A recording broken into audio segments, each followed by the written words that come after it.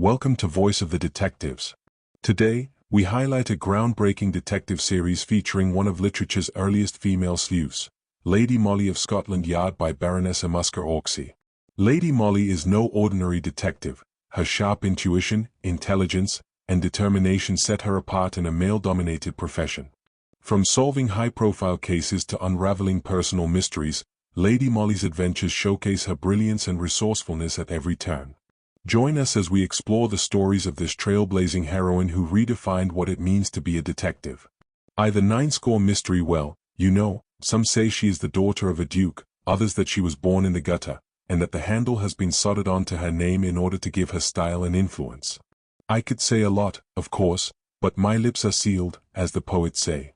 All through her successful career at the Yard she honored me with her friendship and confidence, but when she took me in partnership, as it were, she made me promise that I would never breathe a word of her private life, and this I swore on my Bible oath, wish I may die, and all the rest of it. Yes, we always called her my lady, from the moment that she was put at the head of our section, and the chief called her Lady Molly in our presence.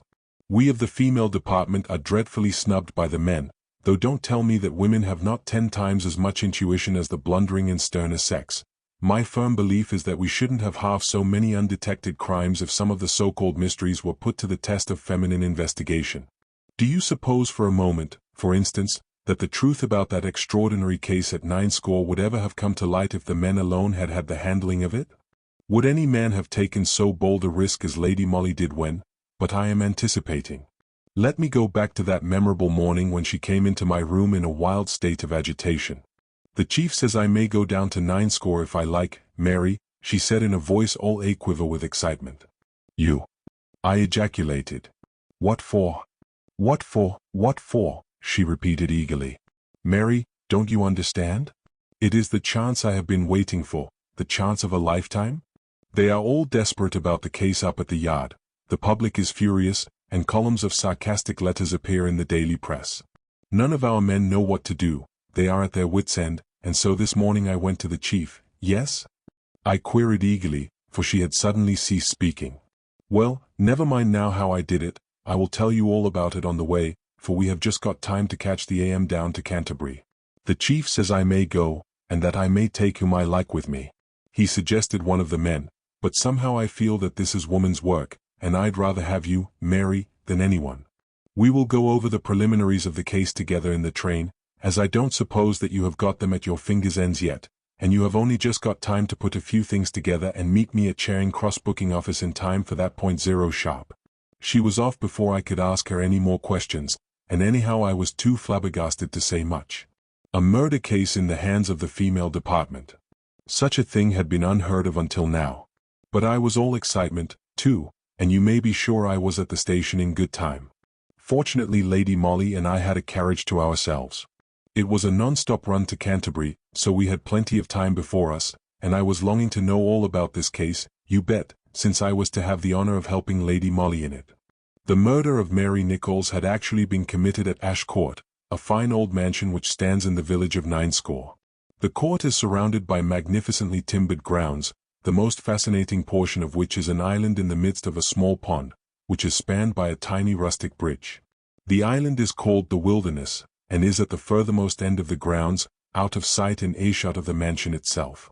It was in this charming spot, on the edge of the pond, that the body of a girl was found on the th of February last. I will spare you the horrible details of this gruesome discovery. Suffice it to say for the present that the unfortunate woman was lying on her face, with the lower portion of her body on the small grass-covered embankment, and her head, arms, and shoulders sunk in the slime of the stagnant water just below. It was Timothy Coleman, one of the under-gardeners at Ash Court, who first made this appalling discovery. He had crossed the rustic bridge and traversed the little island in its entirety, when he noticed something blue lying half in and half out of the water beyond. Timothy is a stolid, unemotional kind of yokel, and, once having ascertained that the object was a woman's body in a blue dress with white facings, he quietly stooped and tried to lift it out of the mud. But here even his stolidity gave way at the terrible sight which was revealed before him. That the woman, whoever she might be, had been brutally murdered was obvious, her dress in front being stained with blood. But what was so awful that it even turned old Timothy sick with horror, was that, owing to the head, arms, and shoulders having apparently been in the slime for some time, they were in an advanced state of decomposition. Well, whatever was necessary was immediately done, of course. Coleman went to get assistance from the lodge, and soon the police were on the scene and had removed the unfortunate victim's remains to the small local police station. Ninescore is a sleepy, out-of-the-way village, situated some 7 miles from Canterbury and 4 from Sandwich. Soon everyone in the place had heard that a terrible murder had been committed in the village, and all the details were already freely discussed at the Green Man. To begin with, everyone said that though the body itself might be practically unrecognizable, the bright blue serge dress with the white facings was unmistakable, as were the pearl and ruby ring and the red leather purse found by Inspector Measures close to the murdered woman's hand. Within 2 hours of Timothy Coleman's gruesome find, the identity of the unfortunate victim was firmly established as that of Mary Nichols, who lived with her sister Susan at Elm Cottages, in Ninescore Lane, almost opposite Ash Court. It was also known that when the police called at that address they found the place locked and apparently uninhabited. Mrs. Hooker, who lived at No next door, explained to Inspector Measures that Susan and Mary Nichols had left home about a fortnight ago, and that she had not seen them since. "It'll be a fortnight tomorrow," she said. "I was just inside my own front door calling to the cat to come in. It was past 7 o'clock, and as dark a night as ever you did see. You could hardly see your and afore your eyes, and there was a nasty damp drizzle coming from everywhere. Susan and Mary come out of their cottage. I couldn't rightly see Susan, but I heard Mary's voice quite distinct. She says, 'We'll have to yoy,' says she. I, thinking they might be going to do some shopping in the village, calls out to them that I'd just heard the church clock strike 7, and that being Thursday, and early closin', they'd find all the shops shut at Ninescore. But they took no notice, and walked off towards the village, and that's the last I ever seed o' them too." Further questioning among the village folk brought forth many curious details. It seems that Mary Nichols was a very flighty young woman, about whom there had already been quite a good deal of scandal, while Susan, on the other hand, who was very sober and steady in her conduct, had chafed considerably under her younger sister's questionable reputation, and, according to Mrs. Hooker, many were the bitter quarrels which occurred between the two girls. These quarrels, it seems, had been especially violent within the last year whenever Mr. Lionel Lidgate called at the cottage. He was a London gentleman, it appears, a young man about town, it afterwards transpired, but he frequently stayed at Canterbury, where he had some friends, and on those occasions he would come over to Ninescore in his smart dog-cart and take Mary out for drives. Mr. Lidgate is brother to Lord Edbrick, the multimillionaire, who was the recipient of birthday honours last year. His lordship resides at Edbrook Castle, but he and his brother Lionel had rented Ash Court once or twice, as both were keen golfers and Sandwich links are very close by. Lord Edbrick, I may add, is a married man. Mr. Lionel Lidgate, on the other hand, is just engaged to Miss Marbury, daughter of one of the canons of Canterbury. No wonder, therefore, that Susan Nichols strongly objected to her sister's name being still coupled with that of a young man far above her in station, who, moreover, was about to marry a young lady in his own rank of life. But Mary seemed not to care. She was a young woman who only liked fun and pleasure, and she shrugged her shoulders at public opinion, even though there were ugly rumors anent the parentage of a little baby girl whom she herself had placed under the care of Mrs. Williams, a widow who lived in a somewhat isolated cottage on the Canterbury Road. Mary had told Mrs. Williams that the father of the child, who was her own brother, had died very suddenly, leaving the little one on her and Susan's hands, and, as they couldn't look after it properly, they wished Mrs. Williams to have charge of it. To this the latter readily agreed. The sum for the keep of the infant was decided upon, and thereafter Mary Nichols had come every week to see the little girl, and always brought the money with her. Inspector Measures called on Mrs. Williams, and certainly the worthy widow had a very startling sequel to relate to the above story. "A fortnight tomorrow," explained Mrs. Williams to the inspector, "a little after 7 o'clock, Mary Nichols come running into my cottage. It was an awful night, pitch dark and a nasty drizzle. Mary says to me she's in a great hurry, she is going up to London by a train from Canterbury and wants to say goodbye to the child. She seemed terribly excited, and her clothes were very wet. I brings baby to her, and she kisses it rather wild-like and says to me, 'You'll take great care of her, Mrs. Williams,' she says, 'I may be gone some time.' Then she puts baby down and gives me £1, the child's keep for 8 weeks. After which, it appears, Mary once more said goodbye and ran out of the cottage, Mrs. Williams going as far as the front door with her. The night was very dark, and she couldn't see if Mary was alone or not, until presently she heard her voice saying tearfully, "I had to kiss baby." Then the voice died out in the distance. "On the way to Canterbury," Mrs. Williams said most emphatically. So far, you see, Inspector Measures was able to fix the departure of the two sisters Nichols from 9 on the night of January Road. Obviously they left their cottage about 7, went to Mrs. Williams, where Susan remained outside while Mary went in to say goodbye to the child. After that all traces of them seemed to have vanished. Whether they did go to Canterbury, and caught the last up train, at what station they alighted, or when poor Mary came back, could not at present be discovered. According to the medical officer, the unfortunate girl must have been dead 12 or 13 days at the very least, as, though the stagnant water may have accelerated decomposition, the head could not have got into such an advanced state much under a fortnight. At Canterbury Station neither the booking clerk nor the porters could throw any light upon the subject. Canterbury West is a busy station, and scores of passengers buy tickets and go through the barriers every day. It was impossible, therefore, to give any positive information about two young women who may or may not have traveled by the last up train on Saturday, January Road, that is, a fortnight before. One thing only was certain, whether Susan went to Canterbury and traveled by that up train or not, alone or with her sister, Mary had undoubtedly come back to 9 either the same night or the following day, since Timothy Coleman found her half-decomposed remains in the grounds of Ash Court a fortnight later. Had she come back to meet her lover, or what? And where was Susan now? From the first, therefore, you see, there was a great element of mystery about the whole case, and it was only natural that the local police should feel that, unless something more definite came out at the inquest, they would like to have the assistance of some of the fellows at the yard. So the preliminary notes were sent up to London, and some of them drifted into our hands. Lady Molly was deeply interested in it from the first, and my firm belief is that she simply worried the chief into allowing her to go down to 9 and see what she could do. At first it was understood that Lady Molly should only go down to Canterbury after the inquest, if the local police still felt that they were in want of assistance from London. But nothing was further from my lady's intentions than to wait until then. I was not going to miss the first act of a romantic drama, she said to me just as our train steamed into Canterbury Station. "Pick up your bag, Mary. We're going to tramp it to 9 two lady artists on a sketching tour, remember, and we'll find lodgings in the village, I dare say." We had some lunch in Canterbury, and then we started to walk the 6.5 miles to 9 carrying our bags.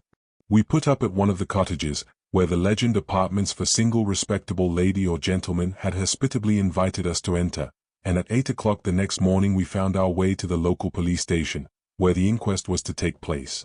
Such a funny little place, you know, just a cottage converted for official use, and the small room packed to its utmost holding capacity. The entire able-bodied population of the neighborhood had, I verily believe, congregated in these 10 cubic yards of stuffy atmosphere. Inspector Measures, apprised by the chief of our arrival, had reserved 2 good places for us well in sight of witnesses, coroner, and jury. The room was insupportably close, but I assure you that neither Lady Molly nor I thought much about our comfort then. We were terribly interested. From the outset the case seemed, as it were, to wrap itself more and more in its mantle of impenetrable mystery. There was precious little in the way of clues, only that awful intuition, that dark unspoken suspicion with regard to one particular man's guilt, which one could feel hovering in the minds of all those present. Neither the police nor Timothy Coleman had anything to add to what was already known. The ring and purse were produced, also the dress worn by the murdered woman. All were sworn to by several witnesses as having been the property of Mary Nichols. Timothy, on being closely questioned, said that, in his opinion, the girl's body had been pushed into the mud, as the head was absolutely embedded in it, and he didn't see how she could have fallen like that. Medical evidence was repeated. It was as uncertain, as vague, as before. Owing to the state of the head and neck it was impossible to ascertain by what means the death blow had been dealt. The doctor repeated his statement that the unfortunate girl must have been dead quite a fortnight. The body was discovered on February a fortnight before that would have been on or about January Road. The caretaker who lived at the lodge at Ash Court could also throw but little light on the mysterious event. Neither he nor any member of his family had seen or heard anything to arouse their suspicions. Against that he explained that the wilderness, where the murder was committed, is situated some 0 yards from the lodge, with the mansion and flower garden lying between. Replying to a question put to him by a juryman, He said that that portion of the grounds is only divided off from Ninescore Lane by a low, brick wall, which has a door in it, opening into the lane almost opposite Elm Cottages. He added that the mansion had been empty for over a year, and that he succeeded the last man, who died, about 12 months ago. Mr. Lidgate had not been down for golf since witness had been in charge. It would be useless to recapitulate all that the various witnesses had already told the police, and were now prepared to swear to. The private life of the two sisters Nichols was gone into at full length, as much, at least, as was publicly known. But you know what village folk are, except when there is a bit of scandal and gossip, they know precious little of one another's inner lives. The two girls appeared to be very comfortably off. Mary was always smartly dressed, and the baby girl, whom she had placed in Mrs. Williams's charge, had plenty of good and expensive clothes, whilst her keep-s a week was paid with unfailing regularity. What seemed certain, however, was that they did not get on well together, that Susan violently objected to Mary's association with Mr. Lidgate, and that recently she had spoken to the vicar asking him to try to persuade her sister to go away from Ninescore altogether, so as to break entirely with the past. The Reverend Octavius Ludlow, vicar of Ninescore, seems thereupon to have had a little talk with Mary on the subject, suggesting that she should accept a good situation in London. But, continued the reverend gentleman, I didn't make much impression on her. All she replied to me was that she certainly need never go into service, as she had a good income of her own, and could obtain £000 or more quite easily at any time if she chose. Did you mention Mr. Lidgate's name to her at all? Asked the coroner. Yes, I did, said the vicar, after a slight hesitation. Well, what was her attitude then? I am afraid she laughed, replied the Reverend Octavius, primly, and said very picturesquely, if somewhat ungrammatically, that some folks didn't know what they was talking about. All very indefinite, you see. Nothing to get hold of, no motive suggested, beyond a very vague suspicion, perhaps, of blackmail, to account for a brutal crime. I must not, however, forget to tell you the two other facts which came to light in the course of this extraordinary inquest. Though, at the time, these facts seemed of wonderful moment for the elucidation of the mystery, they only helped ultimately to plunge the whole case into darkness still more impenetrable than before. I am alluding, firstly, to the deposition of James Franklin, a carter in the employ of one of the local farmers. He stated that about 6:30 on that same Saturday night, January Road, he was walking along Ninescore Lane leading his horse and cart, as the night was indeed pitch dark. Just as he came somewhere near Elm Cottages he heard a man's voice saying in a kind of hoarse whisper, "Open the door, can't you? It's as dark as blazes." Then a pause, after which the same voice added, "Mary, where the dickens are you?" Whereupon a girl's voice replied, "All right, I'm coming." James Franklin heard nothing more after that, nor did he see anyone in the gloom. With the stolidity peculiar to the Kentish peasantry, he thought no more of this until the day when he heard that Mary Nichols had been murdered. Then he voluntarily came forward and told his story to the police. Now, when he was closely questioned, he was quite unable to say whether these voices proceeded from that side of the lane where stand Elm Cottages or from the other side, which is edged by the low, brick wall. Finally, Inspector Measures, who really showed an extraordinary sense of what was dramatic, here produced a document which he had reserved for the last. This was a piece of paper which he had found in the red leather purse already mentioned, and which at first had not been thought very important, as the writing was identified by several people as that of the deceased, and consisted merely of a series of dates and hours scribbled in pencil on a scrap of notepaper. But suddenly these dates had assumed a weird and terrible significance, two of them, at least, December th and January st followed by 0 a.m., were days on which Mr. Lidgate came over to Ninescore and took Mary for drives. One or two witnesses swore to this positively. Both dates had been local meets of the harriers, to which other folk from the village had gone, and Mary had openly said afterwards how much she had enjoyed these. The other dates, there were 6 altogether, were more or less vague. One Mrs. Hooker remembered as being coincident with a day Mary Nichols had spent away from home, but the last date, scribbled in the same handwriting, was January Road, and below it the hour, p.m. The coroner now adjourned the inquest. An explanation from Mr. Lionel Lidgate had become imperative.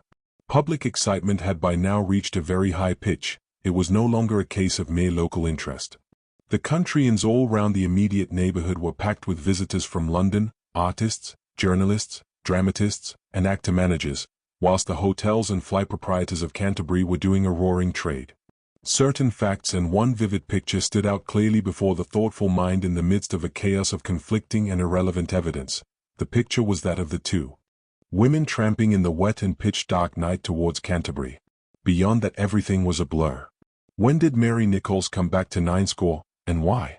To keep an appointment made with Lionel Lydgate, it was openly whispered, but that appointment, if the rough notes were interpreted rightly, was for the very day on which she and her sister went away from home. A man's voice called to her at 6:30 certainly, and she replied to it.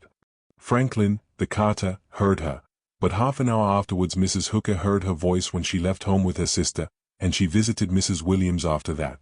The only theory compatible with all this was, of course, that Mary merely accompanied Susan part of the way to Canterbury, then went back to meet her lover, who enticed her into the deserted grounds of Ash Court, and there murdered her. The motive was not far to seek. Mr. Lionel Lydgate, about to marry, wished to silence forever a voice that threatened to be unpleasantly persistent in its demands for money and in its threats of scandal. But there was one great argument against that theory, the disappearance of Susan Nichols. She had been extensively advertised for. The murder of her sister was published broadcast in every newspaper in the United Kingdom. She could not be ignorant of it. And, above all, she hated Mr. Lydgate. Why did she not come and add the weight of her testimony against him if, indeed, he was guilty? And if Mr. Lydgate was innocent, then where was the criminal? And why had Susan Nichols disappeared? Why? Well, the next day would show. Mr. Lionel Lydgate had been cited by the police to give evidence at the adjourned inquest. Good-looking, very athletic, and obviously frightfully upset and nervous, he entered the little courtroom, accompanied by his solicitor, just before the coroner and jury took their seats. He looked keenly at Lady Molly as he sat down, and from the expression of his face I guessed that he was much puzzled to know who she was. He was the first witness called. Manfully and clearly he gave a concise account of his association with the deceased. She was pretty and amusing, he said. I liked to take her out when I was in the neighborhood. It was no trouble to me. There was no harm in her, whatever the village gossips might say. I know she had been in trouble, as they say, but that had nothing to do with me. It wasn't for me to be hard on a girl, and I fancy that she has been very badly treated by some scoundrel. Here he was hard-pressed by the coroner, who wished him to explain what he meant.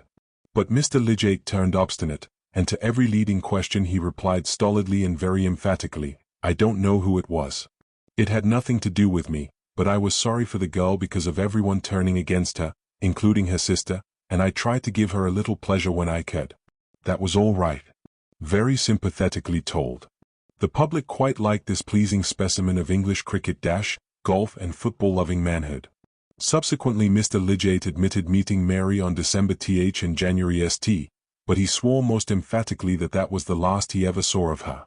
IMG0.jpg You swear to that, Mr. Lydgate? Asked the coroner. But the road of January, here insinuated the coroner. You made an appointment with the deceased then? Certainly not, he replied. But you met her on that day? Most emphatically no, he replied quietly. I went down to Edbrook Castle, my brother's place in Lincolnshire, on the 0th of last month, and only got back to town about 3 days ago. You swear to that, Mr. Lydgate? Asked the coroner. I do, indeed, and there are a score of witnesses to bear me out. The family, the house party, the servants. He tried to dominate his own excitement. I suppose, poor man, he had only just realized that certain horrible suspicions had been resting upon him. His solicitor pacified him, and presently he sat down, whilst I must say that everyone there present was relieved at the thought that the handsome young athlete was not a murderer, after all. To look at him it certainly seemed preposterous. But then, of course, there was the deadlock, and as there were no more witnesses to be heard, no new facts to elucidate, the jury returned the usual verdict against some person or persons unknown, and we, the keenly interested spectators, were left to face the problem: who murdered Mary Nichols, and where was her sister Susan? After the verdict we found our way back to our lodgings. Lady Molly tramped along silently, with that deep furrow between her brows which I knew meant that she was deep in thought. Now we'll have some tea, I said, with a sigh of relief, as soon as we entered the cottage door. No, you won't, replied my lady, dryly. I am going to write out a telegram, and we'll go straight on to Canterbury and send it from there. To Canterbury? I gasped. 2 hours' walk at least, for I don't suppose we can get a trap, and it is past 3 o'clock. Why not send your telegram from 9 score? Mary, you are stupid, was all the reply I got. She wrote out 2 telegrams, one of which was at least 3 dozen words long, and, once more calling to me to come along, we set out for Canterbury. I was tea-less, cross, and puzzled. Lady Molly was alert, cheerful, and irritatingly active. We reached the first telegraph office a little before 5. My lady sent the telegram without condescending to tell me anything of its destination or contents. Then she took me to the Castle Hotel and graciously offered me tea. May I be allowed to inquire whether you propose tramping back to 9 score tonight? I asked with a slight touch of sarcasm, as I really felt put out. No, Mary, she replied, quietly munching a bit of Sally Lunn. I have engaged a couple of rooms at this hotel and wired the chief that any message will find us here tomorrow morning. After that there was nothing for it but quietude, patience, and finally supper and bed. The next morning my lady walked into my room before I had finished dressing.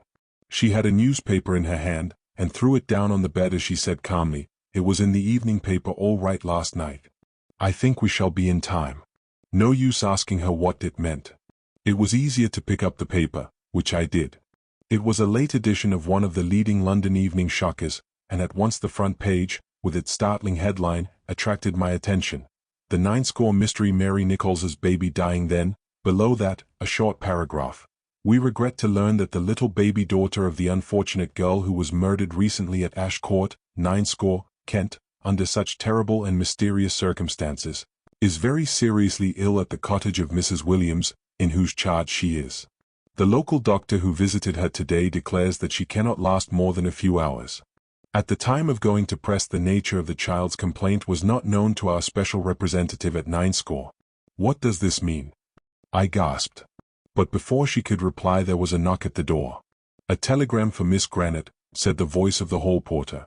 Quick, Mary, said Lady Molly, eagerly. I told the chief and also measures to wire here and to you. The telegram turned out to have come from 9 score, and was signed Measures. Lady Molly read it out aloud. Mary Nichols arrived here this morning. Detained her at station. Come at once. Mary Nichols. I don't understand, was all I could contrive to say. But she only replied, I knew it. I knew it. Oh, Mary, what a wonderful thing is human nature, and how I thank heaven that gave me a knowledge of it. She made me get dressed all in a hurry, and then we swallowed some breakfast hastily whilst a fly was being got for us. I had, perforce, to satisfy my curiosity from my own inner consciousness. Lady Molly was too absorbed to take any notice of me. Evidently the chief knew what she had done and approved of it. The telegram from Measures pointed to that. My lady had suddenly become a personality. Dressed very quietly, and in a smart close-fitting hat, she looked years older than her age, owing also to the seriousness of her mien. The fly took us to 9 score fairly quickly. At the little police station we found Measures awaiting us. He had Elliot and Pegram from the yard with him. They had obviously got their orders, for all 3 of them were mighty deferential. The woman is Mary Nichols, right enough, said Measures, as Lady Molly brushed quickly past him, the woman who was supposed to have been murdered. It's that silly bogus paragraph about the infant brought her out of her hiding place. I wonder how it got in, he added blandly. The child is well enough. I wonder, said Lady Molly, whilst a smile, the first I had seen that morning, lit up her pretty face. I suppose the other sister will turn up too, presently, rejoined Elliot. Pretty lot of trouble we shall have now. If Mary Nichols is alive and kickin', who was murdered at Ash Court, say I? I wonder, said Lady Molly, with the same charming smile. Then she went in to see Mary Nichols. The Reverend Octavius Ludlow was sitting beside the girl, who seemed in great distress, for she was crying bitterly. Lady Molly asked Elliot and the others to remain in the passage whilst she herself went into the room, I following behind her. When the door was shut, she went up to Mary Nichols, and assuming a hard and severe manner, she said, Well, you have at last made up your mind, have you, Nichols? I suppose you know that we have applied for a warrant for your arrest. The woman gave a shriek which unmistakably was one of fear. My arrest, she gasped. What for? The murder of your sister Susan. 'Twasn't me, she said quickly. Then Susan is dead, retorted Lady Molly, quietly. Mary saw that she had betrayed herself. She gave Lady Molly a look of agonized horror, then turned as white as a sheet and would have fallen had not the Reverend Octavius Ludlow gently led her to a chair. "It wasn't me," she repeated, with a heartbroken sob. "That will be for you to prove," said Lady Molly dryly. "The child cannot now, of course, remain with Mrs. Williams. She will be removed to the workhouse, and—" "No, that she shan't be," said the mother excitedly. "She shan't be, I tell you. The workhouse, indeed," she added in a paroxysm of hysterical tears, "and her father a lord, IMG 0.jpg." The woman gave a shriek which unmistakably was one of fear. The reverend gentleman and I gasped in astonishment. But Lady Molly had worked up to this climax so ingeniously that it was obvious she had guessed it all along, and had merely led Mary Nichols on in order to get this admission from her. How well she had known human nature in pitting the child against the sweetheart. Mary Nichols was ready enough to hide herself, to part from her child even for a while, in order to save the man she had once loved from the consequences of his crime. But when she heard that her child was dying, she no longer could bear to leave it among strangers, and when Lady Molly taunted her with the workhouse, she exclaimed in her maternal pride, "The workhouse! And her father a lord!" Driven into a corner, she confessed the whole truth. Lord Edbrick, then Mr. Lidgate, was the father of her child. Knowing this, her sister Susan had, for over a year now, systematically blackmailed the unfortunate man, not altogether, it seems, without Mary's connivance. In January last she got him to come down to 90 under the distinct promise that Mary would meet him and hand over to him the letters she had received from him, as well as the ring he had given her, in exchange for the sum of £000. The meeting place was arranged, but at the last moment Mary was afraid to go in the dark. Susan, nothing daunted, but anxious about her own reputation in case she should be seen talking to a man so late at night, put on Mary's dress, took the ring and the letters, also her sister's purse, and went to meet Lord Edbrick. What happened at that interview no one will ever know. It ended with the murder of the blackmailer.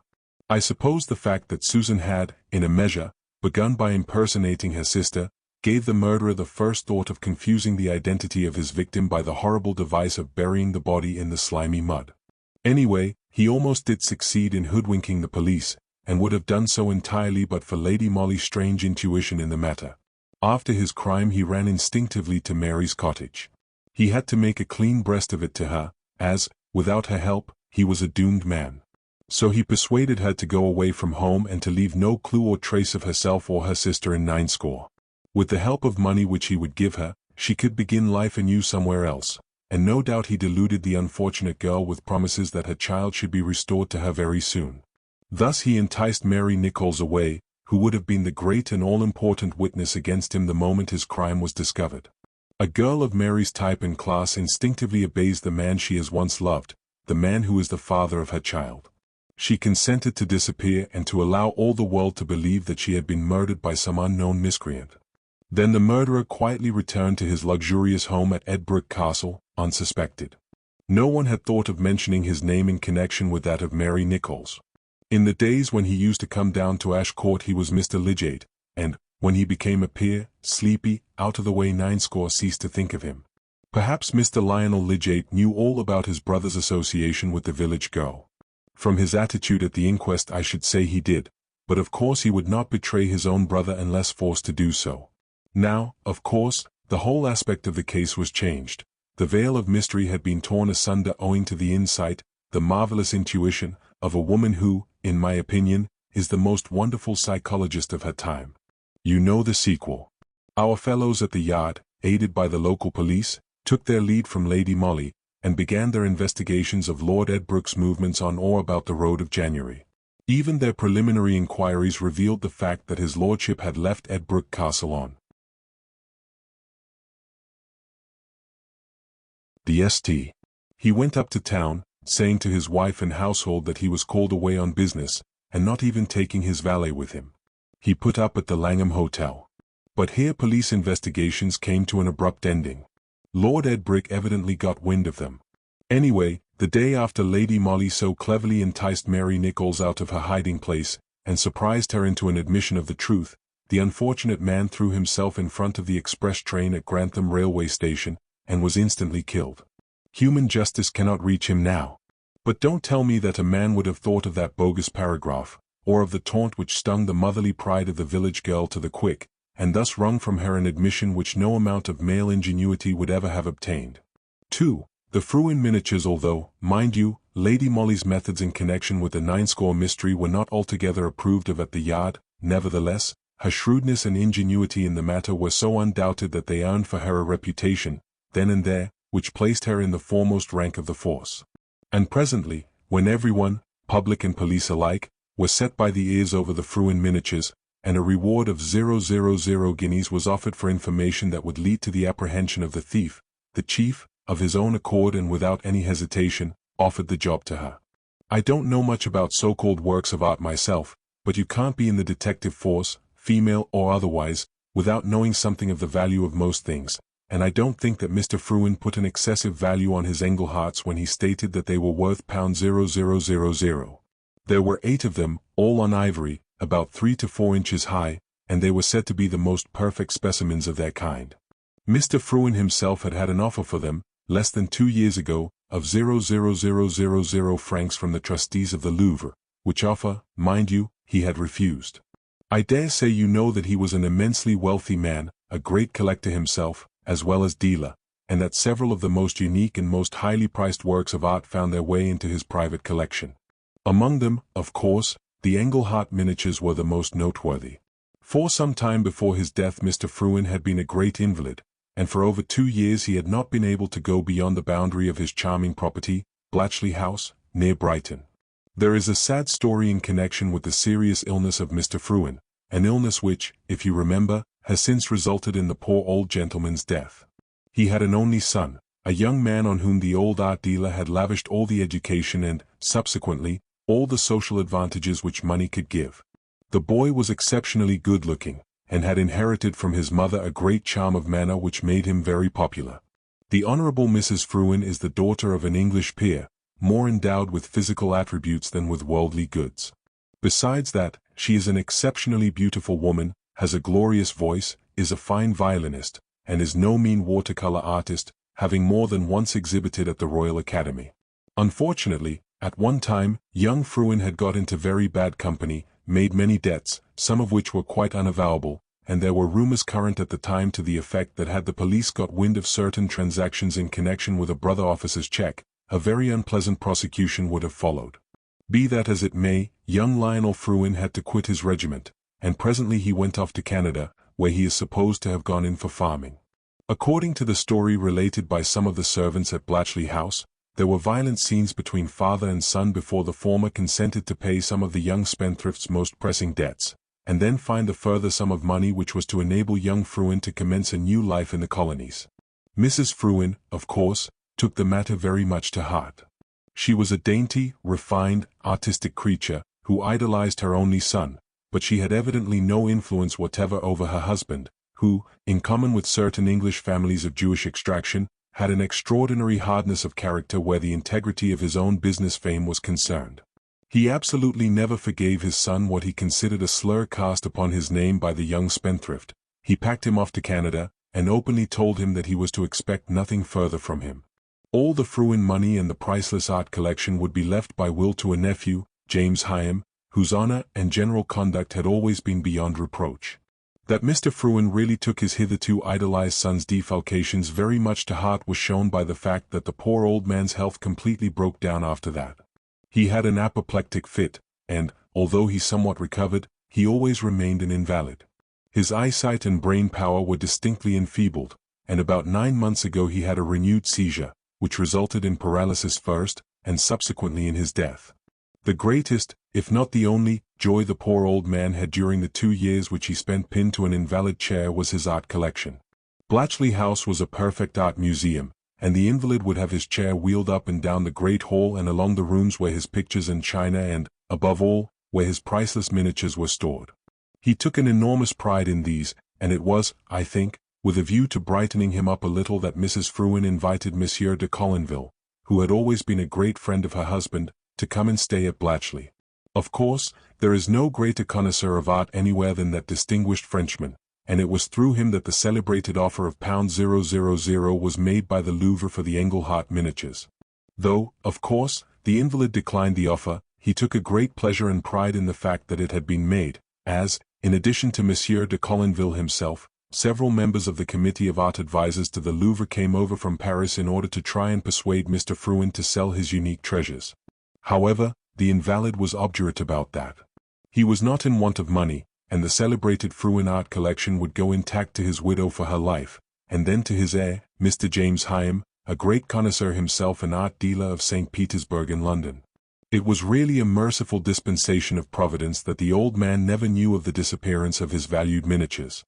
By the time that extraordinary mystery had come to light, he was dead. On the evening of January the th, at 8:30, Mr. Fruin had a third paralytic seizure, from which he never recovered. His valet, Kenneth, and his 2 nurses were with him at the time, and Mrs. Fruin, quickly apprised of the terrible event, flew to his bedside, whilst the motor was at once dispatched for the doctor. About an hour or 2 later the dying man seemed to rally somewhat, but he appeared very restless and agitated, and his eyes were roaming anxiously about the room. "I expect it is his precious miniatures he wants," said Nurse Dawson. "He is always quiet when he can play with them."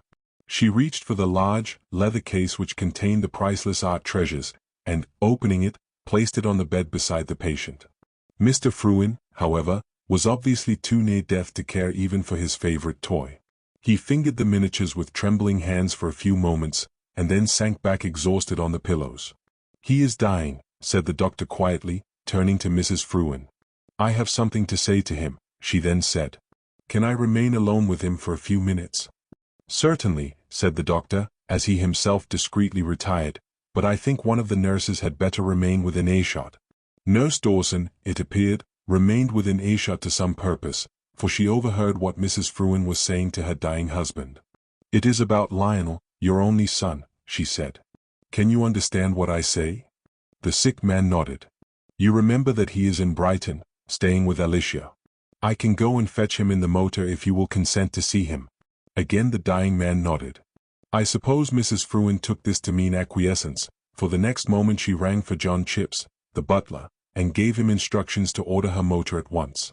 She then kissed the patient on the forehead and prepared to leave the room, but just before she did so, her eyes lighted on the case of miniatures, and she said to Kenneth, the valet, "Give these to Chips, and tell him to put them in the library." She then went to put on her furs preparatory to going out. When she was quite ready she met Chips on the landing, who had just come up to tell her that the motor was at the door.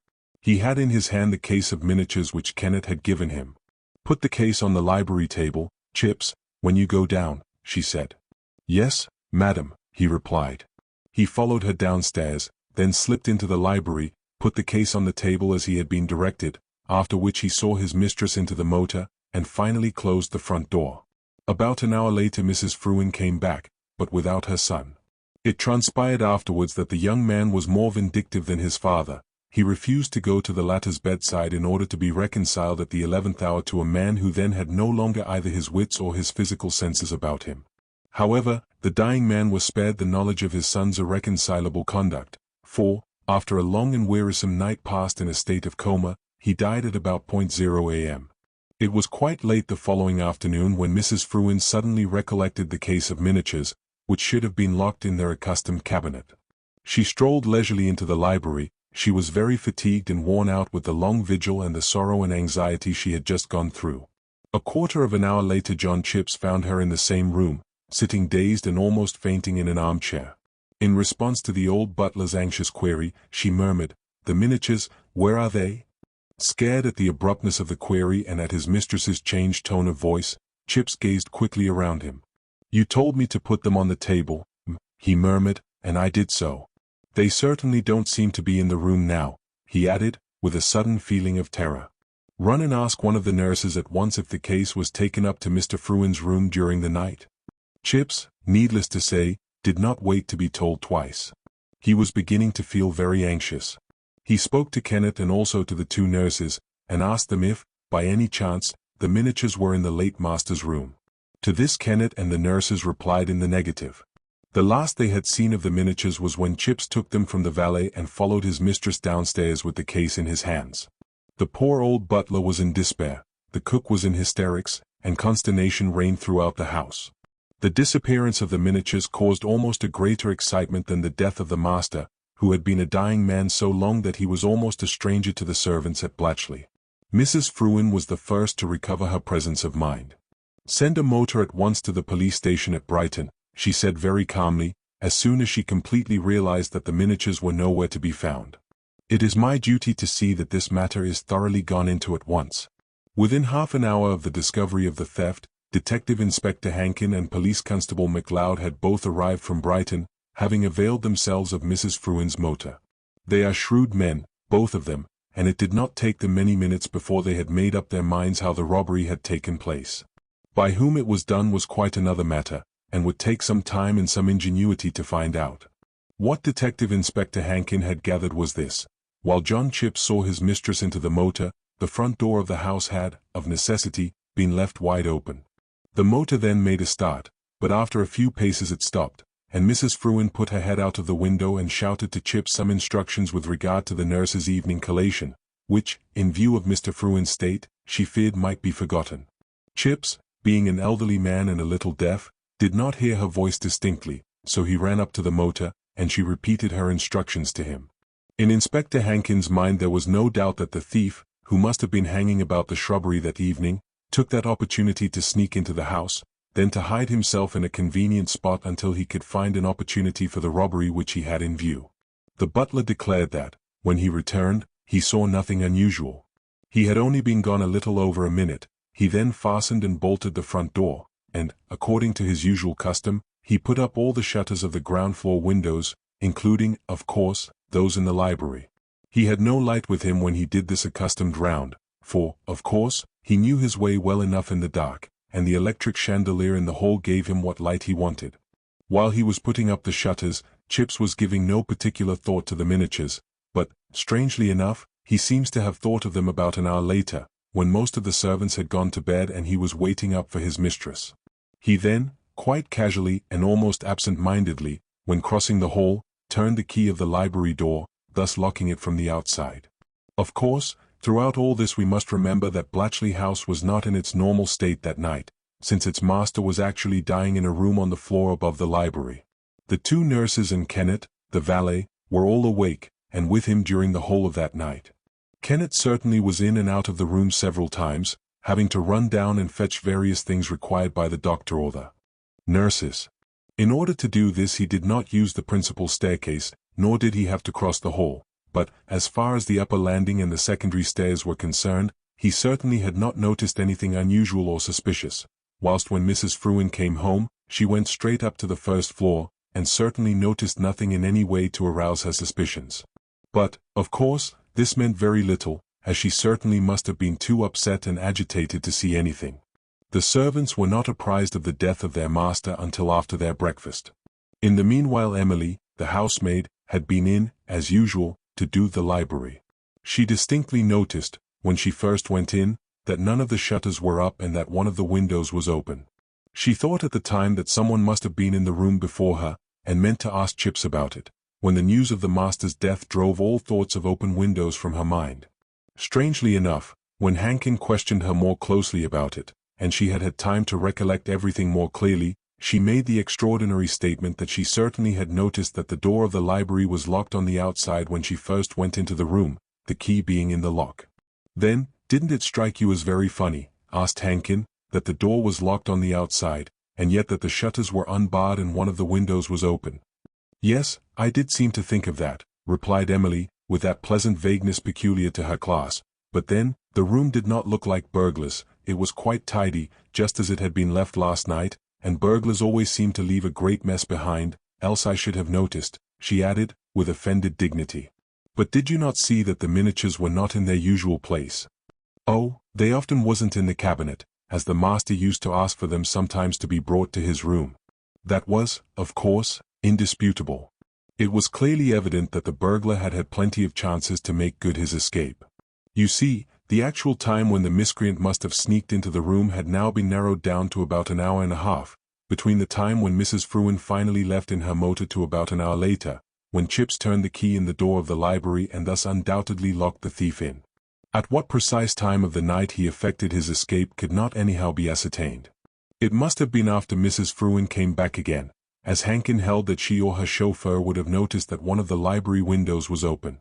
This opinion was not shared by Elliot from the yard, who helped in the investigation of this mysterious crime, as Mrs. Fruin was certainly very agitated and upset that evening, and her powers of perception would necessarily be blunted. As for the chauffeur, we all know that the strong headlights on a motor are so dazzling that nothing can be seen outside their blinding circle of light. Be that as it may, it remained doubtful when the thief made good his escape. It was easy enough to effect, and, as there is a square of flagstones in front of the main door and just below the library windows, the thief left not the slightest trace of footprints, whilst the drop from the window is less than 8 feet. What was strange in the whole case, and struck Detective Hankin immediately, was the fact that the burglar, whoever he was, must have known a great deal about the house and its ways. He also must have had a definite purpose in his mind not usually to be found in the brain of a common housebreaker. He must have meant to steal the miniatures and nothing else, since he made his way straight to the library, and, having secured the booty, at once made good his escape without trying to get any other article which could more easily be disposed of than works of art. You may imagine, therefore, how delicate a task now confronted Inspector Hankin.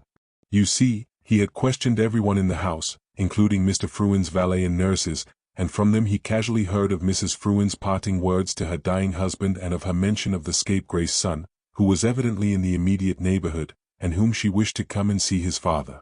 Mrs. Fruin, closely questioned by the detective, admitted that her son was staying in Brighton, and that she saw him that very evening. "Mr. Lionel Fruin is staying at the Metropole Hotel," she said coldly, "and he was dining with my sister, Lady Steyne, last night. He was in the house at Sussex Square when I arrived in my motor," she added hastily, guessing, perhaps, the unavowed suspicion which had arisen in Hankin's mind, "and he was still there when I left. I drove home very fast, naturally, as my husband's condition was known to me to be quite hopeless, and that he was not expected to live more than perhaps a few hours. We covered the 7 miles between this house and that of my sister in less than a quarter of an hour." This statement of Mrs. Fruin's was, if you remember, fully confirmed both by her sister and her brother-in-law, Lady Steyne and Sir Michael.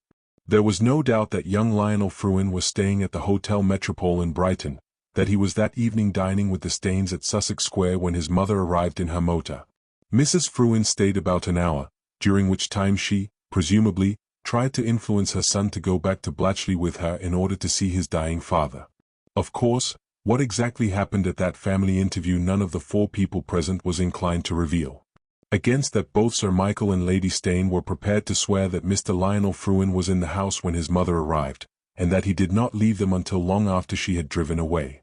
There lay the hitch, you see, for already the public jumped to conclusions, and, terribly prejudiced as it is in a case of this sort, it had made up its mind that Mr. Lionel Fruin, once more pressed for money, had stolen his father's precious miniatures in order to sell them in America for a high sum. Everyone's sympathy was dead against the young son who refused to be reconciled to his father, although the latter was dying. According to one of the footmen in Lady Steyne's employ, who had taken whiskies and sodas in while the interview between Mrs. Fruin and her son was taking place, Mr. Lionel had said very testily, "It's all very well, mother, but that is sheer sentimentality. The governor threw me on my beam ends when a little kindness and help would have meant a different future to me. He chose to break my life because of some early peccadilloes, and I am not going to fawn round him and play the hypocrite when he has no intention of altering his will and has cut me off with a shilling. He must be half imbecile by now, and won't know me anyway." But with all this, and with public opinion so dead against him, it was quite impossible to bring the crime home to the young man. The burglar, whoever he was, must have sneaked into the library some time before Chips closed the door on the outside, since it was still so found by Emily the following morning. Thereupon the public, determined that Lionel Fruin should in some way be implicated in the theft, made up its mind that the doting mother, hearing of her son's woeful want of money, stole the miniatures herself that night and gave them to him. When Lady Molly heard this theory she laughed, and shrugged her pretty shoulders. "Old Mr. Fruin was dying, was he not, at the time of the burglary?" she said. "Why should his wife, soon to become his widow, take the trouble to go through a labored and daring comedy of a burglary in order to possess herself of things which would become hers within the next few hours? Even if, after Mr. Fruin's death, she could not actually dispose of the miniatures, the old man left her a large sum of money and a big income by his will, with which she could help her spendthrift son as much as she pleased. This was, of course, why the mystery in this strange case was so deep. At the Yard they did all that they could. Within 48 hours they had notices printed in almost every European language, which contained rough sketches of the stolen miniatures hastily supplied by Mrs. Fruin herself.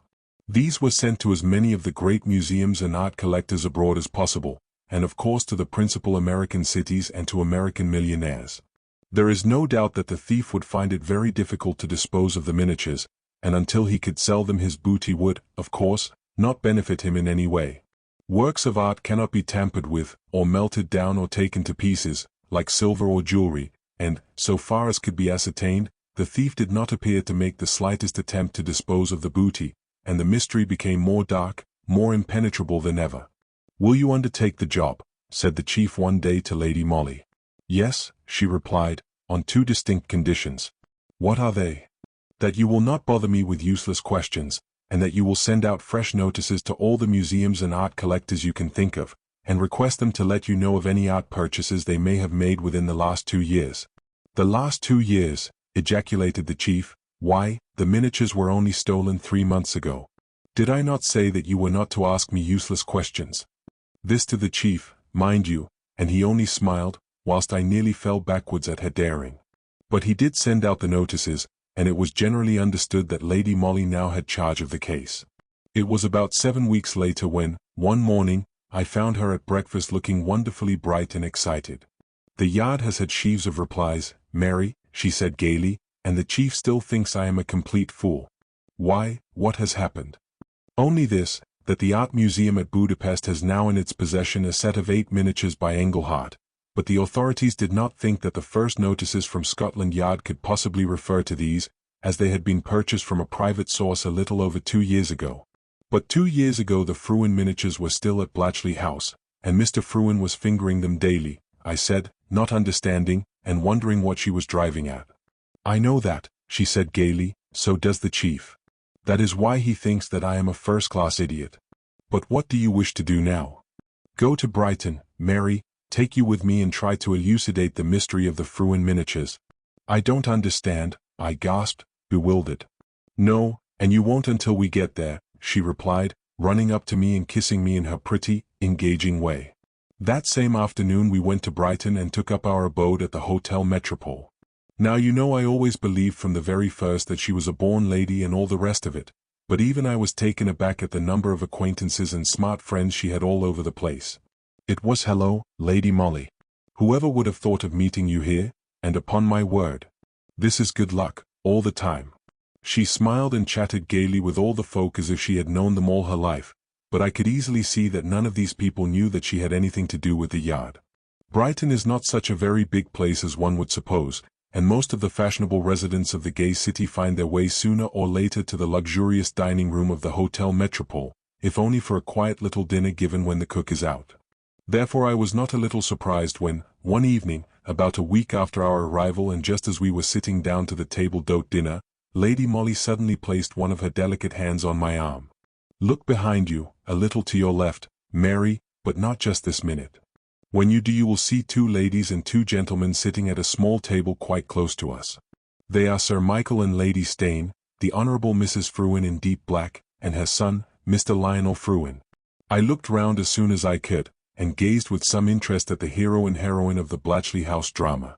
We had a quiet little dinner, and Lady Molly having all of a sudden become very silent and self-possessed, altogether different from her gay, excited self of the past few days, I scented that something important was in the air, and tried to look as unconcerned as my lady herself. After dinner we ordered coffee, and as Lady Molly strolled through into the lounge, I noticed that she ordered our tray to be placed at a table which was in very close proximity to one already occupied by Lady Steyne and her party. Lady Steyne, I noticed, gave Lady Molly a pleasant nod when we first came in, and Sir Michael got up and bowed, saying "How do ye do?" We sat down and began a desultory conversation together. Soon, as usual, we were joined by various friends and acquaintances who all congregated round our table and set themselves to entertaining us right pleasantly. Presently the conversation drifted to art matters, Sir Anthony Truscott being there, who is, as you know, one of the keepers of the art department at South Kensington Museum. "I am crazy about miniatures just now," said Lady Molly in response to a remark from Sir Anthony. I tried not to look astonished. "And Miss Granard and I," continued my lady, quite unblushingly, "have been travelling all over the continent in order to try and secure some rare specimens." "Indeed," said Sir Anthony. Have you found anything very wonderful? We certainly have discovered some rare works of art, replied Lady Molly, have we not, Mary? Now the two Engelharts we bought at Budapest are undoubtedly quite unique. Engelhart, and at Budapest, remarked Sir Anthony. I thought I knew the collections at most of the great continental cities, but I certainly have no recollection of such treasures in the Hungarian capital. Oh, they were only purchased 2 years ago, and have only been shown to the public recently, remarked Lady Molly. There was originally a set of 8, so the controller, Mr. Polsky, informed me. He bought them from an English collector whose name I have now forgotten, and he is very proud of them, but they cost the country a great deal more money than it could afford, and in order somewhat to recoup himself Mr. Polsky sold 2 out of the 8 at, I must say, a very stiff price. While she was talking I could not help noticing the strange glitter in her eyes. Then a curious smothered sound broke upon my ear. I turned and saw Mrs. Fruin looking with glowing and dilated eyes at the charming picture presented by Lady Molly. I should like to show you my purchases, said the latter to Sir Anthony. 1 or 2 foreign connoisseurs have seen the 2 miniatures and declare them to be the finest in existence. Mary, she added, turning to me, would you be so kind as to run up to my room and get me the small sealed packet which is at the bottom of my dressing case? Here are the keys. A little bewildered, yet guessing by her manner that I had a part to play, I took the keys from her and went up to her room. In her dressing case I certainly found a small, square, flat packet, and with that in my hand I prepared to go downstairs again. I had just locked the bedroom door when I was suddenly confronted by a tall, graceful woman dressed in deep black, whom I at once recognized as the Honorable Mrs. Fruin. You are Miss Granard, she said quickly and excitedly. Her voice was tremulous and she seemed a prey to the greatest possible excitement. Without waiting for my reply she continued eagerly, Miss Granard, there is no time to be more explicit, but I give you my word, the word of a very wretched, heartbroken woman, that my very life depends upon my catching a glimpse of the contents of the parcel that you now have in your hand. But, I murmured, hopelessly bewildered. There is no but, she replied. It is a matter of life and death. Here are £00, Miss Granard, if you will let me handle that packet, and with trembling hands she drew a bundle of banknotes from her reticule. I hesitated, not because I had any notion of acceding to Mrs. Fruin's request, but because I did not quite know how I ought to act at this strange juncture, when a pleasant, mellow voice broke in suddenly, You may take the money, Mary, if you wish. You have my permission to hand the packet over to this lady, and Lady Molly, charming, graceful and elegant in her beautiful directoire gown, stood smiling some few feet away, with Hankin just visible in the gloom of the corridor. She advanced towards us, took the small packet from my hands, and held it out towards Mrs. Fruin. Will you open it, she said, or shall I? Mrs. Fruin did not move. She stood as if turned to stone. Then with dexterous fingers my lady broke the seals of the packet and drew from it a few sheets of plain white cardboard and a thin piece of matchboarding. There, said Lady Molly, fingering the bits of cardboard while she kept her fine large eyes fixed on Mrs. Fruin. £00 is a big price to pay for a sight of these worthless things. Then this was a vulgar trick, said Mrs. Fruin, drawing herself up with an air which did not affect Lady Molly in the least. A trick, certainly, she replied with her winning smile, vulgar, if you will call it so, pleasant to us all, Mrs. Fruin, since you so readily fell into it. Well, and what are you going to do next? Report the matter to my chief, said Lady Molly, quietly. We have all been very severely blamed for not discovering sooner the truth about the disappearance of the Fruin miniatures. You don't know the truth now, retorted Mrs. Fruin. Oh, yes, I do, replied Lady Molly, still smiling. I know that 2 years ago your son, Mr. Lionel Fruin, was in terrible monetary difficulties. There was something unavowable, which he dared not tell his father. You had to set to work to find money somehow. You had no capital at your own disposal, and you wished to save your son from the terrible consequences of his own folly. It was soon after M. de Colinville's visit. Your husband had had his first apoplectic seizure, his mind and eyesight were somewhat impaired. You are a clever artist yourself, and you schemed out a plan whereby you carefully copied the priceless miniatures and then entrusted them to your son for sale to the art museum at Budapest, where there was but little likelihood of their being seen by anyone who knew they had belonged to your husband. English people do not stay more than 1 night there, at the Hotel Hungaria. Your copies were works of art in themselves, and you had no difficulty in deceiving your husband in the state of mind he then was, but when he lay dying you realized that his will would inevitably be proved, wherein he bequeathed the miniatures to Mr. James Hyam, and that these would have to be valued for probate. Frightened now that the substitution would be discovered, you devised the clever comedy of the burglary at Blatchley, which, in the circumstances, could never be brought home to you or your son. I don't know where you subsequently concealed the spurious Engelhardt miniatures which you calmly took out of the library and hid away during the night of your husband's death, but no doubt our men will find that out, she added quietly, now that they are on the track. With a frightened shriek Mrs. Frewen turned as if she would fly, but Lady Molly was too quick for her, and barred the way. Then, with that wonderful charm of manner and that innate kindliness which always characterized her, she took hold of the unfortunate woman's wrist. "Let me give you a word of advice," she said gently. "We at the Yard will be quite content with a confession from you, which will clear us of negligence and satisfy us that the crime has been brought home to its perpetrator. After that try and enter into an arrangement with your husband's legatee, Mr. James Hyam. Make a clean breast of the whole thing to him and offer him full monetary compensation. For the sake of the family he won't refuse. He would have nothing to gain by bruiting the whole thing abroad, and for his own sake and that of his late uncle, who was so good to him, I don't think you would find him hard to deal with." Mrs. Frewen paused a while, undecided and still defiant.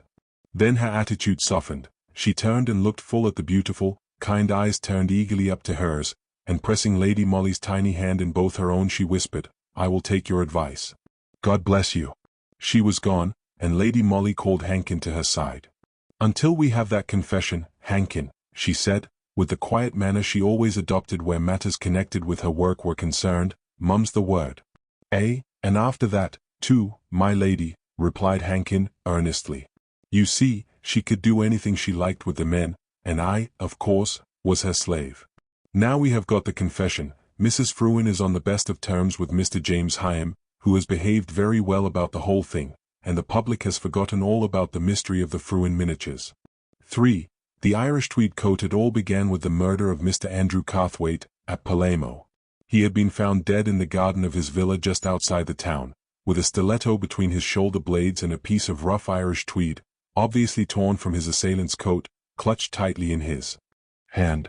All that was known of Mr. Carthwaite over here was that he was a Yorkshireman, owner of some marble works in Sicily, a man who employed a great many hands, and that, unlike most employers of labor over there, he had a perfect horror of the many secret societies and socialist clubs which abound in that part of the world.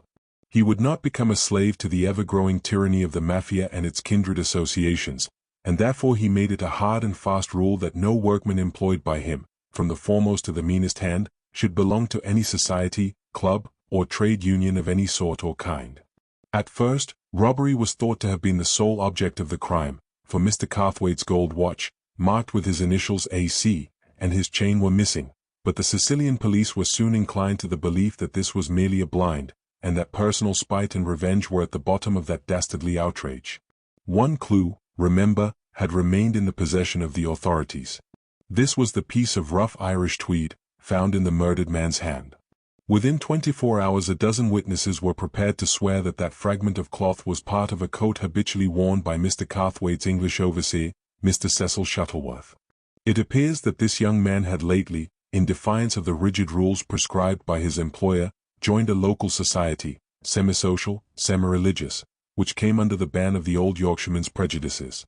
Apparently there had been several bitter quarrels between Mr. Carthwaite and young Shuttleworth, culminating in one tempestuous scene, witnessed by the former servants at his villa, and although these people did not understand the actual words that passed between the two Englishmen, it was pretty clear that they amounted to an ultimatum on the one side and defiance on the other.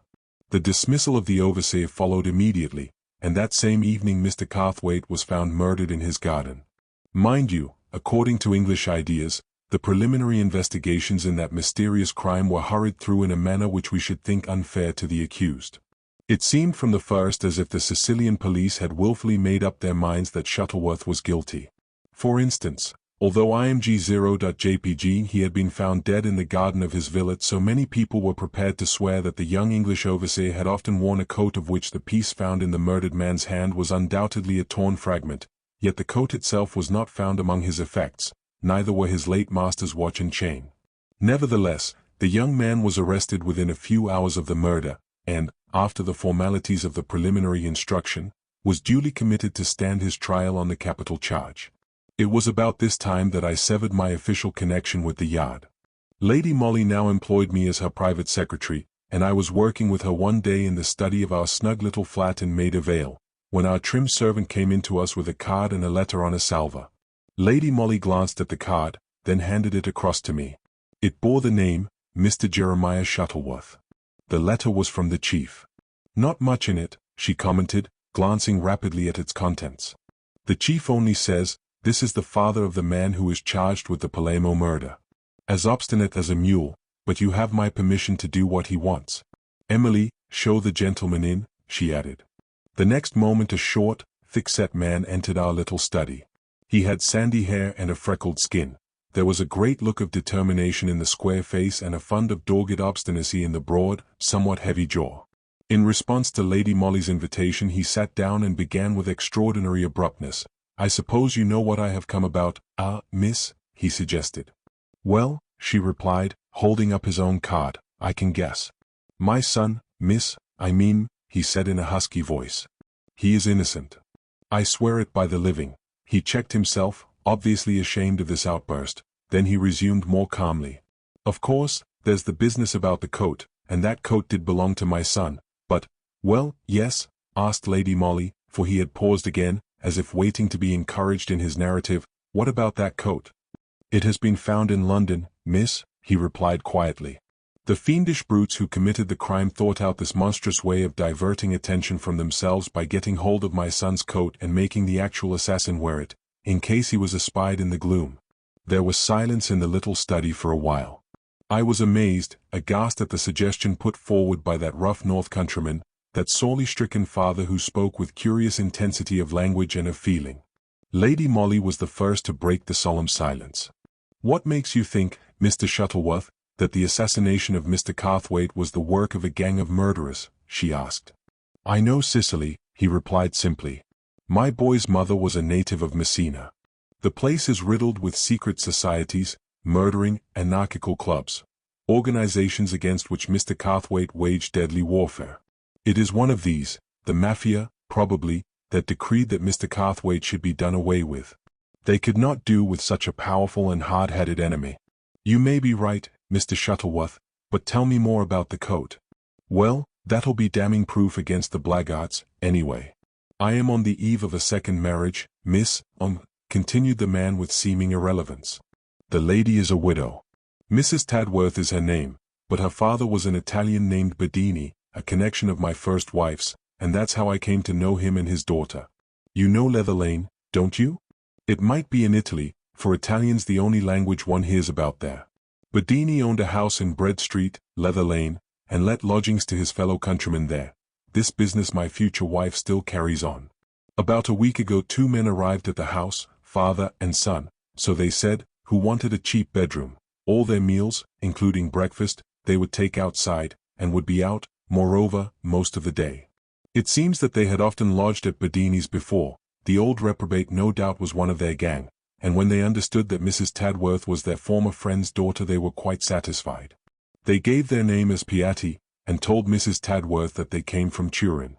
But I happened to hear them talking on the stairs, and I knew that they were Sicilians, both of them. You may well imagine that just now everything hailing from Sicily is of vital importance to me, and somehow I suspected those 2 men from the very first. Mrs. Tadworth is quite at one with me in wanting to move heaven and earth to prove the innocence of my boy. She watched those people for me as a cat would watch a mouse. The older man professed to be very fond of gardening, and presently he obtained Mrs. Tadworth's permission to busy himself in the little strip of barren ground at the back of the house. This she told me last night whilst we were having supper together in her little parlor. Somehow I seemed to get an inspiration like. The Piattis had gone out together as usual for their evening meal.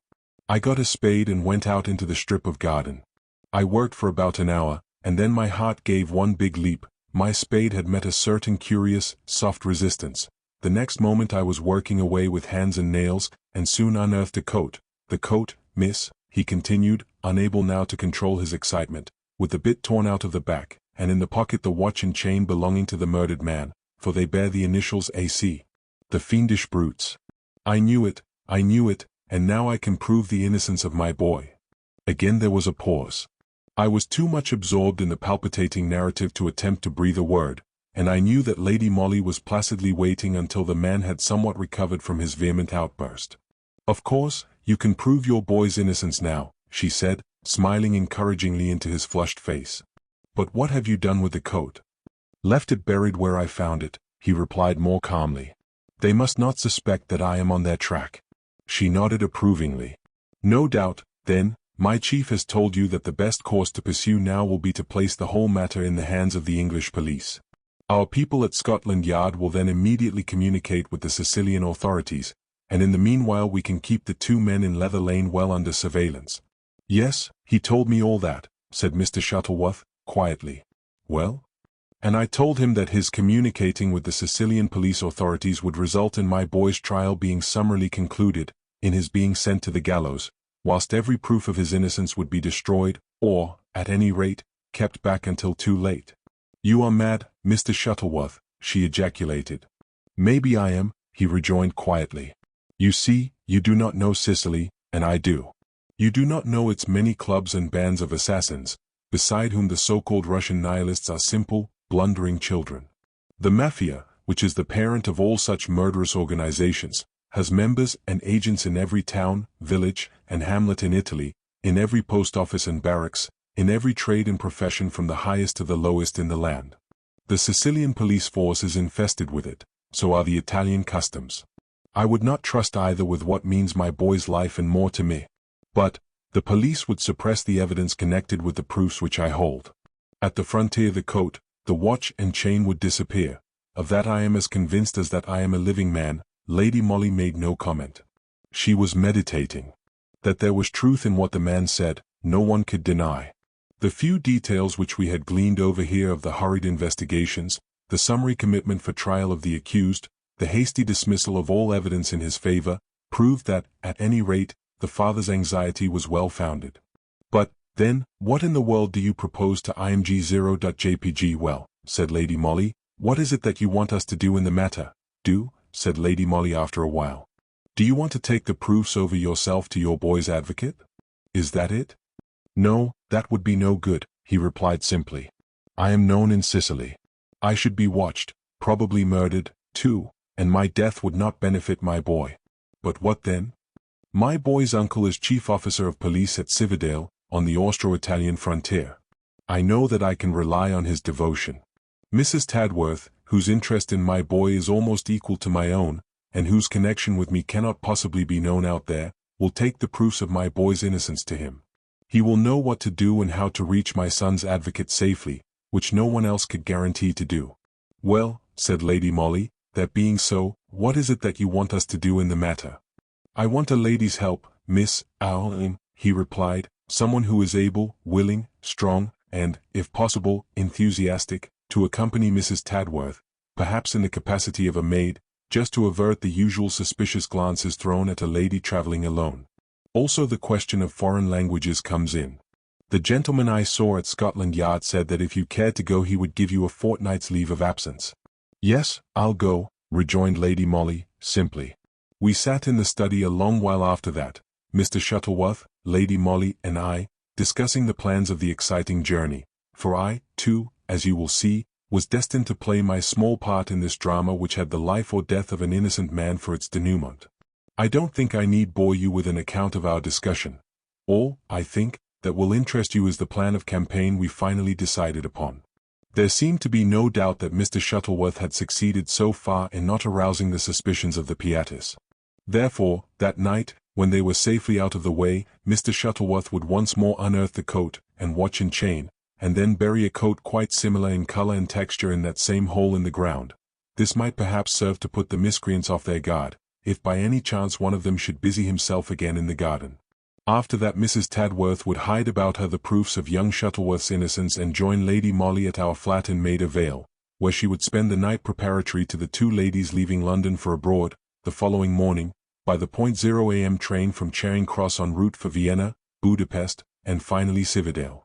But our scheme was even more comprehensive than that, and herein lay my own little share in it, of which I will tell you presently. The same evening at 9:30 Mrs. Tadworth arrived at the flat with the coat, and watch and chain, which were to be placed in the hands of Colonel Grassi, the chief police officer at Cividale. I took a keen look at the lady, you may be sure of that. It was a pretty little face enough, and she herself could not have been much more than 7 or 8 and 20, but to me the whole appearance and manner of the woman suggested weakness of character, rather than that devotion on which poor Mr. Shuttleworth so implicitly relied. I suppose that it was on that account that I felt unaccountably downhearted and anxious when I bade farewell to my own dear lady, a feeling in which she obviously did not share. Then I began to enact the role which had been assigned to me. I dressed up in Mrs. Tadworth's clothes, we were about the same height, and putting on her hat and closely fitting veil, I set out for Leather Lane. For as many hours as I could possibly contrive to keep up the deception, I was to impersonate Mrs. Tadworth in her own house. As I dare say you have guessed by now, that lady was not in affluent circumstances, and the house in a small by-street off Leather Lane did not boast of a staff of servants. In fact, Mrs. Tadworth did all the domestic work herself, with the help of a charwoman for a couple of hours in the mornings. That charwoman had, in accordance with Lady Molly's plan, been given a week's wages in lieu of notice. I, as Mrs. Tadworth, would be supposed the next day to be confined to my room with a cold, and Emily, our own little maid, a bright girl, who would go through fire and water for Lady Molly or for me, would represent a new charwoman. As soon as anything occurred to arouse my suspicions that our secret had been discovered, I was to wire to Lady Molly at the various points which she gave me. Thus provided with an important and comprehensive part, I duly installed myself at Bread Street, Leather Lane. Emily, who had been told just enough of the story, and no more, to make her eager, excited and satisfied, entered into the spirit of her role as eagerly as I did myself. That first night was quite uneventful. The Piattis came home some time after 11 and went straight up to their room. Emily, looking as like a bedraggled charwoman as her trim figure would allow, was in the hall the next morning when the two men started off for breakfast. She told me afterwards that the younger one looked at her very keenly, and asked her why the other servant had gone. Emily replied with due and proper vagueness, whereupon the Sicilians said no more and went out together. That was a long and wearisome day which I spent cooped up in the tiny, stuffy parlor, ceaselessly watching the tiny patch of ground at the back, devoured with anxiety, following the travelers in my mind on their way across Europe. Towards midday one of the Piattis came home and presently strolled out into the garden. Evidently the change of servants had aroused his suspicions, for I could see him feeling about the earth with his spade and looking up now and again towards the window of the parlor, whereat I contrived to show him the form of a pseudo Mrs. Tadworth moving about the room. Mr. Shuttleworth and I were having supper in that same back parlor at about 9 o'clock on that memorable evening, when we suddenly heard the front door being opened with a latchkey, and then very cautiously shut again. One of the two men had returned at an hour most unusual for their otherwise very regular habits. The way, too, in which the door had been opened and shut suggested a desire for secrecy and silence. Instinctively I turned off the gas in the parlor, and with a quick gesture pointed to the front room, the door of which stood open, and I whispered hurriedly to Mr. Shuttleworth. "Speak to him." Fortunately, the great aim which he had in view had rendered his perceptions very keen. He went into the front room, in which the gas, fortunately, was alight at the time, and opening the door which gave thence onto the passage, he said pleasantly, "Oh, Mr. Piatti. Is that you? Can I do anything for you?" "Ah, yes. Thank you," replied the Sicilian, whose voice I could hear was husky and unsteady. "If you would be so kind, I feel so fainting and queer tonight, ze warm weezer, I think. Would you be so kind to fetch me a little, ammoniac, sal volatile you call it, I think, from the apothecary? I would go lie on my bed, if you would be so kind." "Why, of course I will, Mr. Piatti," said Mr. Shuttleworth, who somehow got an intuition of what I wanted to do, and literally played into my hands. "I'll go at once." He went to get his hat from the rack in the hall whilst the Sicilian murmured profuse thank yous, and then I heard the front door bang to. From where I was I could not see Piatti, but I imagined him standing in the dimly lighted passage listening to Mr. Shuttleworth's retreating footsteps. Presently I heard him walking along towards the back door, and soon I perceived something moving about in the little bit of ground beyond. He had gone to get his spade. He meant to unearth the coat and the watch and chain which, for some reason or another, he must have thought were no longer safe in their original hiding place. Had the gang of murderers heard that the man who frequently visited their landlady was the father of Cecil Shuttleworth over at Palermo? At that moment I paused neither to speculate nor yet to plan. I ran down to the kitchen, for I no longer wanted to watch Piatti. I knew what he was doing. I didn't want to frighten Emily, and she had been made to understand all along that she might have to leave the house with me again at any time, at a moment's notice. She and I had kept our small handbag ready packed in the kitchen, whence we could reach the area steps quickly and easily. Now I quietly beckoned to her that the time had come. She took the bag and followed me. Just as we shut the area gate behind us, we heard the garden door violently slammed. Piatti had got the coat, and by now was examining the pockets in order to find the watch and chain. Within the next 10 seconds he would realize that the coat which he held was not the one which he had buried in the garden, and that the real proofs of his guilt, or his complicity in the guilt of another, had disappeared.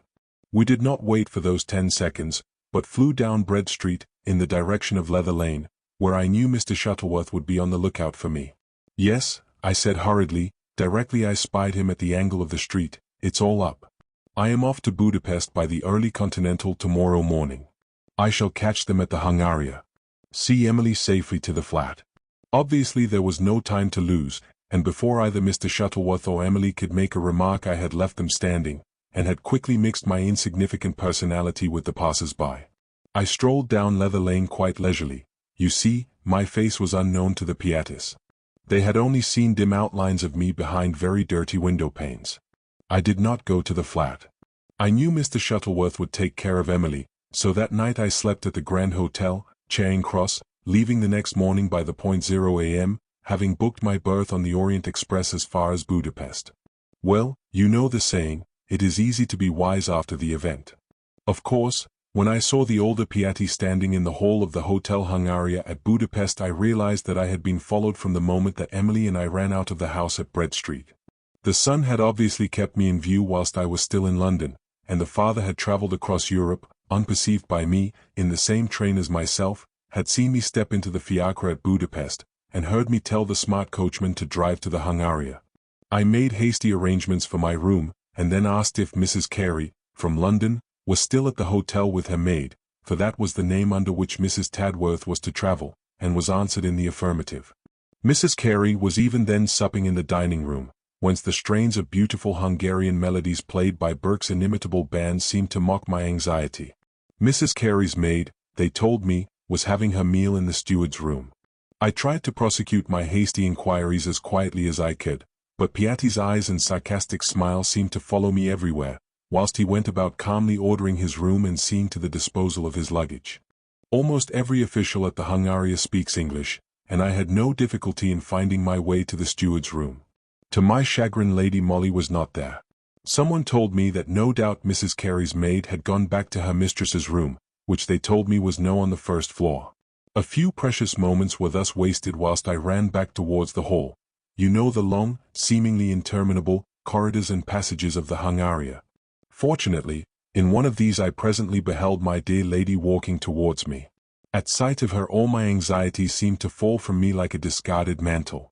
She looked quite serene and placid, but with her own quick perception she at once guessed what had brought me to Budapest. "They have found out about the coat," she said, quickly drawing me aside into one of the smaller passages, which fortunately at the moment was dark and deserted, "and, of course, he has followed you." I nodded affirmatively. "That Mrs. Tadworth is a vapid, weak-kneed little fool," she said, with angry vehemence. "We ought to be at Cividale by now, and she declared herself too ill and too fatigued to continue the journey. How that poor Shuttleworth could be so blind as to trust her passer's belief. Mary," she added more calmly, "go down into the hall at once. Watch that idiot of a woman for all you're worth. She is terrified of the Sicilians, and I firmly believe that Piatti can force her to give up the proofs of the crime to him." "Where are they, the proofs, I mean?" I asked anxiously. "Locked up in her trunk, she won't entrust them to me. Obstinate little fool." I had never seen my dear lady so angry. However, she said nothing more then, and presently I took leave of her and worked my way back towards the hall. One glance round the brilliantly lighted place assured me that neither Piatti nor Mrs. Tadworth was there. I could not tell you what it was that suddenly filled my heart with foreboding. I ran up to the first floor and reached room No. The outer door was open, and without a moment's hesitation I applied my eye to the keyhole of the inner one. The room was brilliantly lighted from within, and exactly opposite, but with his back to me, stood Piatti, while squatting on a low stool beside him was Mrs. Tadworth. A trunk stood open close to her hand, and she was obviously busy turning over its contents. My very heart stood still with horror. Was I about to witness, thus powerless to interfere, one of the most hideous acts of cowardly treachery it was possible to conceive? Something, however, must at that moment have attracted Piatti's attention, for he suddenly turned and strode towards the door. Needless to say that I beat a hasty retreat. My one idea was, of course, to find Lady Molly and tell her what I had seen. Unfortunately, the Hungaria is a veritable maze of corridors, stairs, and passages, and I did not know the number of her room. At first I did not wish to attract further attention by again asking about Mrs. Carey's maid at the office, and my stupid ignorance of foreign languages precluded my talking to the female servants. I had been up and down the stairs half a dozen times, tired, miserable, and anxious, when at last, in the far distance, I espied my dear lady's graceful silhouette. Eagerly I ran to her, and was promptly admonished for my careless impetuosity. "Mrs. Tadworth is genuinely frightened," added Lady Molly in response to my look of painful suspense, "but so far she has been able to hoodwink Piatti by opening my trunk before him instead of hers, and telling him that the proofs were not in her own keeping.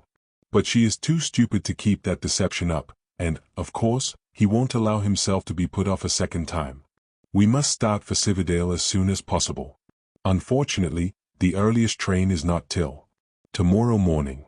The danger to that unfortunate young man over at Palermo, brought about by this woman's cowardly idiocy and the father's misguided trust, is already incalculable." It was, of course, useless for me to express fear now for my dear lady's safety. I smothered my anxiety as best I could, and, full of deadly forebodings, I bade her an honor-fond good night. Needless to say that I scarcely slept, and at 8 o'clock the next morning I was fully dressed and out of my room. The first glance down the corridor on which gave no at once confirmed my worst fears. Unusual bustle reigned there at this early hour. Officials came and went, maids stood about gossiping, and the next moment, to my literally agonized horror, I beheld 2 gendarmes, with an officer, being escorted by the hotel manager to the rooms occupied by Mrs. Tadworth and Lady Molly. Oh, how I cursed then our British ignorance of foreign tongues. The officials were too busy to bother about me, and the maids only knew that portion of the English language which refers to baths and to hot water. Finally, to my intense relief, I discovered a willing porter, ready and able to give me information in my own tongue of the events which had disturbed the serene quietude of the Hotel Hungaria. Great heavens! Shall I ever forget what I endured when I grasped the full meaning of what he told me with a placid smile and a shrug of the shoulders? "The affair is most mysterious," he explained, "not robbery, oh, no. No, for it is Mrs. Carey who has disappeared. And it is Mrs. Carey's maid who was found, stunned, gagged and unconscious, tied to one of the bedposts in room No.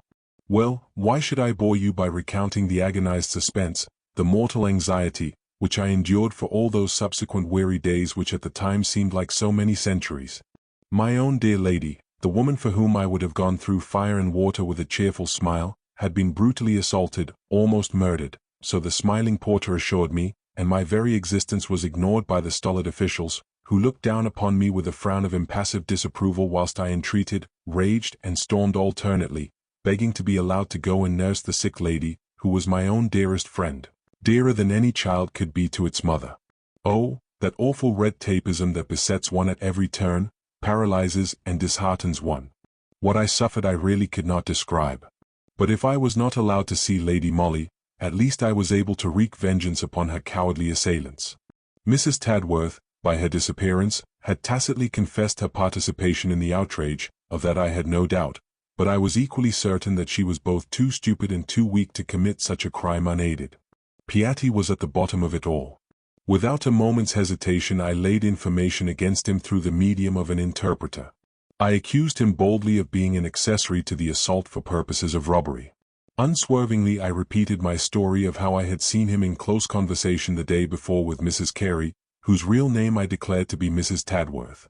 The chief object of the robbery I suggested to be a valuable gold watch and chain, with initials AC, belonging to my friend, who had traveled with Mrs. Carey to Budapest as her companion, not her maid. This was a bold move on my part, and I felt reckless, I can tell you. Fortunately, my story was corroborated by the fact that the floor valet had seen Piatti hanging about the corridor outside No at an extraordinarily early hour of the morning. My firm belief was that the wretch had been admitted into the room by that horrid Mrs. Tadworth. He had terrorized her, probably had threatened her life. She had then agreed out of sheer cowardice to deliver to him the proofs of his own guilt in the Palermo murder case, and when Lady Molly, hearing the voices, came out of her own room, Piatti knocked her down lest she should intervene. Mrs. Tadworth thereupon, weak and silly little fool, was seized with panic, and succeeded, no doubt with his help, in leaving the hotel, and probably Budapest, before the outrage was discovered. Why Piatti had not done likewise, I could not conjecture. He seems to have gone back quietly to his own room after that, and it was not till an hour later that the chambermaid, surprised at seeing the door of no slightly ajar, had peeped in, and there was greeted by the awful sight of the maid, gagged, bound and unconscious.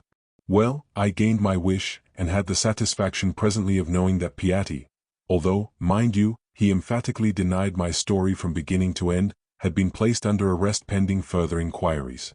The British consul was very kind to me, though I was not allowed to see my dear lady, who had been removed to the hospital. I heard that the Hungarian police were moving heaven and earth to find Mrs. Carey and bring her to justice. Her disappearance told severely against her, and after 3 days of such intense anxiety as I never wished to live through again, I received a message from the consulate informing me that Mrs. Carey had been arrested at Alsarev, on the Austro-Hungarian frontier, and was even now on her way to Budapest under escort. You may imagine how I quivered with anxiety and with rage when, on the morning after that welcome news, I was told that Mrs. Carey was detained at the gendarmerie, and had asked to see Miss Mary Granite from London, at present residing at the Hotel Hungaria. The impudent wretch. Wanting to see me, indeed. Well, I, too, wanted to see her, the woman whom I despised as a coward and a traitor, who had betrayed the fond and foolish trust of a stricken father, who had dashed the last hopes of an innocent man in danger of his life, and who, finally, had been the cause of an assault that had all but killed, perhaps, the woman I loved best in the world. I felt like the embodiment of hate and contempt. I loathed the woman, and I hied me in a fiacre to the gendarmerie, escorted by one of the clerks from the consulate, simply thirsting with the desire to tell an ignoble female exactly what I thought of her. I had to wait some 2 or 3 minutes in the bare, barrack-like room of the gendarmerie. Then the door opened, there was a rustle of silk, followed by the sound of measured footsteps of soldiery, and the next moment Lady Molly, serene and placid and, as usual, exquisitely dressed, stood smiling before me. "You have got me into this plight, Mary," she said, with her merry laugh. "You'll have to get me out of it again." "But, I don't understand," was all that I could gasp. "It is very simple, and I'll explain it all fully when we are on our way home to Maida Vale," she said. "For the moment you and Mrs. Tadworth will have to make sundry affidavits that I did not assault my maid nor rob her of a watch and chain. The British consul will help you, and it is only a question of days, and in the meanwhile I may tell you that Budapest prison life is quite interesting, and not so uncomfortable as one would imagine." Of course, the moment she spoke I got an intuition of what had really occurred, and I can assure you that I was heartily ashamed that I should ever have doubted Lady Molly's cleverness in carrying through successfully so important, so vital a business as the righting of an innocent man. Mrs. Tadworth was pusillanimous and stupid. At Budapest she cried a halt, for she really felt unstrung and ill after the hurried journey, the change of air and food, and what not. Lady Molly, however, had no difficulty in persuading her that during the enforced stay of 24 hours at the Hungaria their 2 roles should be reversed. Lady Molly would bid Mrs. Carey, coming from England, whilst Mrs. Tadworth would be the maid. My dear lady, not thinking at the time that my knowledge of this fact would be of any importance to her own plans, had not mentioned it to me during the brief interview which I had with her. Then, when Piatti arrived upon the scene, Mrs. Tadworth got into a real panic. Fortunately, she had the good sense, or the cowardice, then and there to entrust the coat and watch and chain to Lady Molly, and when Piatti followed her into her room she was able to show him that the proofs were not then in her possession. This was the scene which I had witnessed through the keyhole. But, of course, the Sicilian would return to the charge, and equally, of course, Mrs. Tadworth would sacrifice the Shuttleworths, father and son, to save her own skin. Lady Molly knew that. She is strong, active and determined. She had a brief hand-to-hand struggle with Mrs. Tadworth that night, and finally succeeded in tying her, half unconscious, to the bedpost, thus assuring herself that for at least 24 hours that vapid little fool would be unable to either act for herself or to betray my dear, intrepid lady's plans. When, the following morning, Piatti opened the door of No. which had purposely been left on the latch, he was greeted with the sight of Mrs. Tadworth pinioned and half dead with fear, whilst the valuable proofs of his own guilt and young Shuttleworth's innocence had completely disappeared. For remember that Lady Molly's face was not known to him or to his gang, and she had caught the first train to Cividale even whilst Piatti still believed that he held that silly Mrs. Tadworth in the hollow of his hand. I may as well tell you here that she reached the frontier safely, and was quite sharp enough to seek out Colonel Grassi and, with the necessary words of explanation, to hand over to him the proofs of young Shuttleworth's innocence. My action in the matter helped her. At the hotel she was supposed to be the mistress and Mrs. Tadworth the maid, and everyone was told that Mrs. Carey's maid had been assaulted and removed to the hospital. But I denounced Piatti then and there, thinking he had attacked my dear lady, and I got him put under lock and key so quickly that he had not the time to communicate with his associates.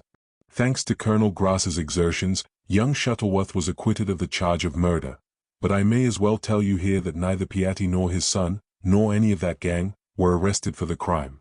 The proofs of their guilt, the Irish tweed coat and the murdered man's watch and chain, were most mysteriously suppressed, after young Shuttleworth's advocate had obtained the verdict of not guilty for him. Such is the Sicilian police. Mr. Shuttleworth, Sr., evidently knew what he was talking about. Of course, we had no difficulty in obtaining Lady Molly's release. The British consul saw to that. But in Budapest they still call the assault on Mrs. Carey at the Hotel Hungaria a mystery, for she exonerated Lady Molly fully, but she refused to accuse Piatti. She was afraid of him, of course, and so they had to set him free. I wonder where he is now, the wicked old wretch. 4. The Fordwich Castle mystery. Can you wonder that, when some of the ablest of our fellows at the yard were at their wits' ends to know what to do, the chief instinctively turned to Lady Molly? Surely the Fordwich Castle mystery, as it was universally called, was a case which more than any other required feminine tact, intuition, and all those qualities of which my dear lady possessed more than her usual share. With the exception of Mr. McKinley, the lawyer, and young Jack d'Albuquerque, there were only women connected with the case. If you have studied Debrett at all, you know as well as I do that the peerage is one of those old English ones which date back some 600 years, and that the present Lady d'Albuquerque is a baroness in her own right, the title and estates descending to heirs general. If you have perused that same interesting volume carefully, you will also have discovered that the late Lord d'Albuquerque had 2 daughters, the eldest, Clementina Cecilia, the present baroness, who succeeded him, the other, Margaret Florence, who married in Jean-Laurent Duplessis, a Frenchman whom Debrett vaguely describes as of Pondicherry, India, and of whom she had issued 2 daughters, Henriette Marie, heir now to the ancient barony of d'Albuquerque of Fordwich, and Joan, born 2 years later. There seems to have been some mystery or romance attached to this marriage of the Honourable Margaret Florence d'Albuquerque to the dashing young officer of the Foreign Legion. Old Lord d'Albuquerque at the time was British ambassador in Paris, and he seems to have had grave objections to the union, but Miss Margaret, openly flouting her father's displeasure, and throwing prudence to the winds, ran away from home one fine day with Captain Duplessis, and from Pondicherry wrote a curt letter to her relatives telling them of her marriage with the man she loved best in all the world. Old Lord d'Albuquerque never got over his daughter's willfulness. She had been his favorite, it appears, and her secret marriage and deceit practically broke his heart. He was kind to her, however, to the end, and when the first baby girl was born and the young pair seemed to be in straitened circumstances, he made them an allowance until the day of his daughter's death, which occurred 3 years after her elopement, on the birth of her second child. When, on the death of her father, the Honourable Clementina Cecilia came into the title and fortune, she seemed to have thought it her duty to take some interest in her late sister's eldest child, who, failing her own marriage and issue, was heir to the barony of d'Albuquerque. Thus it was that Miss Henriette Marie Duplessis came, with her father's consent, to live with her aunt at Fordwich Castle. Debrett will tell you, moreover, that in '0 she assumed the name of d'Albuquerque, in lieu of her own, by royal license. Failing her, the title and estate would devolve firstly on her sister Joan, and subsequently on a fairly distant cousin, Captain John d'Albuquerque, at present a young officer in the Guards. According to her servants, the present Baroness d'Albuquerque is very self-willed, but otherwise neither more nor less eccentric than any North Country old maid would be who had such an exceptional position to keep up in the social world. The one soft trait in her otherwise not very lovable character is her great affection for her late sister's child. Miss Henriette Duplessis d'Albuquerque has inherited from her French father dark eyes and hair and a somewhat swarthy complexion, but no doubt it is from her English ancestry that she has derived a somewhat masculine frame and a very great fondness for all outdoor pursuits. She is very athletic, knows how to fence and to box, rides to hounds, and is a remarkably good shot. From all accounts, the first hint of trouble in that gorgeous home was coincident with the arrival at Whodunits of a young, very pretty girl visitor, who was attended by her maid, a half-caste woman, dark-complexioned and surly of temper, but obviously of dog-like devotion towards her young mistress. This visit seems to have come as a surprise to the entire household at Whodunits Castle, her ladyship having said nothing about it until the very morning that the guests were expected. She then briefly ordered one of the housemaids to get a bedroom ready for a young lady, and to put up a small camp bedstead in an adjoining dressing room. Even Miss Henriette seems to have been taken by surprise at the announcement of this visit, for, according to Jane Taylor, the housemaid in question, there was a violent word passage between the old lady and her niece, the latter winding up an excited speech with the words, "At any rate, Aunt, there won't be room for both of us in this house." After which she flounced out of the room, banging the door behind her. Very soon the household was made to understand that the newcomer was none other than Miss Joan du Plessis, Miss Henriette's younger sister. It appears that Captain du Plessis had recently died in Pondicherry, and that the young girl then wrote to her aunt, Lady d'Albuquerque, claiming her help and protection, which the old lady naturally considered it her duty to extend to her. It appears that Miss Joan was very unlike her sister, as she was petite and fair, more English-looking than foreign, and had pretty, dainty ways which soon endeared her to the household. The devotion existing between her and the half-caste woman she had brought from India was, moreover, unique. It seems, however, that from the moment these newcomers came into the house, dissensions, often degenerating into violent quarrels, became the order of the day. Henriette seemed to have taken a strong dislike to her younger sister, and most particularly to the latter's dark attendant, who was vaguely known in the house as Runa. That some events of serious import were looming ahead, the servants at Whodunits were pretty sure. The butler and footman at dinner heard scraps of conversation which sounded very ominous. There was talk of lawyers, of proofs, of marriage and birth certificates, quickly suppressed when the servants happened to be about. Her ladyship looked terribly anxious and worried, and she and Miss Henriette spent long hours closeted together in a small boudoir, whence proceeded ominous sounds of heartrending weeping on her ladyship's part, and angry and violent words from Miss Henriette. Mr. McKinley, the eminent lawyer from London, came down 2 or 3 times to Whodunits, and held long conversations with her ladyship, after which the latter's eyes were very swollen and red. The household thought it more than strange that Runa, the Indian servant, was almost invariably present at these interviews between Mr. McKinley, her ladyship, and Miss Joan. Otherwise the woman kept herself very much aloof, she spoke very little, hardly took any notice of anyone save of her ladyship and of her young mistress, and the outbursts of Miss Henriette's temper seemed to leave her quite unmoved. A strange fact was that she had taken a sudden and great fancy for frequenting a small Roman Catholic convent chapel which was distant about half a mile from the castle, and presently it was understood that Runa, who had been a Parsi, had been converted by the attendant priest to the Roman Catholic faith. All this happened, mind you, within the last 2 or 3 months.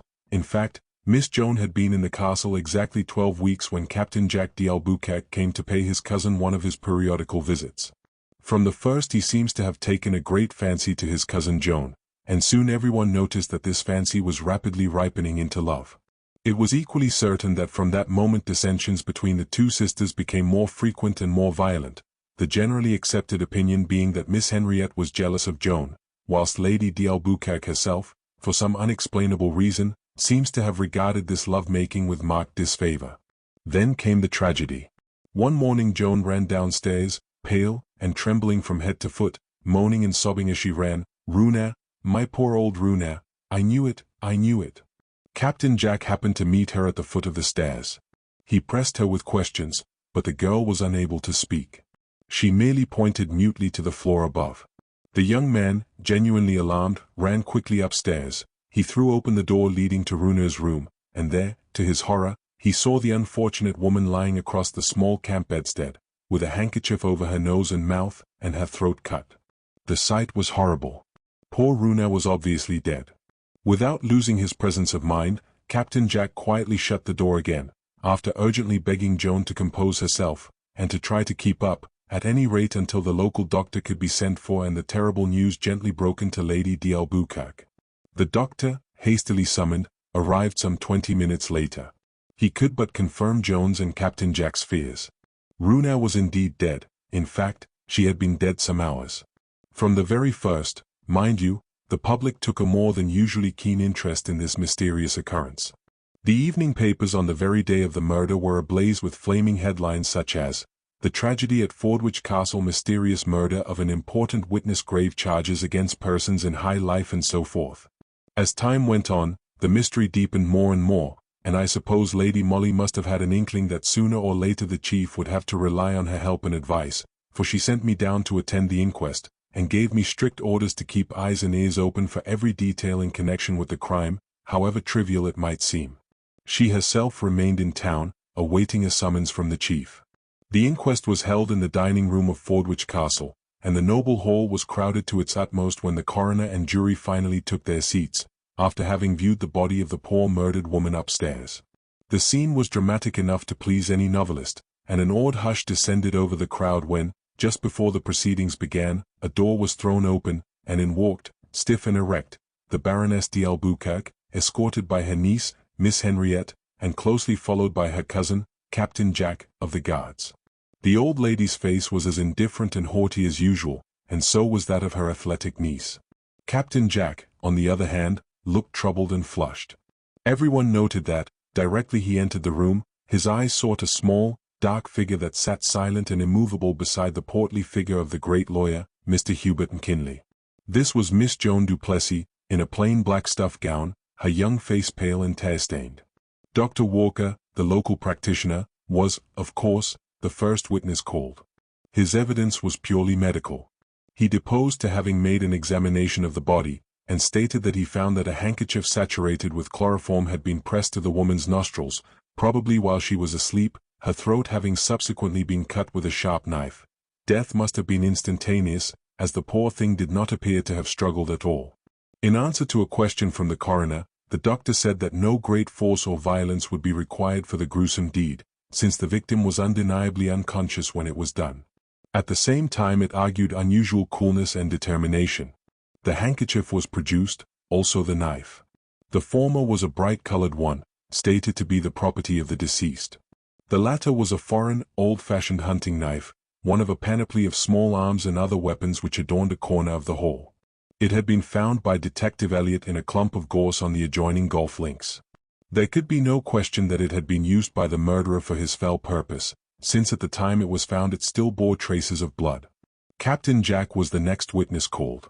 He had very little to say, as he merely saw the body from across the room, and immediately closed the door again and, having begged his cousin to compose herself, called his own valet and sent him off for the doctor. Some of the staff of Fordwich Castle were called, all of whom testified to the Indian woman's curious taciturnity, which left her quite isolated among her fellow servants. Miss Henriette's maid, however, Jane Partlet, had one or two more interesting facts to record. She seems to have been more intimate with the deceased woman than anyone else, and on one occasion, at least, had quite a confidential talk with her. She talked chiefly about her mistress, said Jane, in answer to a question from the coroner, to whom she was most devoted. She told me that she loved her so, she would readily die for her. Of course, I thought that silly-like, and just mad, foreign talk, but Runa was very angry when I laughed at her, and then she undid her dress in front, and showed me some papers which were sewn in the lining of her dress. "All these papers my little missy's fortune," she said to me. "Runa guard these with her life. Someone must kill Runa before taking them from her."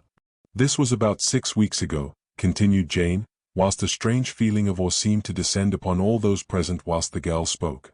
Lately she became much more silent, and, on my once referring to the papers, she turned on me savage-like and told me to hold my tongue. Asked if she had mentioned the incident of the papers to anyone, Jane replied in the negative. "Except to Miss Henriette, of course," she added, after a slight moment of hesitation. Throughout all these preliminary examinations Lady d'Albuquerque, sitting between her cousin Captain Jack and her niece Henriette, had remained quite silent in an erect attitude expressive of haughty indifference. Henriette, on the other hand, looked distinctly bored. Once or twice she had yawned audibly, which caused quite a feeling of anger against her among the spectators.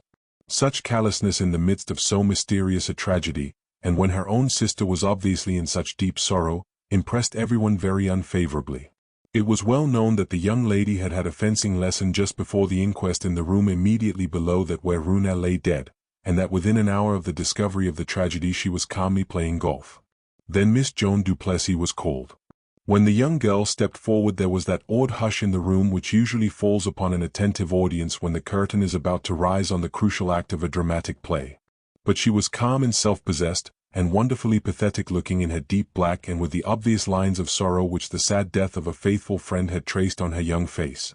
In answer to the coroner, she gave her name as Joan Clarissa Duplessis, and briefly stated that until the day of her servant's death she had been a resident at Fordwich Castle, but that since then she had left that temporary home, and had taken up her abode at the D'Albuquerque Arms, a quiet little hostelry on the outskirts of the town.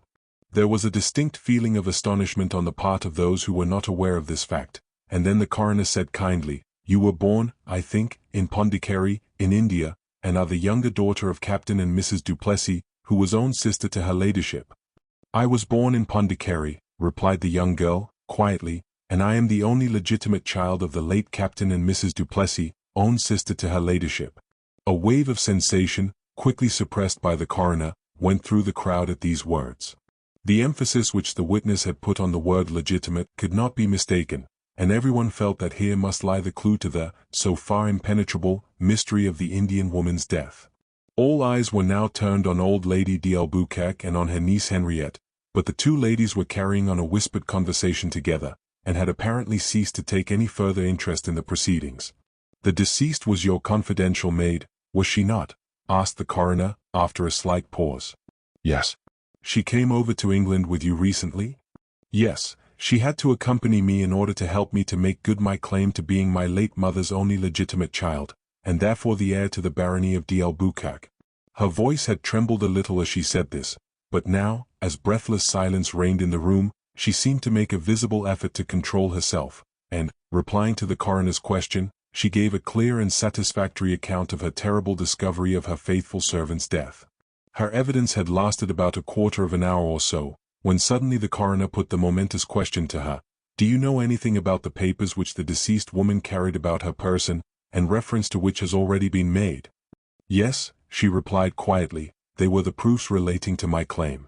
My father, Captain Duplessis, had in early youth, and before he met my mother, contracted a secret union with a half-caste woman, who was Runa's own sister.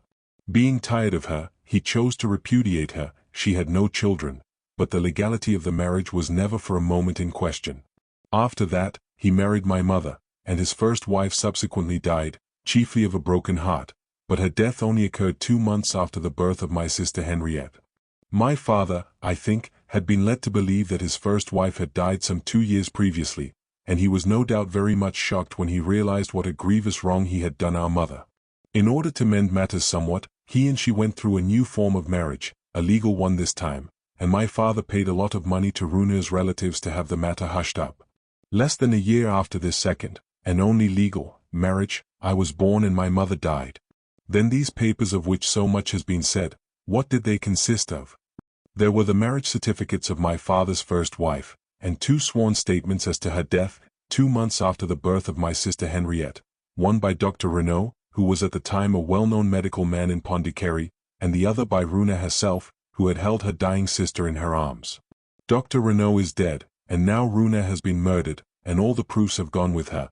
Her voice broke in a passion of sobs, which, with manifest self-control, she quickly suppressed. In that crowded court you could have heard a pin drop, so great was the tension of intense excitement and attention. Then those papers remained in your maid's possession? Why was that? Asked the coroner. I did not dare to carry the papers about with me, said the witness, while a curious look of terror crept into her young face as she looked across at her aunt and sister. Runa would not part with them. She carried them in the lining of her dress, and at night they were all under her pillow. After her death, and when Dr. Walker had left, I thought it my duty to take possession of the papers which meant my whole future to me, and which I desired then to place in Mr. McKinley's charge. But, though I carefully searched the bed and all the clothing by my poor Runa's side, I did not find the papers. They were gone. I won't attempt to describe to you the sensation caused by the deposition of this witness. All eyes wandered from her pale young face to that of her sister, who sat almost opposite to her, shrugging her athletic shoulders and gazing at the pathetic young figure before her with callous and haughty indifference. "Now, putting aside the question of the papers for the moment," said the coroner, after a pause, "do you happen to know anything of your late servant's private life? Had she an enemy, or perhaps a lover?" "No," replied the girl, "Runa's whole life was centered in me and in my claim. I had often begged her to place our papers in Mr. McKinley's charge, but she would trust no one. I wish she had obeyed me," here moaned the poor girl involuntarily, "and I should not have lost what means my whole future to me, and the being who loved me best in all the world would not have been so foully murdered." Of course, it was terrible to see this young girl thus instinctively, and surely unintentionally, proffering so awful an accusation against those who stood so near to her. That the whole case had become hopelessly involved and mysterious, nobody could deny.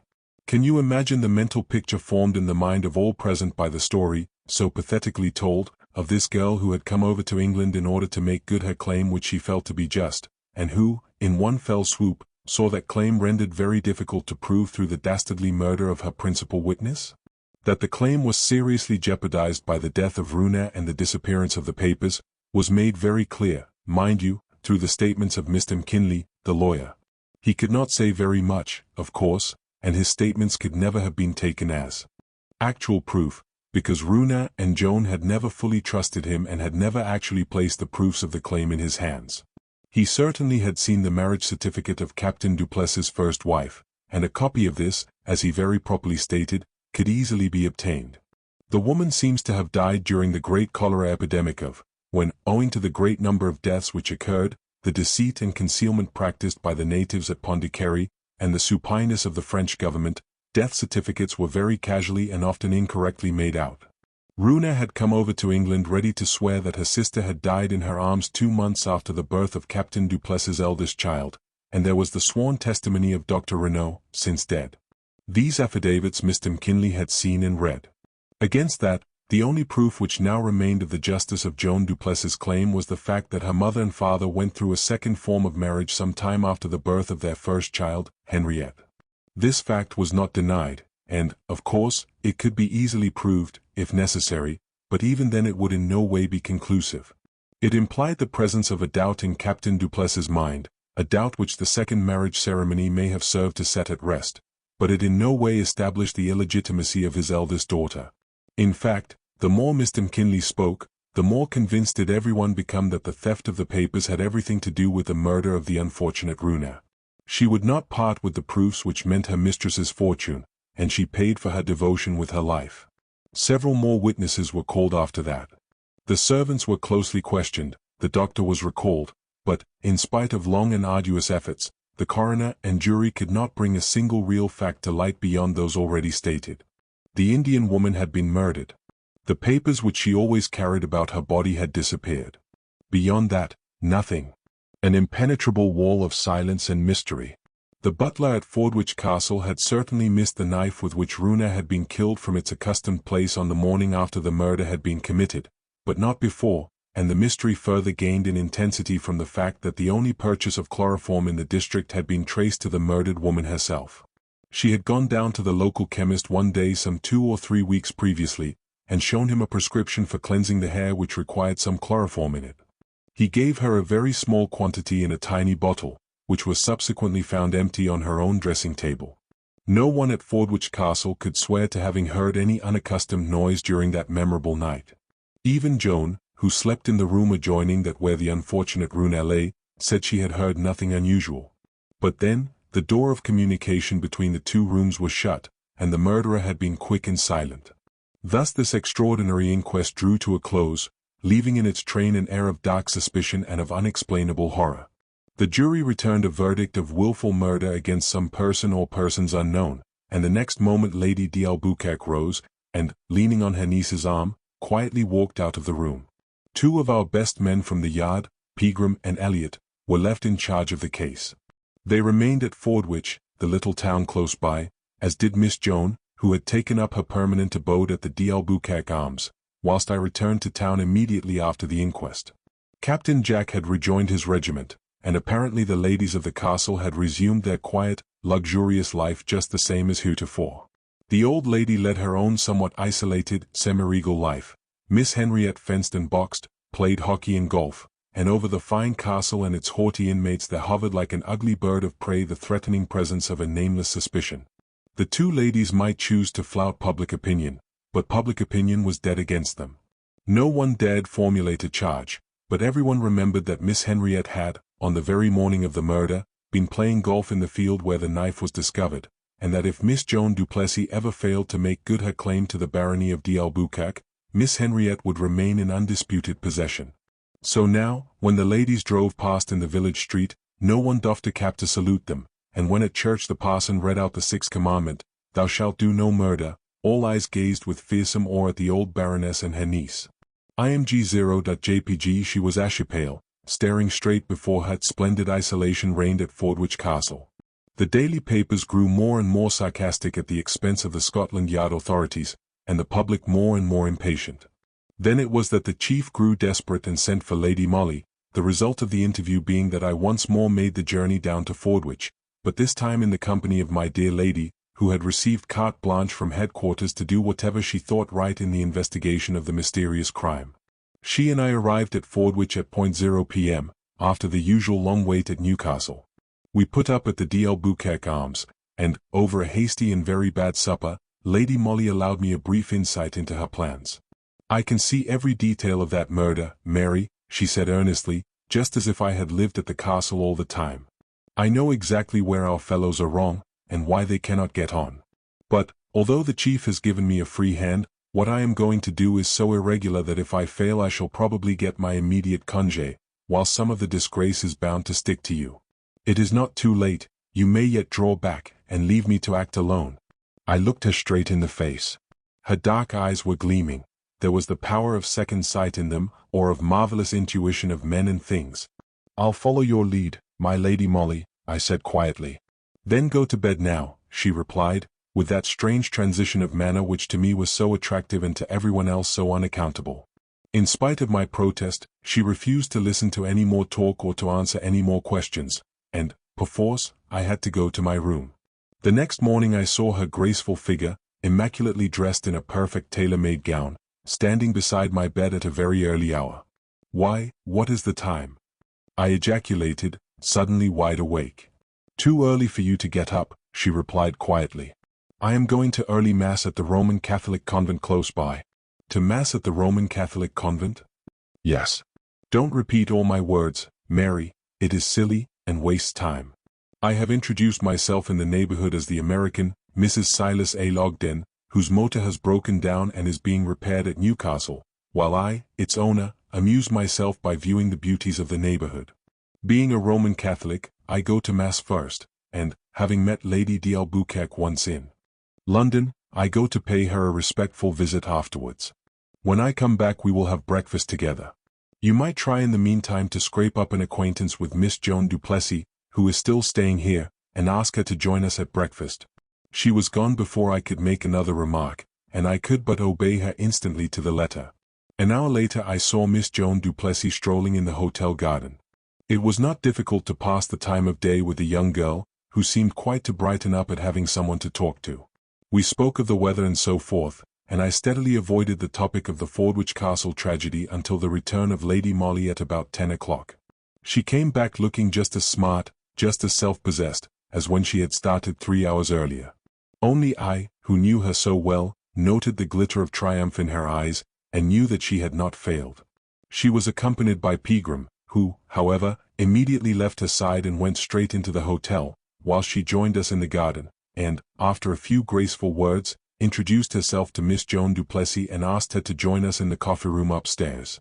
The room was empty and we sat down to table, I quivering with excitement and awaiting events. Through the open window I saw Elliot walking rapidly down the village street.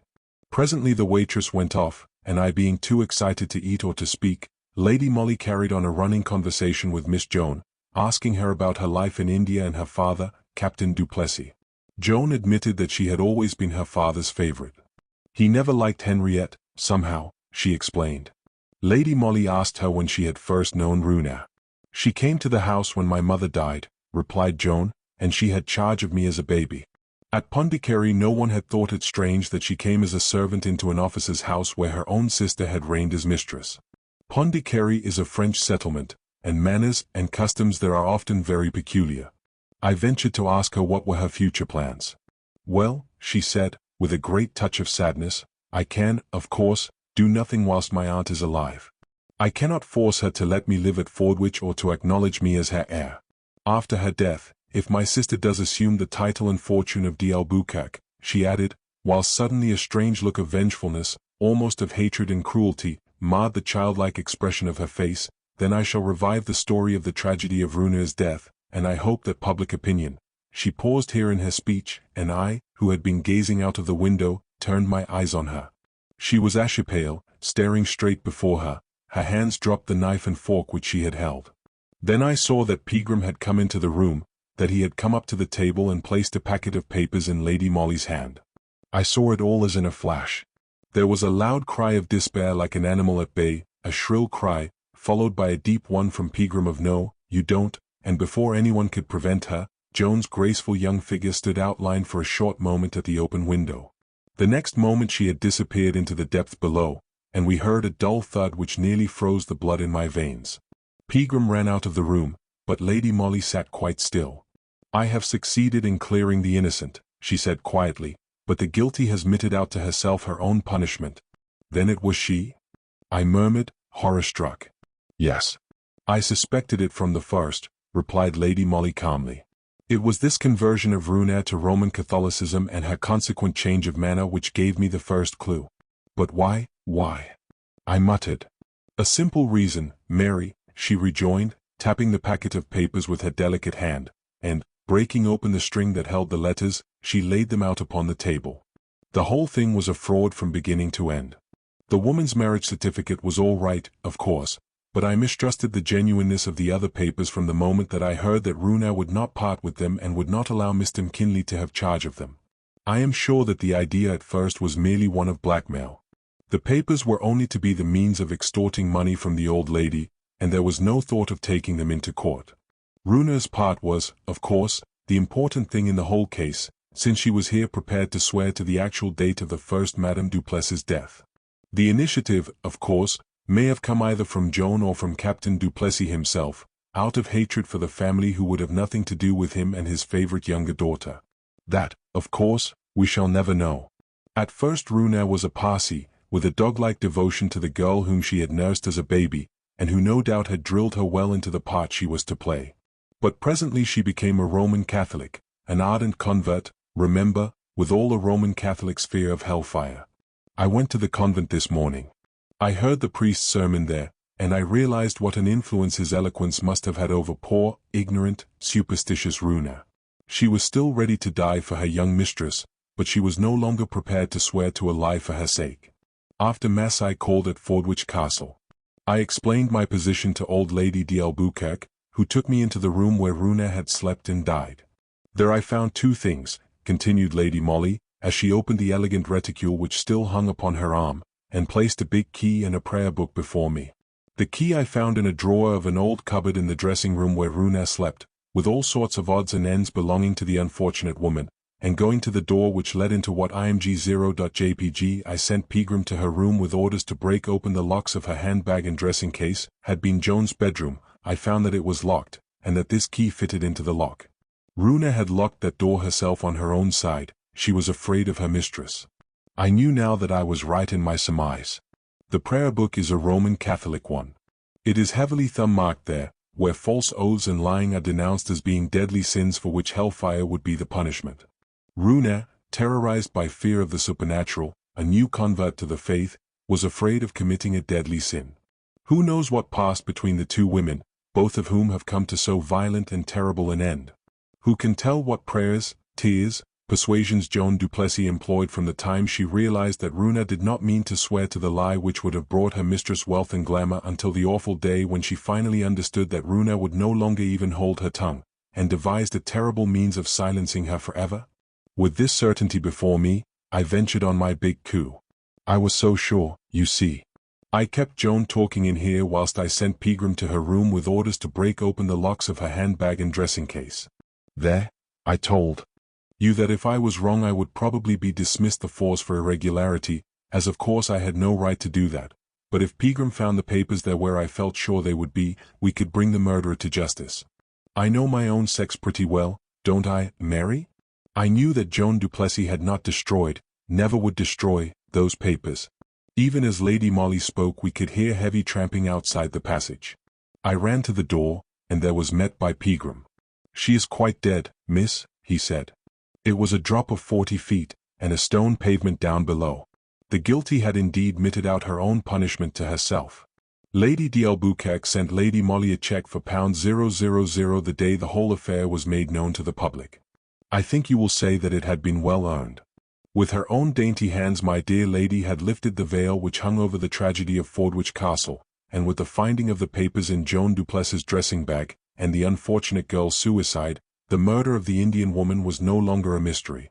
The day's folly. I don't think that anyone ever knew that the real elucidation of the extraordinary mystery known to the newspaper-reading public as that Somersetshire outrage was evolved in my own dear lady's quick, intuitive brain. As a matter of fact, to this day, as far as the public is concerned, the Somersetshire outrage never was properly explained, and it is a very usual thing for those busybodies who are so fond of criticizing the police to point to that case as an instance of remarkable incompetence on the part of our detective department. A young woman named Jane Turner, a visitor at Weston-super-Mare, had been discovered one afternoon in a helpless condition, bound and gagged, and suffering from terror and inanition, in the bedroom which she occupied in a well-known apartment house of that town.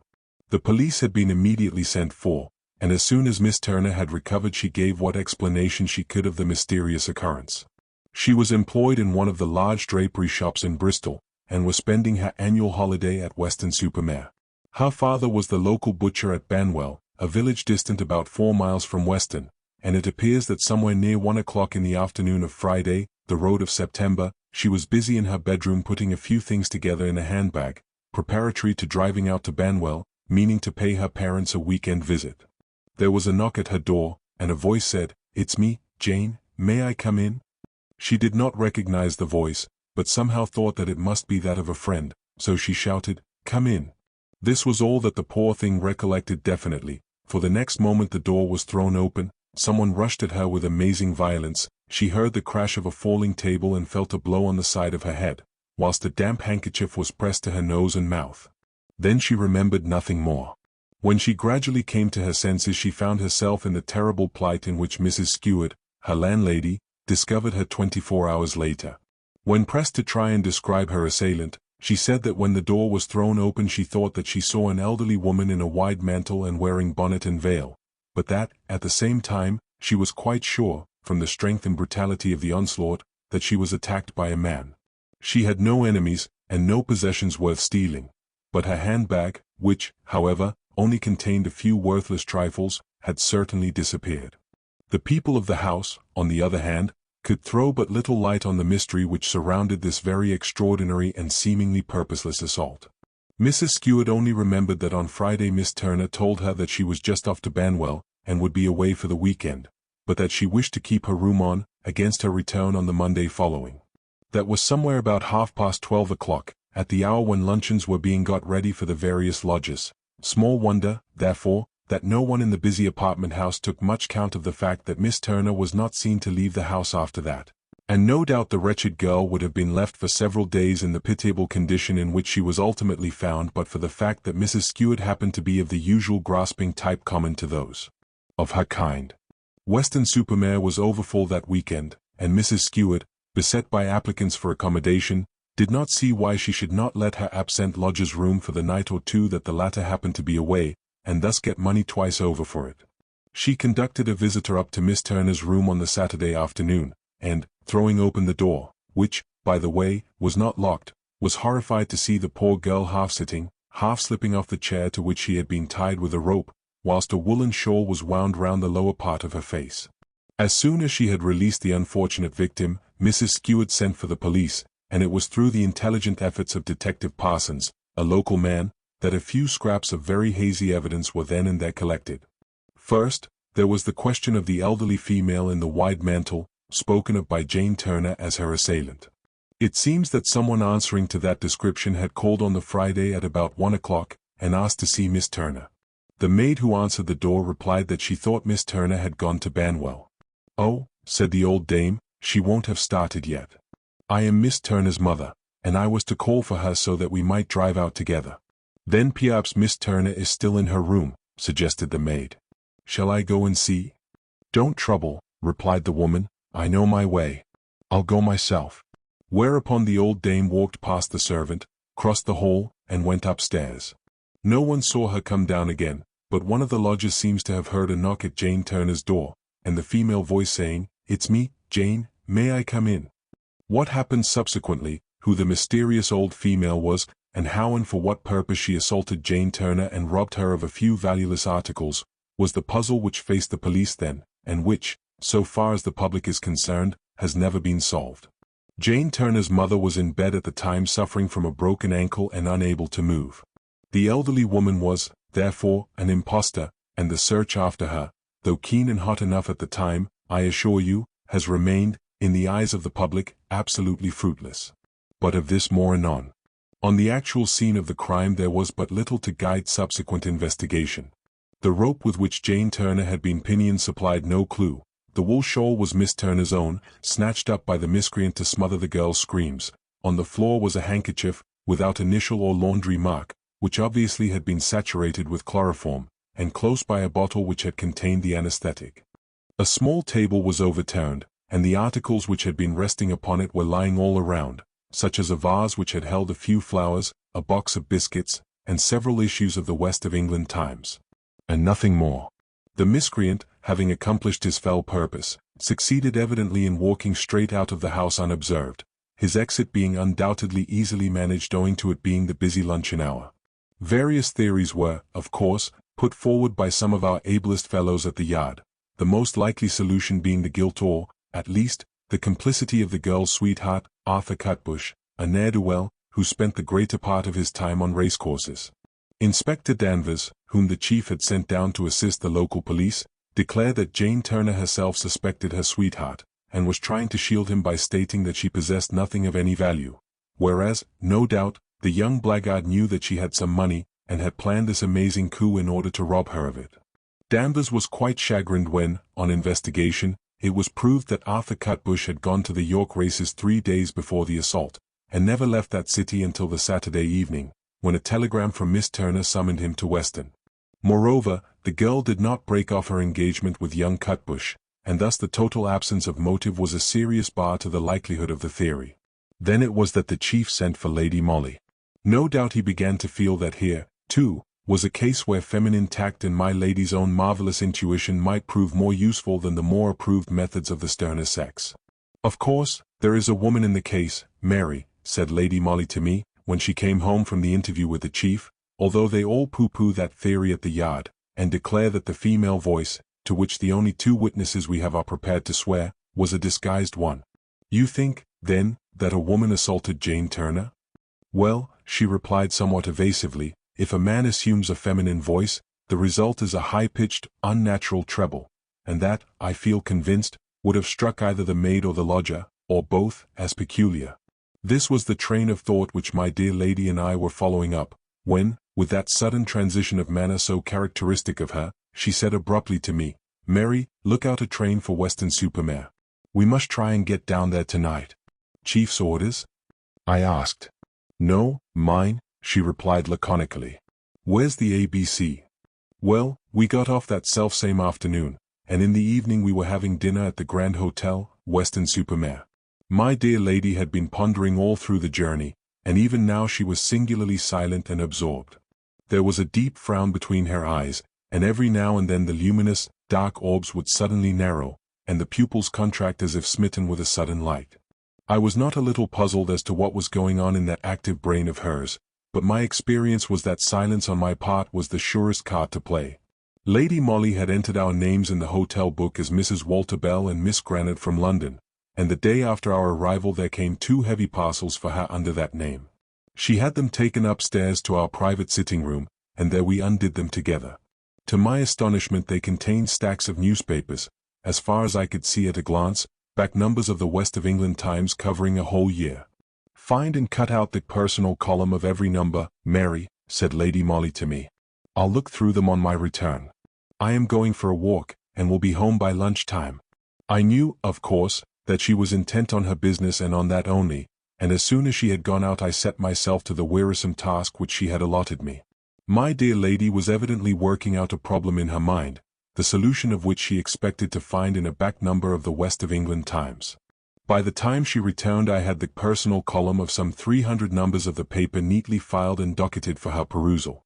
She thanked me for my promptitude with one of her charming looks, but said little, if anything, all through luncheon. After that meal she set to work. I could see her studying each scrap of paper minutely, comparing one with the other, arranging them in sets in front of her, and making marginal notes on them all the while. With but a brief interval for tea, she sat at her table for close on 4 hours, at the end of which time she swept all the scraps of paper on one side, with the exception of a few which she kept in her hand. Then she looked up at me, and I sighed with relief. My dear lady was positively beaming. "You have found what you wanted?" I asked eagerly. "What I expected," she replied. "May I know?" She spread out the bits of paper before me. There were 6 altogether, and each of these columns had one paragraph specially marked with a cross. "Only look at the paragraphs which I have marked," she said. I did as I was told. But if in my heart I had vaguely hoped that I should then and there be confronted with the solution of the mystery which surrounded the Somersetshire outrage, I was doomed to disappointment. Each of the marked paragraphs in the personal columns bore the initials HSH, and their purport was invariably an assignation at one of the small railway stations on the line between Bristol and Weston. I suppose that my bewilderment must have been supremely comical, for my dear lady's rippling laugh went echoing through the bare, dull hotel sitting-room. "You don't see it, Mary?" she asked gaily. "I confess I don't," I replied. "It completely baffles me. And yet," she said more gravely, "those few silly paragraphs have given me the clue to the mysterious assault on Jane Turner, which has been puzzling our fellows at the Yard for over 3 weeks. But how? I don't understand." "You will, Mary, directly we get back to town. During my morning walk I have learnt all that I want to know, and now these paragraphs have set my mind at rest." The next day we were back in town. Already, at Bristol, we had bought a London morning paper, which contained in its centre page a short notice under the following startling headlines: "The Somersetshire outrage, amazing discovery by the police, an unexpected CLUE." The article went on to say, "We are officially informed that the police have recently obtained knowledge of certain facts which establish beyond a doubt the motive of the brutal assault committed on the person of Miss Jane Turner. We are not authorized to say more at present than that certain startling developments are imminent." On the way up my dear lady had initiated me into some of her views with regard to the case itself, which at the chief's desire she had now taken entirely in hand, and also into her immediate plans, of which the above article was merely the preface. She it was who had officially informed the Press Association, and, needless to say, the news duly appeared in most of the London and provincial dailies. How unerring was her intuition, and how well thought out her scheme, was proved within the next 24 hours in our own little flat, when our Emily, looking somewhat important and awed, announced Her Serene Highness the Countess of Hohengebirg.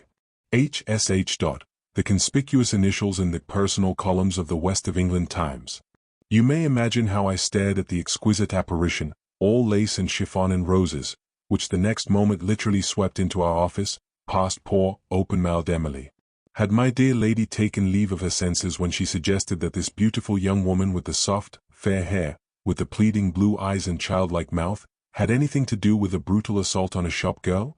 The young countess shook hands with Lady Molly and with me, and then, with a deep sigh, she sank into the comfortable chair which I was offering her. Speaking throughout with great diffidence, but always in the gentle tones of a child that knows it has been naughty, she began by explaining that she had been to Scotland Yard, where a very charming man, the chief, I presume, had been most kind and sent her hither, where he promised her she would find help and consolation in her dreadful, dreadful trouble. Encouraged by Lady Molly, she soon plunged into her narrative, a pathetic tale of her own frivolity and foolishness. She was originally Lady Muriel Wolfstrongham, daughter of the Duke of Weston, and when scarce out of the schoolroom had met the Grand Duke of Starkburg-Nauheim, who fell in love with her and married her. The union was a morganatic one, the Grand Duke conferring on his English wife the title of Countess of Hohengebirg and the rank of Serene Highness. It seems that, at first, the marriage was a fairly happy one, in spite of the bitter animosity of the mother and sister of the Grand Duke, the Dowager Grand Duchess holding that all English girls were loud and unwomanly, and the Princess Amelie, seeing in her brother's marriage a serious bar to the fulfillment of her own highly ambitious matrimonial hopes. "They can't bear me, because I don't knit socks and don't know how to bake almond cakes," said her dear little Serene Highness, looking up with tender appeal at Lady Molly's grave and beautiful face, "and they will be so happy to see a real estrangement between my husband and myself. It appears that last year, whilst the Grand Duke was doing his annual cure at Marienbad, the Countess of Hohengebirg went to Folkestone for the benefit of her little boy's health.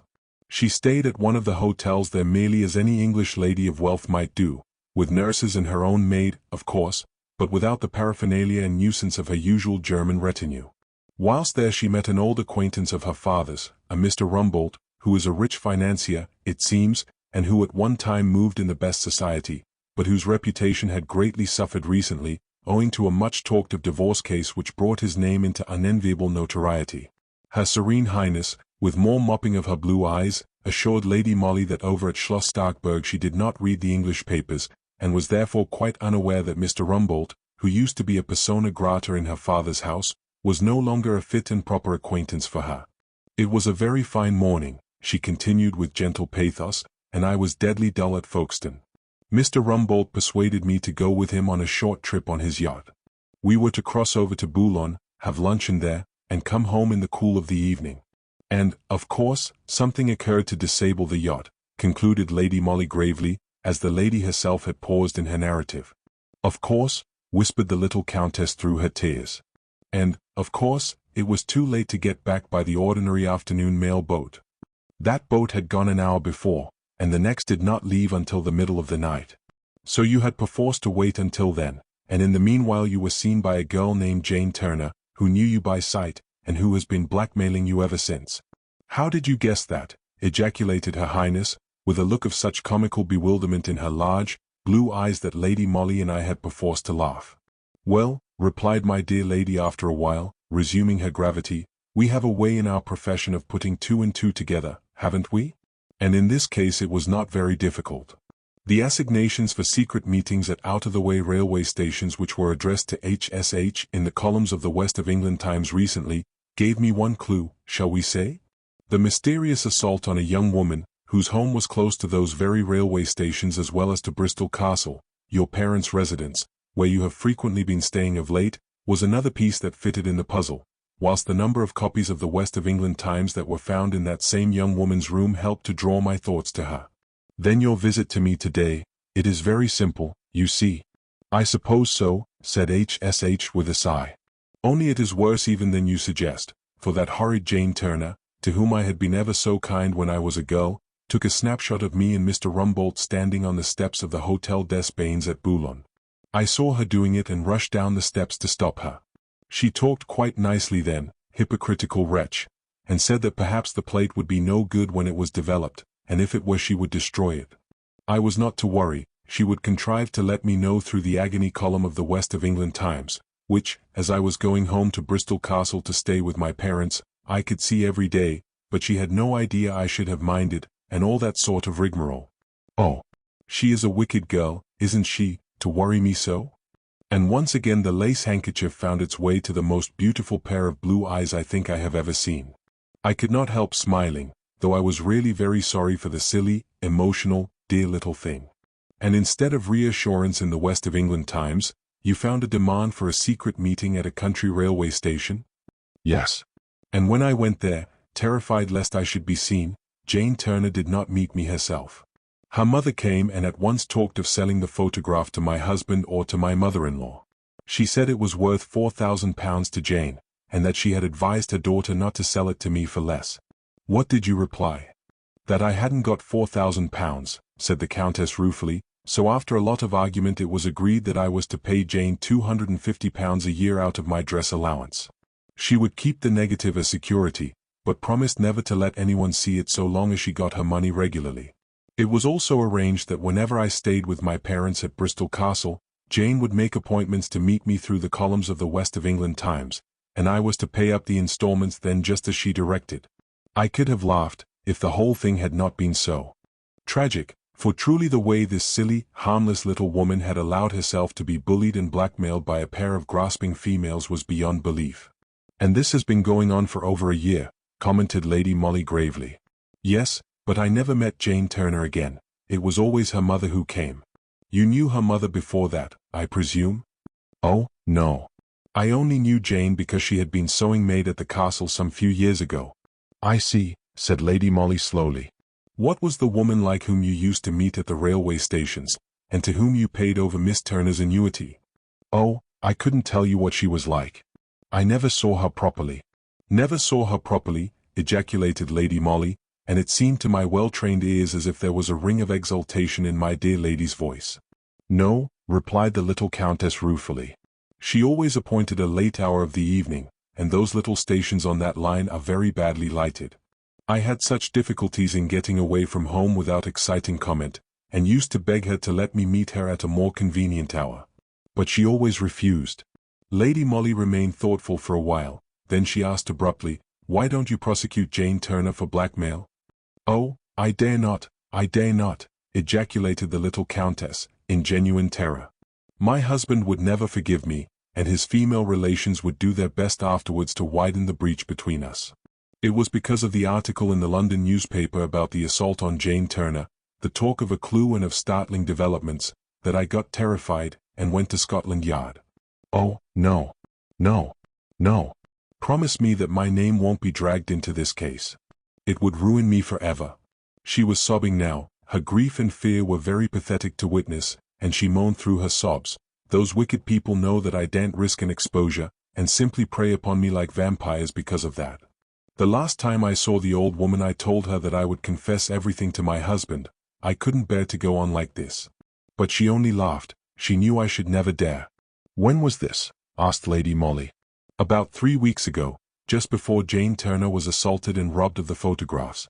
How do you know she was robbed of the photographs? She wrote and told me so, replied the young countess, who seemed strangely awed now by my dear lady's earnest question. And from a dainty reticule she took a piece of paper, which bore traces of many bitter tears on its crumpled surface. This she handed to Lady Molly, who took it from her. It was a typewritten letter, which bore no signature. Lady Molly perused it in silence first, then read its contents out aloud to me, to HSH the Countess of Hohengebirg. You think I have been worrying you the past 12 months about your adventure with Mr. Rumbold in Boulogne. But it was not me, it was one who has power over me, and who knew about the photograph. He made me act as I did. But whilst I kept the photo you were safe. Now he has assaulted me and nearly killed me, and taken the negative away. I can, and will, get it out of him again, but it will mean a large sum down. Can you manage £1,000? When did you get this? Asked Lady Molly. Only a few days ago, replied the Countess. And oh, I have been enduring agonies of doubt and fear for the past 3 weeks, for I had heard nothing from Jane since the assault, and I wondered what had happened. You have not sent a reply, I hope. No. I was going to, when I saw the article in the London paper, and the fear that all had been discovered threw me into such a state of agony that I came straight up to town and saw the gentleman at Scotland Yard, who sent me on to you. Oh, she entreated again and again, you won't do anything that will cause a scandal. Promise me, promise me. I believe I should commit suicide rather than face it, and I could find £1,000. I don't think you need do either, said Lady Molly. Now, may I think over the whole matter quietly to myself, she added, and talk it over with my friend here? I may be able to let you have some good news shortly. She rose, intimating kindly that the interview was over. But it was by no means that yet, for there was still a good deal of entreaty and a great many tears on the one part, and reiterated kind assurances on the other. However, when, some 10 minutes later, the dainty clouds of lace and chiffon were finally wafted out of our office, we both felt that the poor, harmless, unutterably foolish little lady felt distinctly consoled and more happy than she had been for the past 12 months. Yes. She has been an utter little goose, Lady Molly was saying to me an hour later when we were having luncheon, but that Jane Turner is a remarkably clever girl. I suppose you think, as I do, that the mysterious elderly female, who seems to have impersonated the mother all through, was an accomplice of Jane Turner's, and that the assault was a put-up job between them, I said. Inspector Danvers will be delighted, for this theory is a near approach to his own. H.M. was all the comment vouchsafed on my remark. I am sure it was Arthur Cutbush, the girl's sweetheart, after all, I retorted hotly, and you'll see that, put to the test of sworn evidence, his alibi at the time of the assault itself won't hold good. Moreover, now, I added triumphantly, we have knowledge img.jpg. 10 minutes later the dainty clouds of lace and chiffon were finally wafted out, which has been lacking all along, the motive. Ah, said my lady, smiling at my enthusiasm, that's how you argue, Mary, is it? Yes, and in my opinion the only question in doubt is whether Arthur Cutbush acted in collusion with Jane Turner or against her. Well, suppose we go and elucidate that point, and some others, at once, concluded Lady Molly as she rose from the table. She decided to return to Bristol that same evening. We were going by the 0 p.m., and I was just getting ready, the cab being already at the door, when I was somewhat startled by the sudden appearance into my room of an old lady, very beautifully dressed, with snow-white hair dressed high above a severe, interesting face. A merry, rippling laugh issuing from the wrinkled mouth, and a closer scrutiny on my part, soon revealed the identity of my dear lady, dressed up to look like an extremely dignified grande dame of the old school, whilst a pair of long, old-fashioned earrings gave a curious, foreign look to her whole appearance. I didn't quite see why she chose to arrive at the Grand Hotel, Bristol, in that particular disguise, nor why she entered our names in the hotel book as Grand Duchess and Princess Amalie von Starkburg, from Germany, nor did she tell me anything that evening. But by the next afternoon, when we drove out together in a fly, I was well up in the role which I had to play. My lady had made me dress in a very rich black silk dress of her own, and ordered me to do my hair in a somewhat frumpish fashion, with a parting and a bun at the back. She herself looked more like royalty traveling incognito than ever, and no wonder small children and tradesmen's boys stared open-mouthed when we alighted from our fly outside one of the mean-looking little houses in Bread Street. In answer to our ring, a smutty little servant opened the door, and my lady asked her if Miss Jane Turner lived here and if she were in. Yes, Miss Turner lives here, and it being Thursday and early closin' she's home from business. Then please tell her, said Lady Molly in her grandest manner, that the Dowager Grand Duchess of Starkburg-Nauheim and the Princess Amalie desired to see her. The poor little maid nearly fell backwards with astonishment. She gasped an agitated "Law," and then flew down the narrow passage and up the steep staircase, closely followed by my dear lady and myself. On the first floor landing the girl, with nervous haste, knocked at a door, opened it and muttered half-audibly, "Ladies to see you, miss." Then she fled incontinently upstairs. I have never been able to decide whether that little girl thought that we were lunatics, ghosts, or criminals. But already Lady Molly had sailed into the room, where Miss Jane Turner apparently had been sitting reading a novel. She jumped up when we entered, and stared open-eyed at the gorgeous apparitions. She was not a bad-looking girl but for the provoking, bold look in her black eyes, and the general slatternly appearance of her person. "Pray do not disturb yourself, Miss Turner," said Lady Molly in broken English, as she sank into a chair, and beckoned me to do likewise. "Pray sit down, I will be brief. You have a compromising photograph, is it not? Of my daughter-in-law the Countess of Hohengebirg. I am the Grand Duchess of Starkburg-Nauheim. This is my daughter, the Princess Amalie. We are here incognito. You understand? Not?"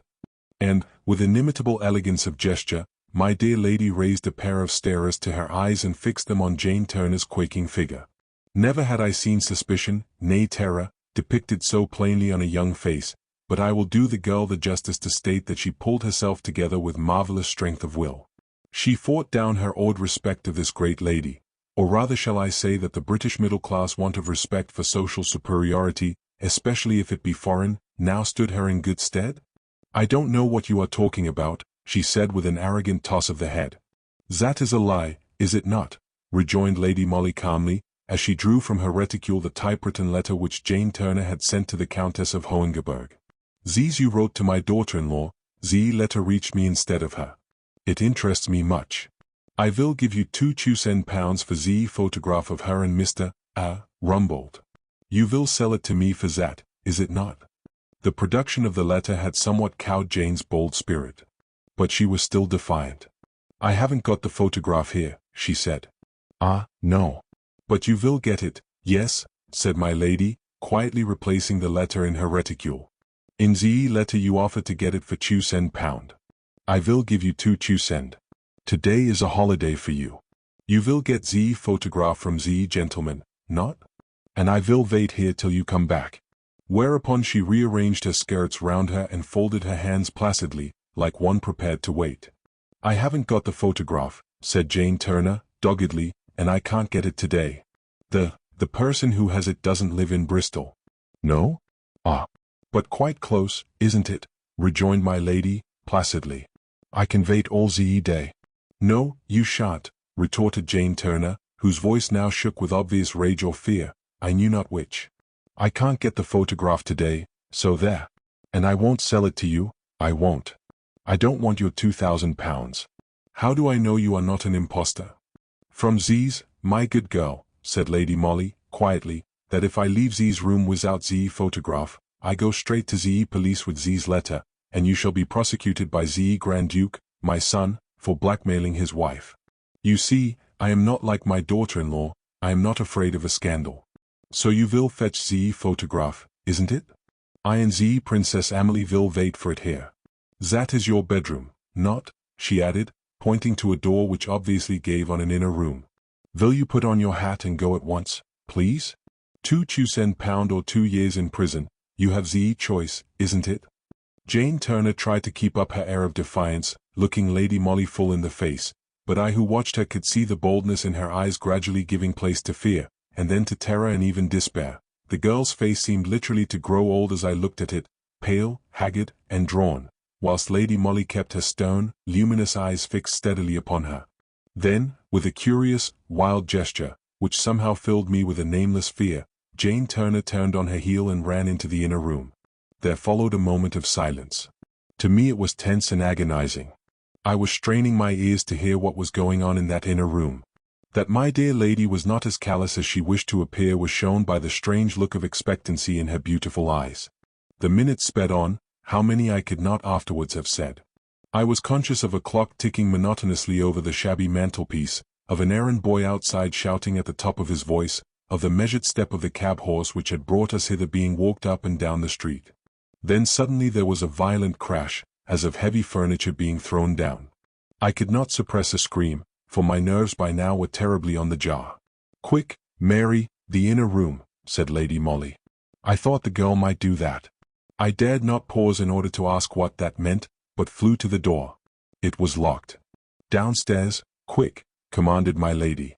I ordered Danvers to be on the watch outside. You may imagine how I flew, and how I blessed my dear lady's forethought in the midst of her daring plan, when, having literally torn open the front door, I saw Inspector Danvers in plain clothes, calmly patrolling the street. I beckoned to him, he was keeping a sharp lookout, and together we ran back into the house. Fortunately, the landlady and the servant were busy in the basement, and had neither heard the crash nor seen me run in search of Danvers. My dear lady was still alone in the dingy parlor, stooping against the door of the inner room, her ear glued to the keyhole. Not too late, I think, she whispered hurriedly. Break it open, Danvers. Danvers, who is a great, strong man, soon put his shoulder to the rickety door, which yielded to the first blow. The sight which greeted us filled me with horror, for I had never seen such a tragedy before. The wretched girl, Jane Turner, had tied a rope to a ring in the ceiling, which I suppose at one time held a hanging lamp.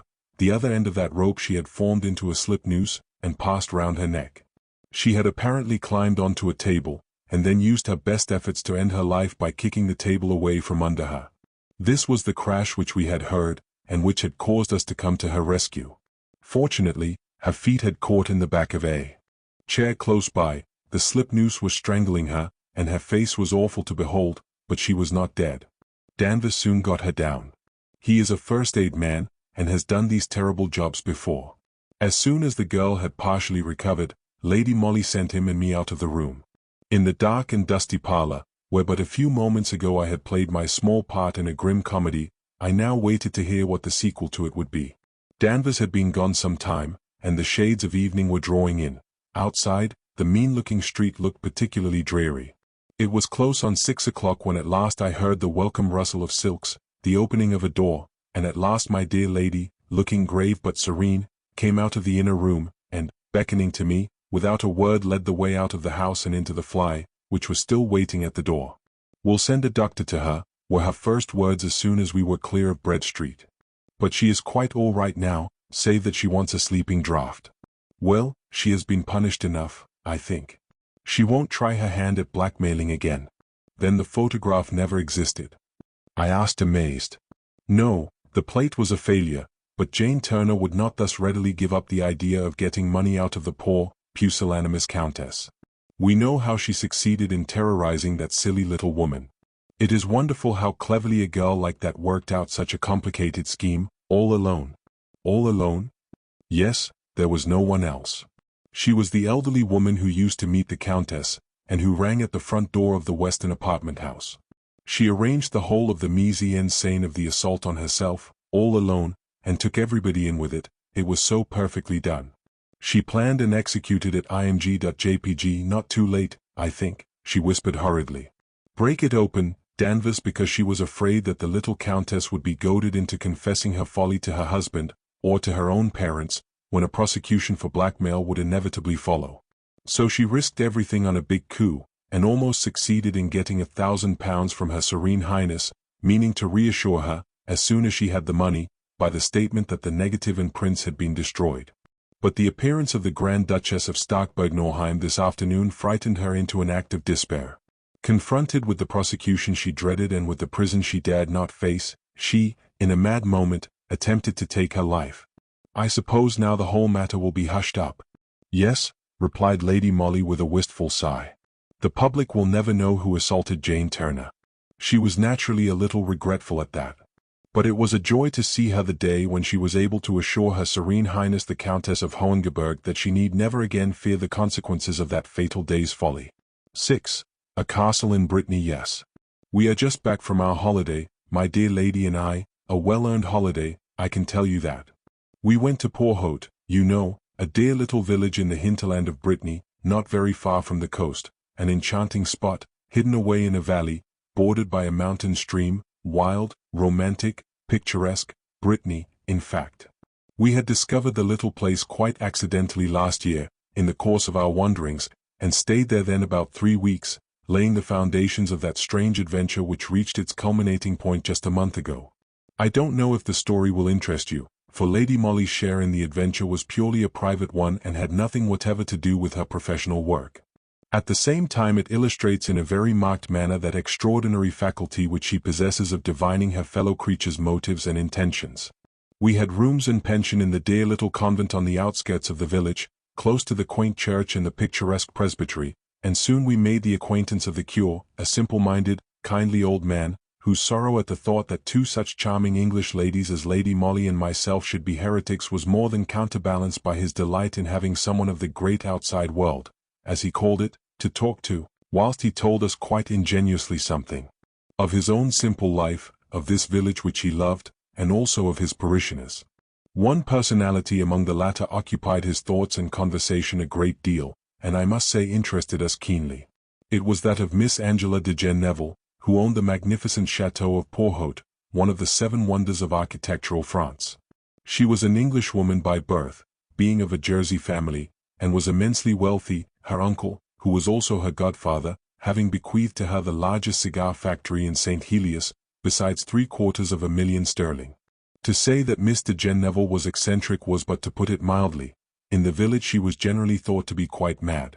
The curé vaguely hinted that a tragic love story was at the bottom of all her eccentricities. Certain it is that, for no apparent reason, and when she was still a youngish woman, she had sold the Jersey business and realized the whole of her fortune. After 2 years of continuous traveling, she came to Brittany on a visit to her sister, the widowed Marquise de Terhoven, who owned a small property close to Porthout, and lived there in retirement and poverty with her only son, Amede. Miss Angela de Gen Neville was agreeably taken with the beauty and quietude of this remote little village.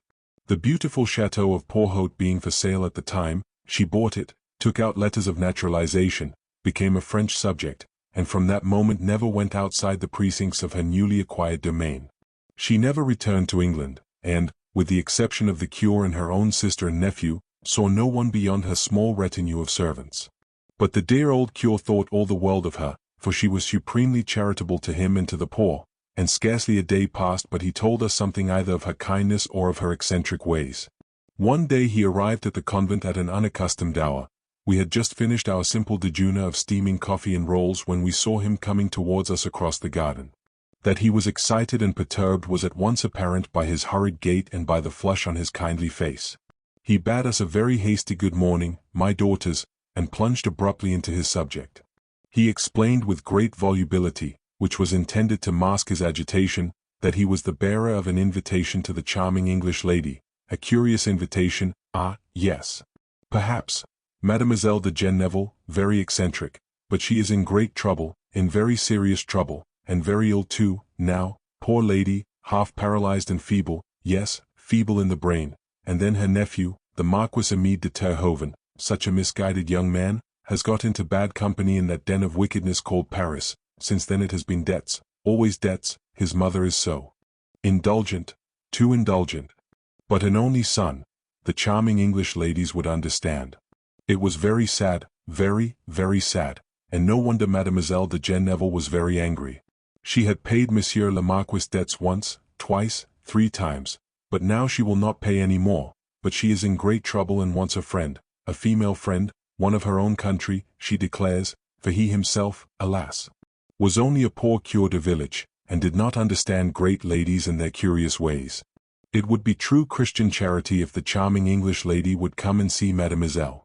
But her own sister, the Marquise, suggested Lady Molly, breaking in on the old man's volubility. Her sister, of course, he replied with a sigh. Madame la Marquise, but then she is Monsieur le Marquis' mother, and the charming English lady would understand. A mother's heart, of course, but I am a complete stranger to Mr. Genneval, protested Lady Molly. But Mademoiselle has always remained an Englishwoman at heart, replied the cure. She said to me today, I seem to long for an Englishwoman's handshake, a sober-minded, sensible Englishwoman, to help me in this difficulty. Bring your English friend to me, Monsieur le Cure, if she will come to the assistance of an old woman who has no one to turn to in her distress. Of course, after that I knew that my dear lady would yield. Moreover, she was keenly interested in Mr. Genneval, and without further discussion she told Monsieur le Cure that she was quite ready to accompany him to the chateau of Porthaut. Of course, I was not present at the interview, but Lady Molly has so often told me all that happened and how it happened, and with such a wealth of picturesque and minute detail, that sometimes I find it difficult to realize that I myself was not there in person. It seems that Monsieur le Cure himself ushered my lady into the presence of Miss Angela de Genneval. The old lady was not alone when they entered. Madame la Marquise de Terhoven, an elderly, somewhat florid woman, whose features, though distinctly coarse, recalled those of her sister, sat on a high-backed chair close to a table, on which her fingers were nervously drumming a tattoo, whilst in the window embrasure stood a young man whose resemblance to both the ladies at once proclaimed him to Lady Molly's quick perception as the son of the one and nephew of the other, the Marquis de Terhoven. In fact, Miss de Genneval sat erect in a huge armchair. Her face was the hue of yellow wax, the flesh literally shriveled on the bones, the eyes of a curious, unnatural brilliance. One hand clutched feverishly the arm of her chair, the other, totally paralyzed, lay limp and inert on her lap. The Englishwoman at last, thank God, she said in a high-pitched, strident voice as soon as Lady Molly entered the room. Come here, my dear, for I have wanted one of your kind badly. A true-hearted Englishwoman is the finest product of God's earth, after all's said and done. Pardieu. But I breathe again, she added, as my dear lady advanced somewhat diffidently to greet her, and took the trembling hand which Miss Angela extended to her. Sit down close to me, commanded the eccentric old lady, whilst Lady Molly, confused, and not a little angered at finding herself in the very midst of what was obviously a family conclave, was vaguely wondering how soon she could slip away again. But the trembling hand of the paralytic clutched her own slender wrist so tightly, forcing her to sink into a low chair close by, and holding her there as with a grip of steel, that it would have been useless and perhaps cruel to resist. Satisfied now that her newly found friend, as well as Monsieur le Cure, were prepared to remain by her and to listen to what she had to say, the sick woman turned with a look of violent wrath towards the window embrasure. I was just telling that fine nephew of mine that he is counting his chickens before they are hatched. I am not yet dead, as Monsieur my nephew can see, and I have made a will, and placed it where his thievish fingers can never reach it.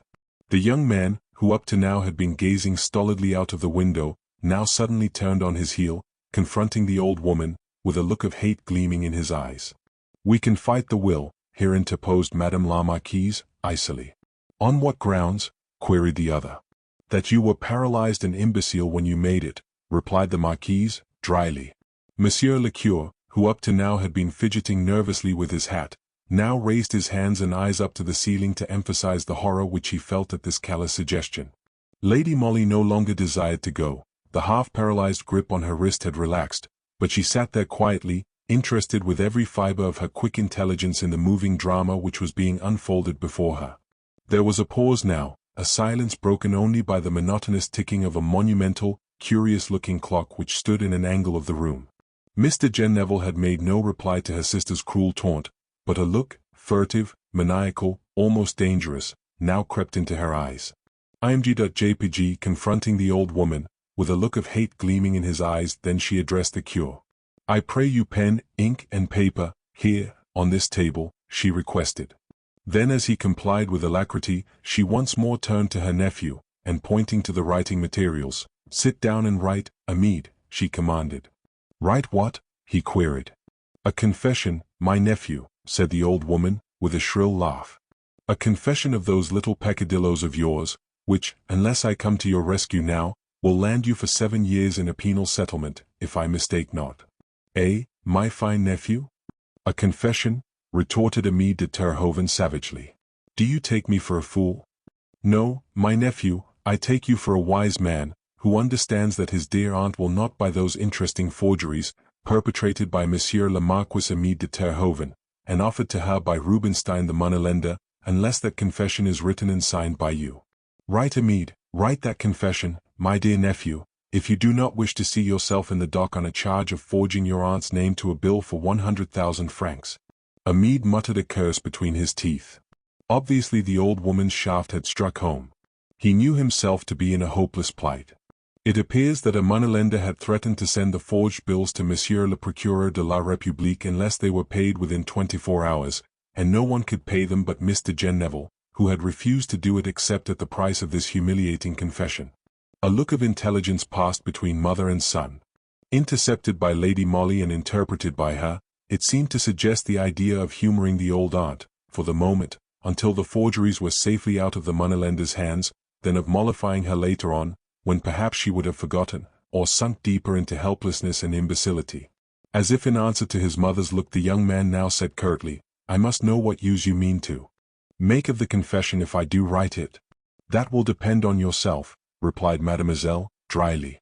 "You may be sure that I will not willingly send my own nephew to penal servitude." For another moment the young man hesitated, then he sat down, sullen and wrathful, and said, "All right, you may dictate." The old woman laughed a short, dry, sarcastic laugh. Then, at her dictation, Amid wrote, "I, Amid, Marquis de Terhoven, hereby make confession to having forged Mademoiselle Angela de Genville's name to the annexed bills, thereby obtaining the sum of 100,000 francs from Abraham Rubinstein, of Brest.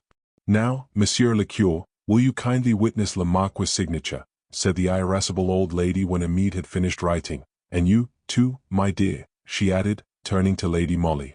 My dear lady hesitated for a moment. Naturally she did not desire to be thus mixed up in this family feud, but a strange impulse had drawn her sympathy to this eccentric old lady, who, in the midst of her semi-regal splendor, seemed so forlorn, between her nephew, who was a criminal and a blackguard, and her sister, who was but little less contemptible. Obeying this impulse, and also a look of entreaty from the curé, she affixed her own signature as witness to the document, and this despite the fact that both the marquise and her son threw her a look of hate which might have made a weaker spirit tremble with foreboding. Not so Lady Molly. Those very same threatening looks served but to decide her. Then, at Mademoiselle's command, she folded up the document, slipped it into an envelope, sealed it, and finally addressed it to M. le Procureur de la République, resident at Caen. Amid watched all these proceedings with eyes that were burning with impotent wrath. "This letter," now resumed the old lady, more calmly, "will be sent under cover to my lawyer, Maître Vendôme, of Paris, who drew up my will, with orders only to post it in case of certain eventualities, which I will explain later on. In the meanwhile, my dear nephew, you may apprise your friend, Abraham Rubinstein, that I will buy back those interesting forgeries of yours the day on which I hear from Maître Vendôme that he has safely received my letter with this enclosure." "This is infamous," here broke in the marquise, rising in full wrath, unable to control herself any longer. "I'll have you put under restraint as a dangerous lunatic." Then, of course, I could not buy back the bills from Rubinstein," rejoined Mademoiselle, calmly. Then, as the marquise subsided, cowed, terrified, realizing the hopelessness of her son's position, the old lady turned placidly to my dear lady, whilst her trembling fingers once more clutched the slender hand of her newly found English friend. "I have asked you, my dear, and Monsieur le Curé, to come to me today," she said, "because I wish you both to be of assistance to me in the carrying out of my dying wishes. You must promise me most solemnly, both of you, that when I am dead you will carry out these wishes to the letter. Promise," she added with passionate earnestness. The promise was duly given by Lady Molly and the old curé. Then Mademoiselle resumed more calmly, "And now I want you to look at that clock," she said abruptly, with seeming irrelevance. "It is an old heirloom which belonged to the former owners of Porthout, and which I bought along with the house. You will notice that it is one of the most remarkable pieces of mechanism which brain of man has ever devised, for it has this great peculiarity, that it goes for 366 days consecutively, keeping most perfect time. When the works have all but run down, the weights, which are enormous, release a certain spring, and the great doors of the case open of themselves, thus allowing the clock to be wound up. After that is done, and the doors pushed to again, no one can open them until another 366 days have gone by, that is to say, not without breaking the case to pieces." Lady Molly examined the curious old clock with great attention. Vaguely she guessed already what the drift of the old lady's curious explanations would be. "2 days ago," continued Mademoiselle, "the clock was open, and Monsieur le Curé wound it up, but before I pushed the doors to again I slipped certain papers into the case. You remember, Monsieur?" "Yes, Mademoiselle, I remember," responded the old man. "Those papers were my last will and testament, bequeathing all I possessed to the parish of Porthout," said Mr. Neville, dryly, "and now the doors of the massive case are closed. No one can get at my will for another 364 days, no one," she added with a shrill laugh, "not even my nephew, Amede de Terhoven." A silence ensued, only broken by the rustle of Madame la Marquise's silk dress as she shrugged her shoulders and gave a short, sarcastic chuckle. "My dear," resumed Mademoiselle, looking straight into Lady Molly's eager, glowing face, "you must promise me that, 364 days hence, that is to say on the 0th September next year, you and Monsieur le Curé, or one of you if the other be incapacitated, will be present in this room at this hour when the door of the clock will open. You will then wind up the family heirloom, take out the papers which you will find buried beneath the weights, and hand them over to Maître Vendôme for probate at the earliest opportunity. Monseigneur the Bishop of Caen, the mayor of this commune, and the sous-prefect of this department have all been informed of the contents of my will, and also that it is practically in the keeping of le Curé de Porthout, who, no doubt, realizes what the serious consequences to himself would be if he failed to produce the will at the necessary time." The poor curé gasped with terror. But, he stammered meekly, "I may be forcibly prevented from entering the house, I might be ill or," he shuddered with an unavowable fear, then added more calmly, "I might be unjustly accused then of stealing the will, of defrauding the poor of Porthout in favor of Mademoiselle's direct heirs." "Have no fear, my good friend," said Mademoiselle, dryly, "though I have one foot in the grave I am not quite so imbecile as my dear sister and nephew here would suggest, and I have provided for every eventuality. If you are ill or otherwise prevented by outside causes from being present here on the day and hour named, this charming English lady will be able to replace you. But if either of you is forcibly prevented from entering this house, or if, having entered this room, the slightest violence or even pressure is put upon you, or if you should find the clock broken, damaged and, stripped of its contents, all you need do is to apprise Maître Vendôme of the fact. He will know how to act." "What would he do?" "Send a certain confession we all know of to Monsieur le Procureur de la République," replied the old lady, fixing the young Marquis Amede with her irascible eye.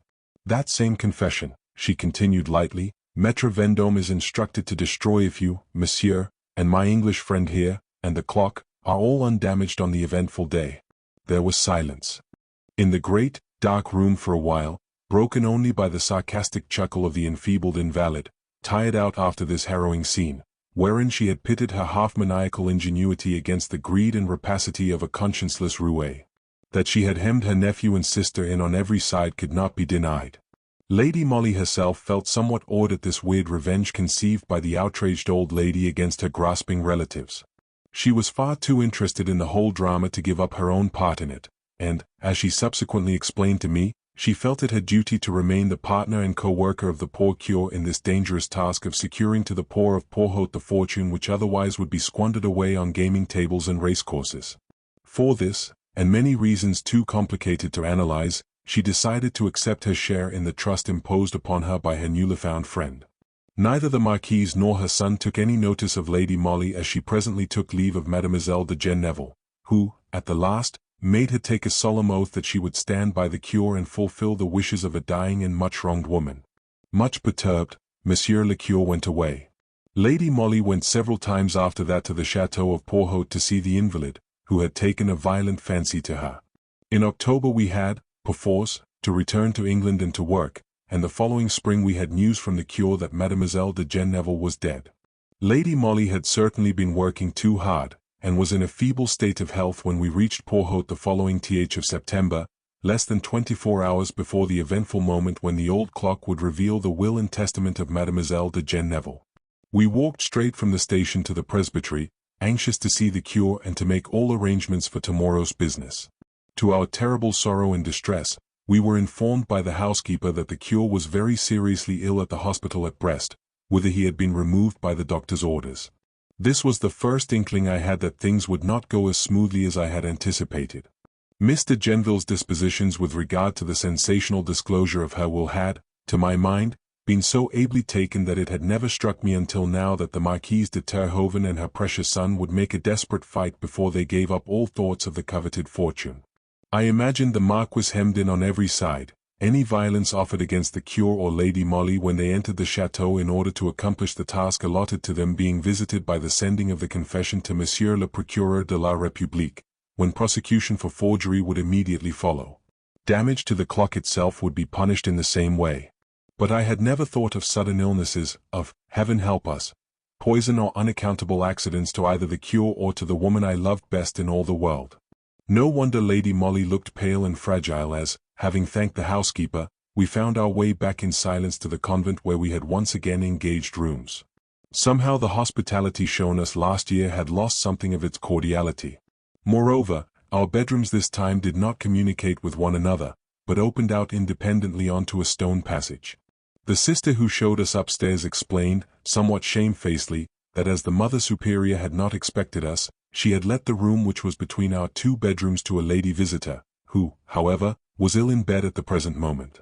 That sixth sense, of which so much has been said and written, but which I will not attempt to explain, told me plainly enough that we were no longer amidst friends in the convent. Had bribery been at work? Was the lady visitor a spy set upon our movements by the Terhovens? It was impossible to say.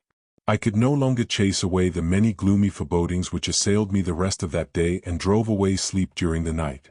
I can assure you that in my heart I wished all eccentric old ladies and their hidden wills at the bottom of the sea. My dear lady was apparently also very deeply perturbed.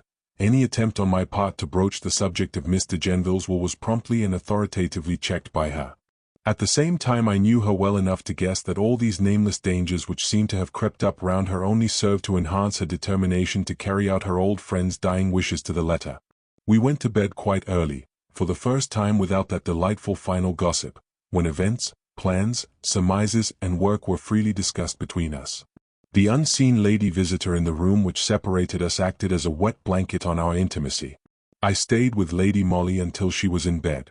She hardly talked to me whilst she undressed, but when I kissed her good night she whispered almost inaudibly right into my ear, "The Terhoven faction are at work. They may waylay you and offer you a bribe to keep me out of the chateau tomorrow.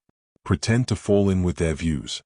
Accept all bribes and place yourself at their disposal. I must not say more now.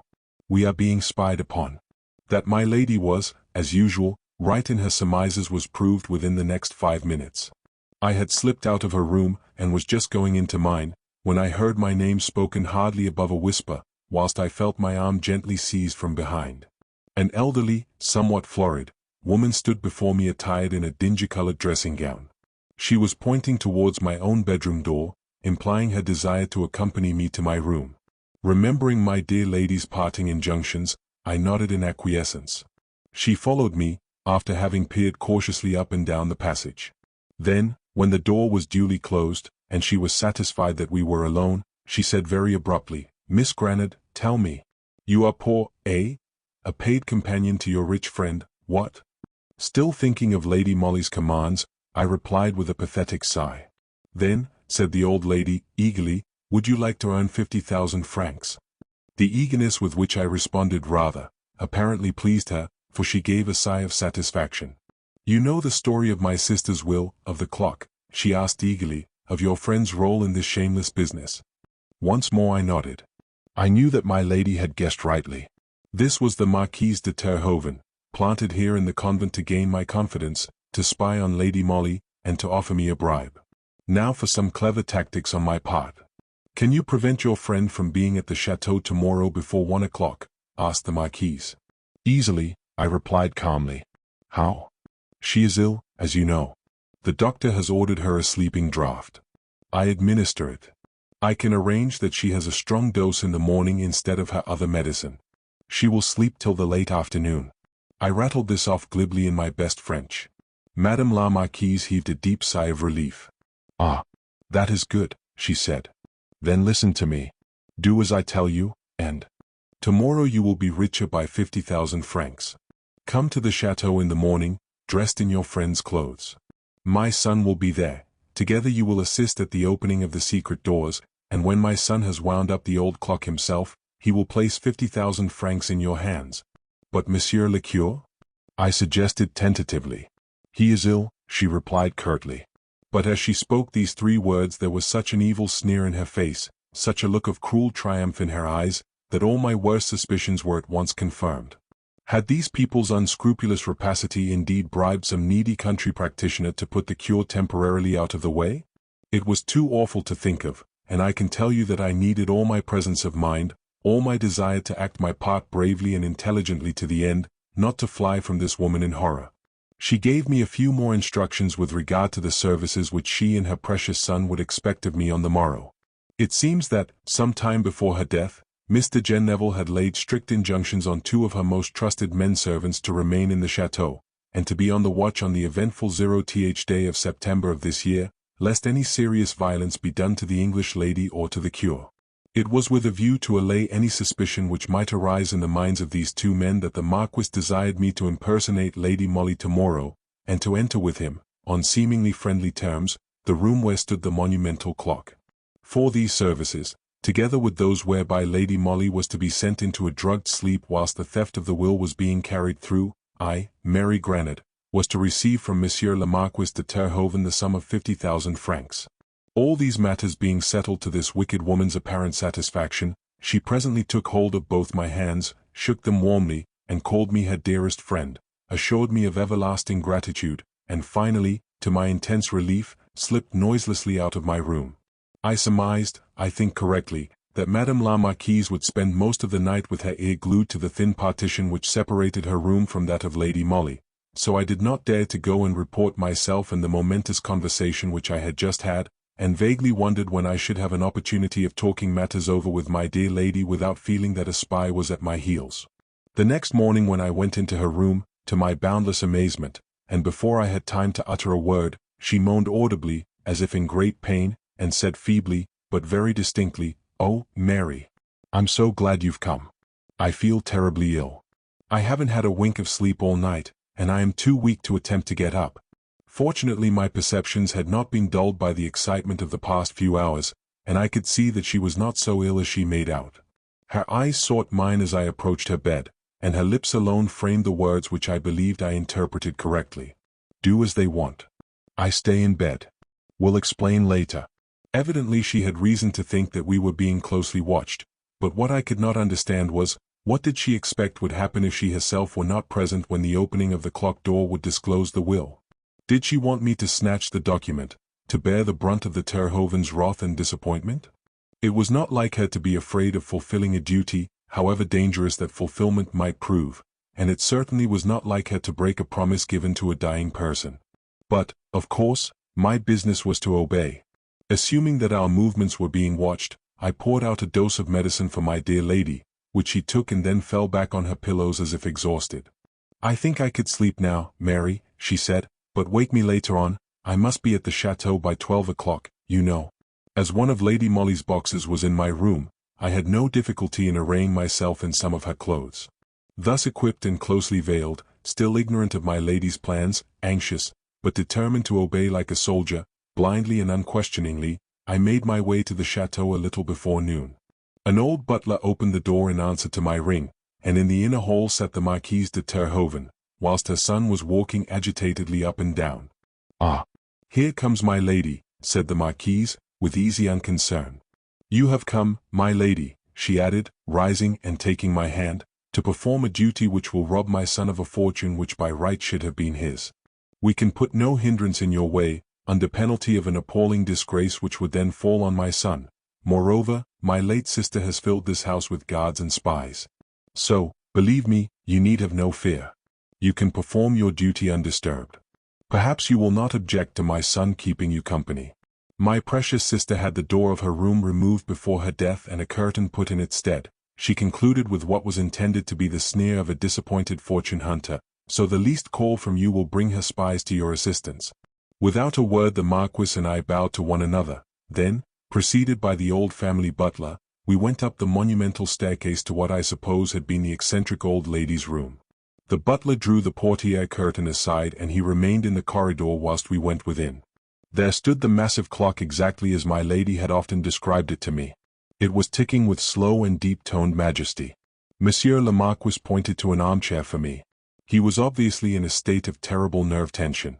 He could not sit still, and his fingers were incessantly clasped and unclasped with a curious, febrile movement, which betrayed his intense agitation.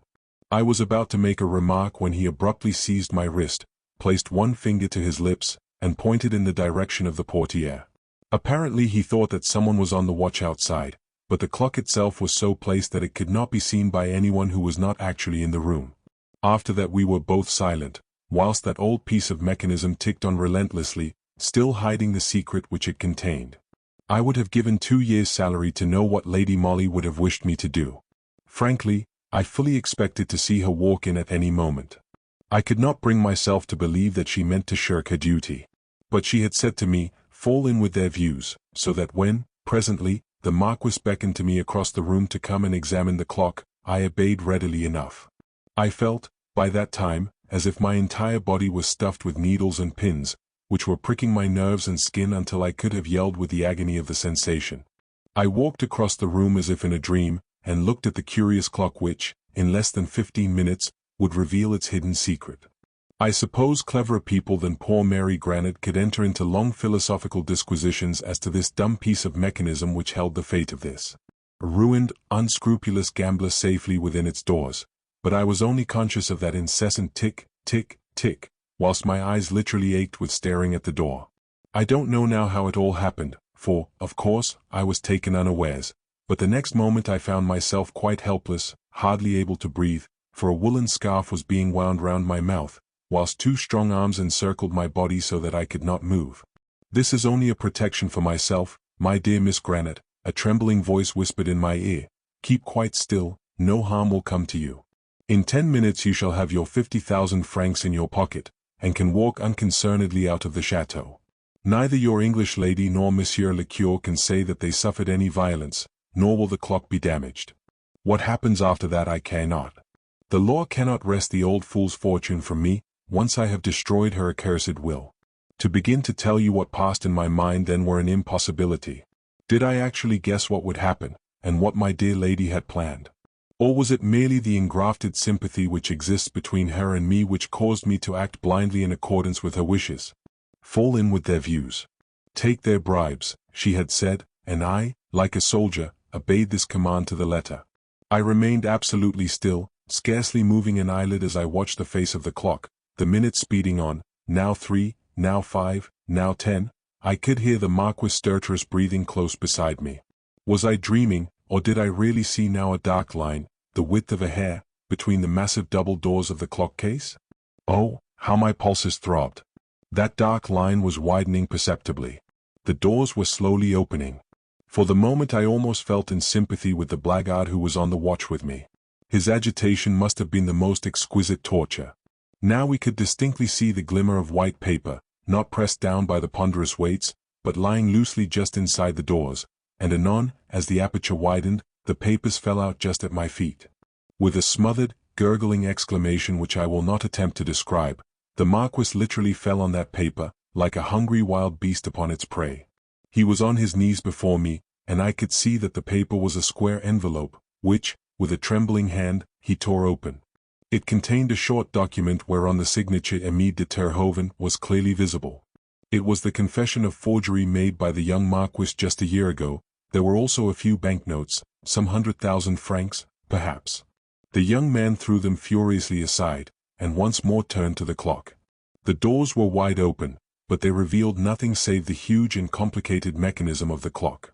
Mademoiselle de Genneval, eccentric and far-seeing img.jpg, now we could distinctly see the glimmer of white paper to the last, had played this gigantic hoax on her scheming relatives. Whilst they directed all their unscrupulous energies towards trying to obtain possession of her will in one place, she had calmly put it securely somewhere else. Meantime, Monsieur le Marquis had sufficient presence of mind, and, I must own, sufficient dignity, not only to release me from my bonds but also to offer me the 50,000 francs which he had promised me. "I can wind up the clock now," he said dully, "and you can walk straight out of this place. No one need know that you impersonated your friend." She, no doubt, knew of this hoax, therefore we found the scheme to keep her out of the way so easy of accomplishment. It was a grisly joke, wasn't it? How the old witch must be chortling in her grave. Needless to say, I did not take his money.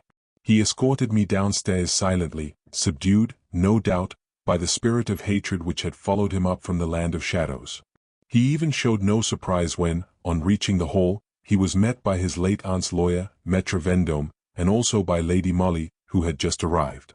Madame la Marquise de Terhoven was nowhere to be seen.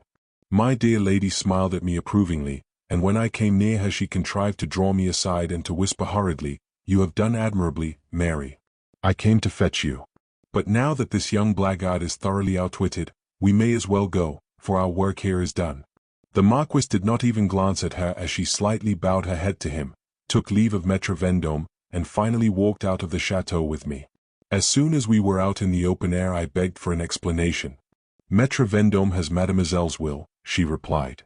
She had enjoined him to read it in the chateau today in the presence of the 3 trustees appointed for the poor of Porhoët, who inherit all her wealth. "And the Terhovens?" I asked. "They've got his confession back," she said dryly, "and they will receive an annuity from the trustees." "And you knew this all along?" I rejoined somewhat reproachfully. "Yes, so did the cure, but Mademoiselle made me swear a most solemn oath not to reveal her secret even to you. She was so afraid of the machinations of the Terhovens. You see," continued Lady Molly, smiling at my eagerness, "Miss de Genneval possessed the ancient key wherewith she could open the clock case at any time. Obviously, even so perfect a piece of mechanism might go wrong, when examination and readjustment of the works would be necessary. After the family conclave wherein she had announced that her will was hidden in the clock, I, at my next interview with her, begged her to modify this idea, to send her will to her solicitor, but to leave the Terhovens under the impression that it was still lying in its strange hiding place. At first she refused to listen to me or to discuss the subject, but I am happy to say that I finally succeeded in persuading her, with what result you already know." "But poor Monsieur le Curé," I ejaculated. Her bright eyes gleamed with merriment. "Oh, that was a final little hoax. He himself, poor dear, was afraid lest he might blurt out the whole thing. His illness was partly a sham, and he is quite all right again now, but the doctor at the Brest hospital is a great friend of his, and is keeping him there until all this business has blown over. I was the only one who was kept in the dark," I concluded ruefully. "Yes, Mary, dear," said my dear lady, gently, "it was a promise, remember. But I never thought that we should get so much excitement outside our own professional work. It certainly had been a non-professional experience, but here, too, as in the detection of crime, her keen intuition had proved more than a match for an unscrupulous blackguard, and certainly on the 0th day of September last I lived through the most exciting 10 minutes of my life. 7. A Christmas tragedy. It was a fairly merry Christmas party, although the surliness of our host somewhat marred the festivities.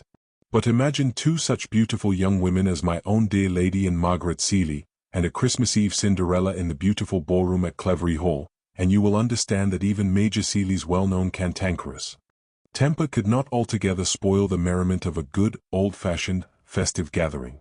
It is a far cry from a Christmas Eve party to a series of cattle-maiming outrages, yet I am forced to mention these now, for although they were ultimately proved to have no connection with the murder of the unfortunate Major, yet they were undoubtedly the means whereby the miscreant was enabled to accomplish the horrible deed with surety, swiftness, and, as it turned out afterwards, a very grave chance of immunity. Everyone in the neighborhood had been taking the keenest possible interest in those dastardly outrages against innocent animals. They were either the work of desperate ruffians who stick at nothing in order to obtain a few shillings, or else of madmen with weird propensities for purposeless crimes. Once or twice suspicious characters had been seen lurking about in the fields, and on more than one occasion a cart was heard in the middle of the night driving away at furious speed. Whenever this occurred, the discovery of a fresh outrage was sure to follow, but, so far, the miscreants had succeeded in baffling not only the police, but also the many farm hands who had formed themselves into a band of volunteer watchmen, determined to bring the cattle maimers to justice.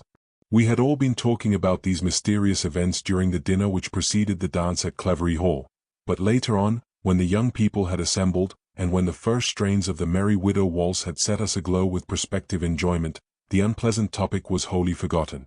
The guests went away early, Major Seeley, as usual, doing nothing to detain them, and by midnight all of us who were staying in the house had gone up to bed. My dear lady and I shared a bedroom and dressing room together, our windows giving on the front.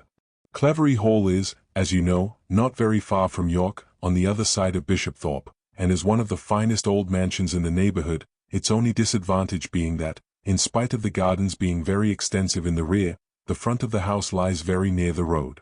It was about 2 hours after I had switched off the electric light and called out good night to my dear lady, that something roused me out of my first sleep. Suddenly I felt very wide awake, and sat up in bed. Most unmistakably, though still from some considerable distance along the road, came the sound of a cart being driven at unusual speed. Evidently my dear lady was also awake. She jumped out of bed and, drawing aside the curtains, looked out of the window. The same idea had, of course, flashed upon us both, at the very moment of waking. All the conversations anent the cattle maimers and their cart, which we had heard since our arrival at Clevery, recurring to our minds simultaneously. I had joined Lady Molly beside the window, and I don't know how many minutes we remained there in observation, not more than 2 probably, for anon the sound of the cart died away in the distance along a side road. Suddenly we were startled with a terrible cry of murder. Help! Help! Issuing from the other side of the house, followed by an awful, deadly silence. I stood there near the window shivering with terror, while my dear lady, having already turned on the light, was hastily slipping into some clothes. The cry had, of course, aroused the entire household, but my dear lady was even then the first to get downstairs, and to reach the garden door at the back of the house, whence the weird and despairing cry had undoubtedly proceeded. That door was wide open. 2 steps lead from it to the terraced walk which borders the house on that side, and along these steps Major Seeley was lying, face downwards, with arms outstretched, and a terrible wound between his shoulder blades. A gun was lying close by, his own. It was easy to conjecture that he, too, hearing the rumble of the wheels, had run out, gun in hand, meaning, no doubt, to effect, or at least to help, in the capture of the escaping criminals. Someone had been lying in wait for him, that was obvious, someone who had perhaps waited and watched for this special opportunity for days, or even weeks, in order to catch the unfortunate man unawares. Well, it were useless to recapitulate all the various little incidents which occurred from the moment when Lady Molly and the butler first lifted the Major's lifeless body from the terrace steps until that instant when Miss Seeley, with remarkable coolness and presence of mind, gave what details she could of the terrible event to the local police inspector and to the doctor, both hastily summoned. These little incidents, with but slight variations, occur in every instance when a crime has been committed. The broad facts alone are of weird and paramount interest. Major Seeley was dead. He had been stabbed with amazing sureness and terrible violence in the back. The weapon used must have been some sort of heavy, clasp knife. The murdered man was now lying in his own bedroom upstairs, even as the Christmas bells on that cold, crisp morning sent cheering echoes through the stillness of the air. We had, of course, left the house, as had all the other guests.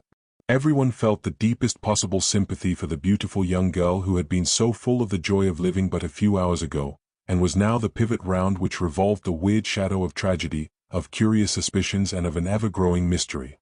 But at such times all strangers, acquaintances, and even friends in a house, are only an additional burden to an already overwhelming load of sorrow and of trouble.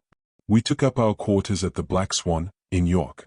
The local superintendent, hearing that Lady Molly had been actually a guest at Clevery on the night of the murder, had asked her to remain in the neighborhood. There was no doubt that she could easily obtain the chief's consent to assist the local police in the elucidation of this extraordinary crime. At this time both her reputation and her remarkable powers were at their zenith, and there was not a single member of the entire police force in the kingdom who would not have availed himself gladly of her help when confronted with a seemingly impenetrable mystery. That the murder of Major Seeley threatened to become such no one could deny. In cases of this sort, when no robbery of any kind has accompanied the graver crime, it is the duty of the police and also of the coroner to try to find out, first and foremost, what possible motive there could be behind so cowardly an assault, and among motives, of course, deadly hatred, revenge, and animosity stand paramount. But here the police were at once confronted with the terrible difficulty, not of discovering whether Major Seeley had an enemy at all, but rather which, of all those people who owed him a grudge, hated him sufficiently to risk hanging for the sake of getting him out of the way. As a matter of fact, the unfortunate Major was one of those miserable people who seemed to live in a state of perpetual enmity with everything and everybody. Morning, noon, and night he grumbled, and when he did not grumble he quarreled either with his own daughter or with the people of his household, or with his neighbors. I had often heard about him and his eccentric, disagreeable ways from Lady Molly, who had known him for many years. She, like everybody in the county who otherwise would have shunned the old man, kept up a semblance of friendship with him for the sake of the daughter. Margaret Seeley was a singularly beautiful girl, and as the Major was reputed to be very wealthy, these two facts perhaps combined to prevent the irascible gentleman from living in quite so complete an isolation as he would have wished. Mammas of marriageable young men vied with one another in their welcome to Miss Seeley at garden parties, dances, and bazaars. Indeed, Margaret had been surrounded with admirers ever since she had come out of the schoolroom. Needless to say, the cantankerous Major received these pretenders to his daughter's hand not only with insolent disdain, but at times even with violent opposition. In spite of this the moths fluttered round the candle, and amongst this venturesome tribe none stood out more prominently than Mr. Lawrence Smethick, son of the MP for the Packithorpe division. Some folk there were who vowed that the young people were secretly engaged, in spite of the fact that Margaret was an outrageous flirt and openly encouraged more than one of her crowd of adorers. Be that as it may, one thing was very certain, namely, that Major Seeley did not approve of Mr. Smethick any more than he did of the others, and there had been more than one quarrel between the young man and his prospective father-in-law. On that memorable Christmas Eve at Clevery none of us could fail to notice his absence, whilst Margaret, on the other hand, had shown marked predilection for the society of Captain Glynn, who, since the sudden death of his cousin, Viscount Heslington, Lord Alesthorpe's only son, who was killed in the hunting field last October, if you remember, had become heir to the earldom and its £0,000 a year. Personally, I strongly disapproved of Margaret's behavior the night of the dance, her attitude with regard to Mr. Smethick, whose constant attendance on her had justified the rumor that they were engaged, being more than callous. On that morning of December Christmas Eve, in fact, the young man had called at Clevery. I remember seeing him just as he was being shown into the boudoir downstairs. A few moments later the sound of angry voices rose with appalling distinctness from that room. We all tried not to listen, yet could not fail to hear Major Seeley's overbearing words of rudeness to the visitor, who, it seems, had merely asked to see Miss Seeley, and had been most unexpectedly confronted by the irascible and extremely disagreeable Major. Of course, the young man speedily lost his temper, too, and the whole incident ended with a very unpleasant quarrel between the two men in the hall, and with the Major peremptorily forbidding Mr. Smethick ever to darken his doors again. On that night Major Seeley was murdered. Of course, at first, no one attached any importance to this weird coincidence. The very thought of connecting the idea of murder with that of the personality of a bright, good-looking young Yorkshireman like Mr. Smethick seemed, indeed, preposterous, and with one accord all of us who were practically witnesses to the quarrel between the two men, tacitly agreed to say nothing at all about it at the inquest, unless we were absolutely obliged to do so on oath. In view of the Major's terrible temper, this quarrel, mind you, had not the importance which it otherwise would have had, and we all flattered ourselves that we had well succeeded in parrying the coroner's questions. The verdict at the inquest was against some person or persons unknown, and I, for one, was very glad that young Smethwick's name had not been mentioned in connection with this terrible crime. 2 days later the superintendent at Bishopthorpe sent an urgent telephonic message to Lady Molly, begging her to come to the police station immediately.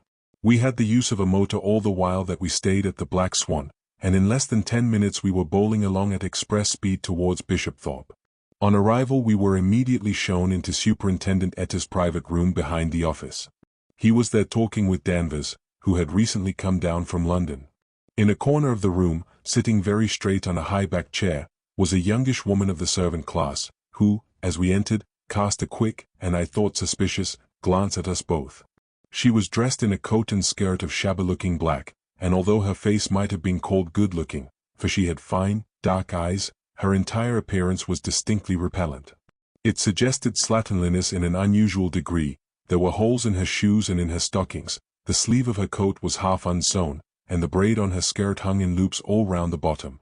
She had very red and very coarse-looking hands, and undoubtedly there was a furtive expression in her eyes, which, when she began speaking, changed to one of defiance. Etty came forward with great alacrity when my dear lady entered. He looked perturbed, and seemed greatly relieved at sight of her.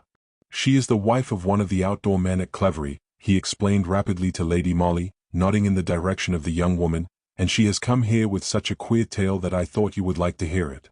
"She knows something about the murder?" asked Lady Molly. "No, I didn't say that," here interposed the woman, roughly. "Don't you go and tell no lies, Master Inspector. I thought as how you might wish to know what my husband saw on the night when the Major was murdered, that's all, and I've come to tell you." "Why didn't your husband come himself?" asked Lady Molly. "Oh, Haggett ain't well enough, she began explaining, with a careless shrug of the shoulders, so to speak. "The fact of the matter is, my lady," interposed Etty, "this woman's husband is half-witted. I believe he is only kept on in the garden because he is very strong and can help with the digging. It is because his testimony is so little to be relied on that I wish to consult you as to how we should act in the matter." "What is his testimony, then?" "Tell this lady what you have just told us, Mrs. Haggett, will you?" said Etty, curtly. Again that quick, suspicious glance shot into the woman's eyes. Lady Molly took the chair which Danvers had brought forward for her, and sat down opposite Mrs. Haggett, fixing her earnest, calm gaze upon her. "There's not much to tell," said the woman, sullenly. "Haggett is certainly queer in his head sometimes, and when he is queer he goes wandering about the place of nights." "Yes," said my lady, for Mrs. Haggett had paused a while and now seemed unwilling to proceed. "Well," she resumed with sudden determination, "he had got one of his queer fits on Christmas Eve, and didn't come in till long after midnight. He told me as how he'd seen a young gentleman prowling about the garden on the terrace side. He heard the cry of murder and help soon after that, and ran in home because he was frightened." "Home?" asked Lady Molly. "The cottage Quietly. where we live." "Where is?" "Just back of the kitchen garden." "Why didn't you tell all this to the superintendent before?" "Because Haggett only told me last night, when he seemed less queer-like. He is mighty silent when the fits are on him." "Did he know who the gentleman was whom he saw?" "No, I don't suppose he did, leastways he wouldn't say, but—" "Yes? But—" "He found this in the garden yesterday," said the woman, holding out a screw of paper which apparently she had held tightly clutched up to now, "and maybe that's what brought Christmas Eve and the murder back to his mind." Lady Molly took the thing from her, and undid the soiled bit of paper with her dainty fingers. The next moment she held up for Etty's inspection a beautiful ring composed of an exquisitely carved moonstone surrounded with diamonds of unusual brilliance. At the moment the setting and the stones themselves were marred by scraps of sticky mud which clung to them, the ring obviously having lain on the ground, and perhaps been trampled on for some days, and then been only very partially washed. "At any rate you can find out the ownership of the ring," commented my dear lady after a while, in answer to Etty's silent attitude of expectancy. "There would be no harm in that." Then she turned once more to the woman. "I'll walk with you to your cottage, if I may," she said decisively, "and have a chat with your husband. Is he at home?" I thought Mrs. Haggett took this suggestion with marked reluctance. I could well imagine, from her own personal appearance, that her home was most unlikely to be in a fit state for a lady's visit. However, she could, of course, do nothing but obey, and, after a few muttered words of grudging acquiescence, she rose from her chair and stalked towards the door, leaving my lady to follow as she chose. Before going, however, she turned and shot an angry glance at Etty. "You'll give me back the ring, Master Inspector," she said with her usual tone of sullen defiance. Findings is keepings, you know. I am afraid not, replied Etty, curtly, but there's always the reward offered by Miss Seeley for information which would lead to the apprehension of her father's murderer. You may get that, you know. It is £100. Yes.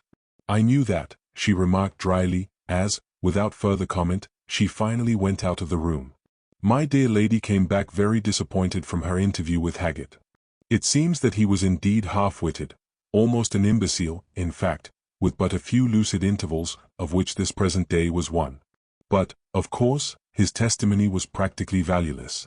He reiterated the story already told by his wife, adding no details. He had seen a young gentleman roaming on the terraced walk on the night of the murder. He did not know who the young gentleman was.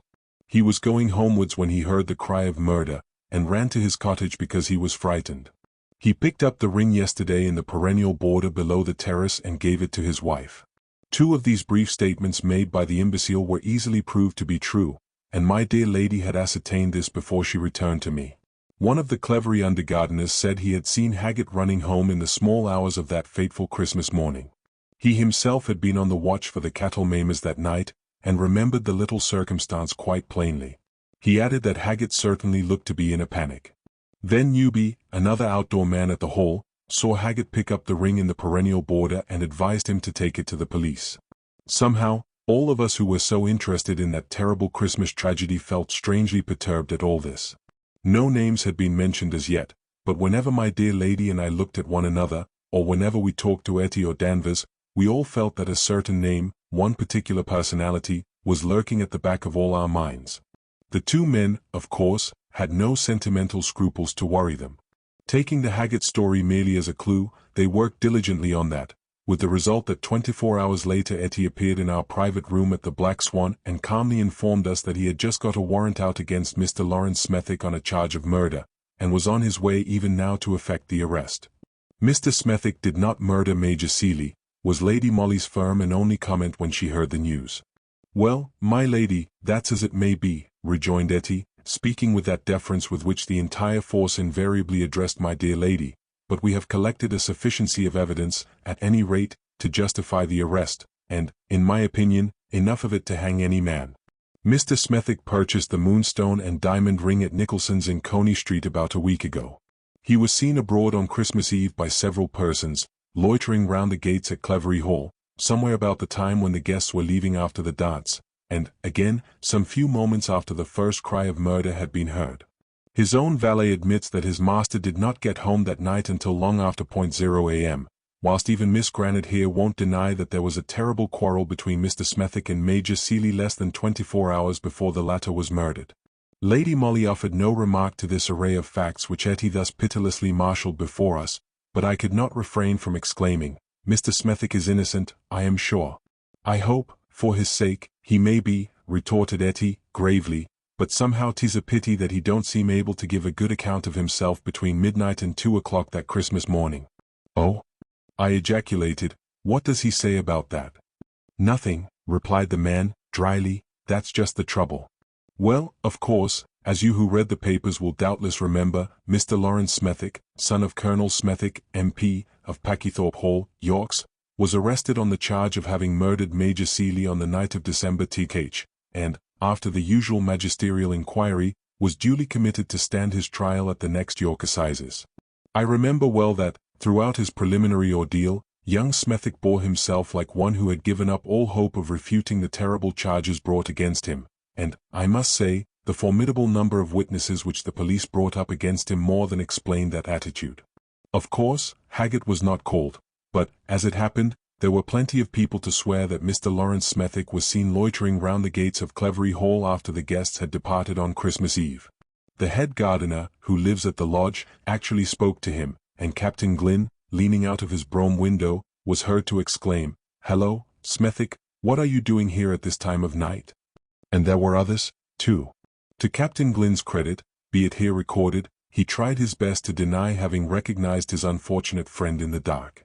Pressed by the magistrate, he said obstinately, "I thought at the time that it was Mr. Smethick standing by the lodge gates, but on thinking the matter over I feel sure that I was mistaken." On the other hand, what stood dead against young Smethick was, Firstly, the question of the ring, and then the fact that he was seen in the immediate neighborhood of Clevery, both at midnight and again at about 2, when some men, who had been on the watch for the cattle maimers, saw him walking away rapidly in the direction of Packythorpe. What was, of course, unexplainable and very terrible to witness was Mr. Smethwick's obstinate silence with regard to his own movements during those fatal hours on that night. He did not contradict those who said that they had seen him at about midnight near the gates of Clevery, nor his own valet's statements as to the hour when he returned home. All he said was that he could not account for what he did between the time when the guests left the hall and he himself went back to Packythorpe. He realized the danger in which he stood, and what caused him to be silent about a matter which might mean life or death to him could not easily be conjectured. The ownership of the ring he could not and did not dispute. He had lost it in the grounds of Clevery, he said. But the jeweller in Coney Street swore that he had sold the ring to Mr. Smethwick on the th of December, whilst it was a well-known and an admitted fact that the young man had not openly been inside the gates of Clevery for over a fortnight before that. On this evidence Lawrence Smethwick was committed for trial. Though the actual weapon with which the unfortunate major had been stabbed had not been found, nor its ownership traced, there was such a vast array of circumstantial evidence against the young man that bail was refused. He had, on the advice of his solicitor, Mr. Grayson, one of the ablest lawyers in York, reserved his defense, and on that miserable afternoon at the close of the year, we all filed out of the crowded court, feeling terribly depressed and anxious. My dear lady and I walked back to our hotel in silence. Our hearts seemed to weigh heavily within us. We felt mortally sorry for that good-looking young Yorkshireman, who, we were convinced, was innocent, yet at the same time seemed involved in a tangled web of deadly circumstances from which he seemed quite unable to extricate himself. We did not feel like discussing the matter in the open streets, neither did we make any comment when presently, in a block in the traffic in Coney Street, we saw Margaret Seeley driving her smart dog-cart, while sitting beside her, and talking with great earnestness close to her ear, sat Captain Glynn. She was in deep mourning, and had obviously been doing some shopping, for she was surrounded with parcels, so perhaps it was hypercritical to blame her. Yet somehow it struck me that just at the moment when there hung in the balance the life and honor of a man with whose name her own had oft been linked by popular rumor, it showed more than callous contempt for his welfare to be seen driving about with another man who, since his sudden access to fortune, had undoubtedly become a rival in her favors. When we arrived at the Black Swan, we were surprised to hear that Mr. Grayson had called to see my dear lady, and was upstairs waiting. Lady Molly ran up to our sitting room and greeted him with marked cordiality. Mr. Grayson is an elderly, dry-looking man, but he looked visibly affected, and it was some time before he seemed able to plunge into the subject which had brought him hither. He fidgeted in his chair, and started talking about the weather. "I am not here in a strictly professional capacity, you know," said Lady Molly presently, with a kindly smile and with a view to helping him out of his embarrassment. "Our police, I fear me, have an exaggerated view of my capacities, and the men here asked me unofficially to remain in the neighborhood and to give them my advice if they should require it. Our chief is very lenient to me, and has allowed me to stay. Therefore, if there is anything I can do—" "Indeed there is," ejaculated Mr. Grayson with sudden energy. "From all I hear, there is not another soul in the kingdom but you who can save this innocent man from the gallows." My dear lady heaved a little sigh of satisfaction. She had all along wanted to have a more important finger in that Yorkshire pie. "Mr. Smethwick," she said. "Yes, my unfortunate young client," replied the lawyer. "I may as well tell you," he resumed after a slight pause, during which he seemed to pull himself together, as briefly as possible what occurred on December last and on the following Christmas morning. "You will then understand the terrible plight in which my client finds himself, and how impossible it is for him to explain his actions on that eventful night. You will understand, also, why I have come to ask your help and your advice." Mr. Smethwick considered himself engaged to Miss Seeley. The engagement had not been made public because of Major Seeley's anticipated opposition, but the young people had been very intimate, and many letters had passed between them. On the morning of the Mr. Smethwick called at the hall, his intention then being merely to present his fiancée with the ring you know of. You remember the unfortunate contretemps that occurred, I mean the unprovoked quarrel sought by Major Seeley with my poor client, ending with the irascible old man forbidding Mr. Smethwick the house. My client walked out of Clevery feeling, as you may well imagine, very wrathful. On the doorstep, just as he was leaving, he met Miss Margaret, and told her very briefly what had occurred. She took the matter very lightly at first, but finally became more serious, and ended the brief interview with the request that, since he could not come to the dance after what had occurred, he should come and see her afterwards, meeting her in the garden soon after midnight. She would not take the ring from him then, but talked a good deal of sentiment about Christmas morning, asking him to bring the ring to her at night, and also the letters which she had written him. Well, you can guess the rest. Lady Molly nodded thoughtfully. Miss Seeley was playing a double game, continued Mr. Grayson, earnestly. She was determined to break off all relationship with Mr. Smethick, for she had transferred her volatile affections to Captain Glynn, who had lately become heir to an earldom and £0,000 a year. Under the guise of sentimental twaddle she got my unfortunate client to meet her at night in the grounds of Clevery and to give up to her the letters which might have compromised her in the eyes of her new lover.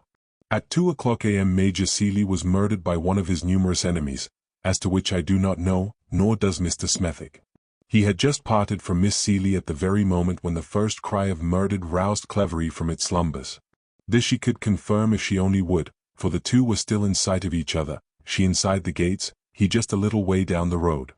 Mr. Smethick saw Margaret Seeley run rapidly back towards the house. He waited about a little while, half hesitating what to do. Then he reflected that his presence might be embarrassing, or even compromising to her whom, in spite of all, he still loved dearly, and knowing that there were plenty of men in and about the house to render what assistance was necessary, he finally turned his steps and went home a broken-hearted man, since she had given him the go-by, taken her letters away, and flung contemptuously into the mud the ring he had bought for her. The lawyer paused, mopping his forehead and gazing with whole-souled earnestness at my lady's beautiful, thoughtful face. "Has Mr. Smethick spoken to Miss Seeley since?" asked Lady Molly, after a while. "No, but I did," replied the lawyer. "What was her attitude?" "One of bitter and callous contempt. She denies my unfortunate client's story from beginning to end, declares that she never saw him after she bade him good morning on the doorstep of Clevery Hall, when she heard of his unfortunate quarrel with her father. Nay, more, she scornfully calls the whole tale a cowardly attempt to shield a dastardly crime behind a still more dastardly libel on a defenseless girl." We were all silent now, buried in thought which none of us would have cared to translate into words. That the impasse seemed indeed hopeless no one could deny. The tower of damning evidence against the unfortunate young man had indeed been built by remorseless circumstances with no faltering hand. Margaret Seeley alone could have saved him, but with brutal indifference she preferred the sacrifice of an innocent man's life and honor to that of her own chances of a brilliant marriage. There are such women in the world, thank God I have never met any but that one. Yet am I wrong when I say that she alone could save the unfortunate young man, who throughout was behaving with such consummate gallantry, refusing to give his own explanation of the events that occurred on that Christmas morning, unless she chose first to tell the tale. There was one present now in the dingy little room at the Black Swan who could disentangle that weird skein of coincidences, if any human being not gifted with miraculous powers could indeed do it at this 11th hour. She now said, gently, "What would you like me to do in this matter, Mr. Grayson? And why have you come to me rather than to the police?" "How can I go with this tale to the police?" he ejaculated in obvious despair. "Would they not also look upon it as a dastardly libel on a woman's reputation? We have no proofs, remember, and Miss Seeley denies the whole story from first to last." "No, no," he exclaimed with wonderful fervor. "I came to you because I have heard of your marvelous gifts, your extraordinary intuition. Someone murdered Major Seeley. It was not my old friend Colonel Smethick's son. Find out who it was, then. I beg of you, find out who it was." He fell back in his chair, broken down with grief. With inexpressible gentleness Lady Molly went up to him and placed her beautiful white hand on his shoulder. "I will do my best, Mr. Grayson," she said simply. We remained alone and singularly quiet the whole of that evening. That my dear lady's active brain was hard at work I could guess by the brilliance of her eyes, and that sort of absolute stillness in her person through which one could almost feel the delicate nerves vibrating. The story told her by the lawyer had moved her singularly. Mind you, she had always been morally convinced of young Smethick's innocence, but in her the professional woman always fought hard battles against the sentimentalist, and in this instance the overwhelming circumstantial evidence and the conviction of her superiors had forced her to accept the young man's guilt as something out of her ken. By his silence, too, the young man had tacitly confessed, and if a man is perceived on the very scene of a crime, both before it has been committed and directly afterwards, if something admittedly belonging to him is found within 3 yards of where the murderer must have stood. If, added to this, he has had a bitter quarrel with the victim, and can give no account of his actions or whereabouts during the fatal time, it were vain to cling to optimistic beliefs in that same man's innocence. But now matters had assumed an altogether different aspect. The story told by Mr. Smethwick's lawyer had all the appearance of truth. Margaret Seeley's character, her callousness on the very day when her late fiancé stood in the dock, her quick transference of her affections to the richer man, all made the account of the events on Christmas night as told by Mr. Grayson extremely plausible. No wonder my dear lady was buried in thought. "I shall have to take the threads up from the beginning, Mary," she said to me the following morning, when after breakfast she appeared in her neat coat and skirt, with hat and gloves, ready to go out. "So, on the whole, I think I will begin with a visit to the Haggets." "I may come with you, I suppose?" I suggested meekly. "Oh, yes," she rejoined carelessly. Somehow I had an inkling that the carelessness of her mood was only on the surface. It was not likely that she, my sweet, womanly, ultra-feminine, beautiful lady, should feel callously on this absorbing subject. We motored down to Bishopthorpe. It was bitterly cold, raw, damp, and foggy. The chauffeur had some difficulty in finding the cottage, the home of the imbecile gardener and his wife. There was certainly not much look of home about the place. When, after much knocking at the door, Mrs. Haggett finally opened it, we saw before us one of the most miserable, slatternly places I think I ever saw. In reply to Lady Molly's somewhat curt inquiry, the woman said that Haggett was in bed, suffering from one of his fits. "That is a great pity," said my dear lady, rather unsympathetically, I thought, for I must speak with him at once. "What is it about?" asked the woman, sullenly. "I can take a message." "I am afraid not," rejoined my lady. "I was asked to see Haggett personally." "By whom, I'd like to know," she retorted, now almost insolently. "I dare say you would. But you are wasting precious time. Hadn't you better help your husband on with his clothes? This lady and I will wait in the parlor." After some hesitation the woman finally complied, looking very sulky the while. We went into the miserable little room wherein not only grinding poverty but also untidiness and dirt were visible all round. We sat down on 2 of the cleanest-looking chairs, and waited whilst a colloquy in subdued voices went on in the room over our heads. The colloquy, I may say, seemed to consist of agitated whispers on one part, and wailing complaints on the other. This was followed presently by some thuds and much shuffling, and presently Haggett, looking uncared for, dirty, and unkempt, entered the parlor, followed by his wife. He came forward, dragging his ill-shod feet and pulling nervously at his forelock. "Ah," said my lady, kindly, "I am glad to see you down, Haggett, though I am afraid I haven't very good news for you." "Yes, miss," murmured the man, obviously not quite comprehending what was said to him. "I represent the workhouse authorities," continued Lady Molly, "and I thought we could arrange for you and your wife to come into the Union tonight, perhaps." "The Union, here," interposed the woman, roughly. "What do you mean? We ain't going to the Union?" "Well, but since you are not staying here," rejoined my lady, blandly, "you will find it impossible to get another situation for your husband in his present mental condition." "Miss Seeley won't give us the go-by," she retorted defiantly. "She might wish to carry out her late father's intentions," said Lady Molly with seeming carelessness. "The Major was a cruel, cantankerous brute," shouted the woman with unpremeditated violence. "Haggett had served him faithfully for 12 years, and," she checked herself abruptly, and cast one of her quick, furtive glances at Lady Molly. Her silence now had become as significant as her outburst of rage, and it was Lady Molly who concluded the phrase for her. "And yet he dismissed him without warning," she said calmly. "Who told you that?" retorted the woman. "The same people, no doubt, who declare that you and Haggett had a grudge against the Major for this dismissal."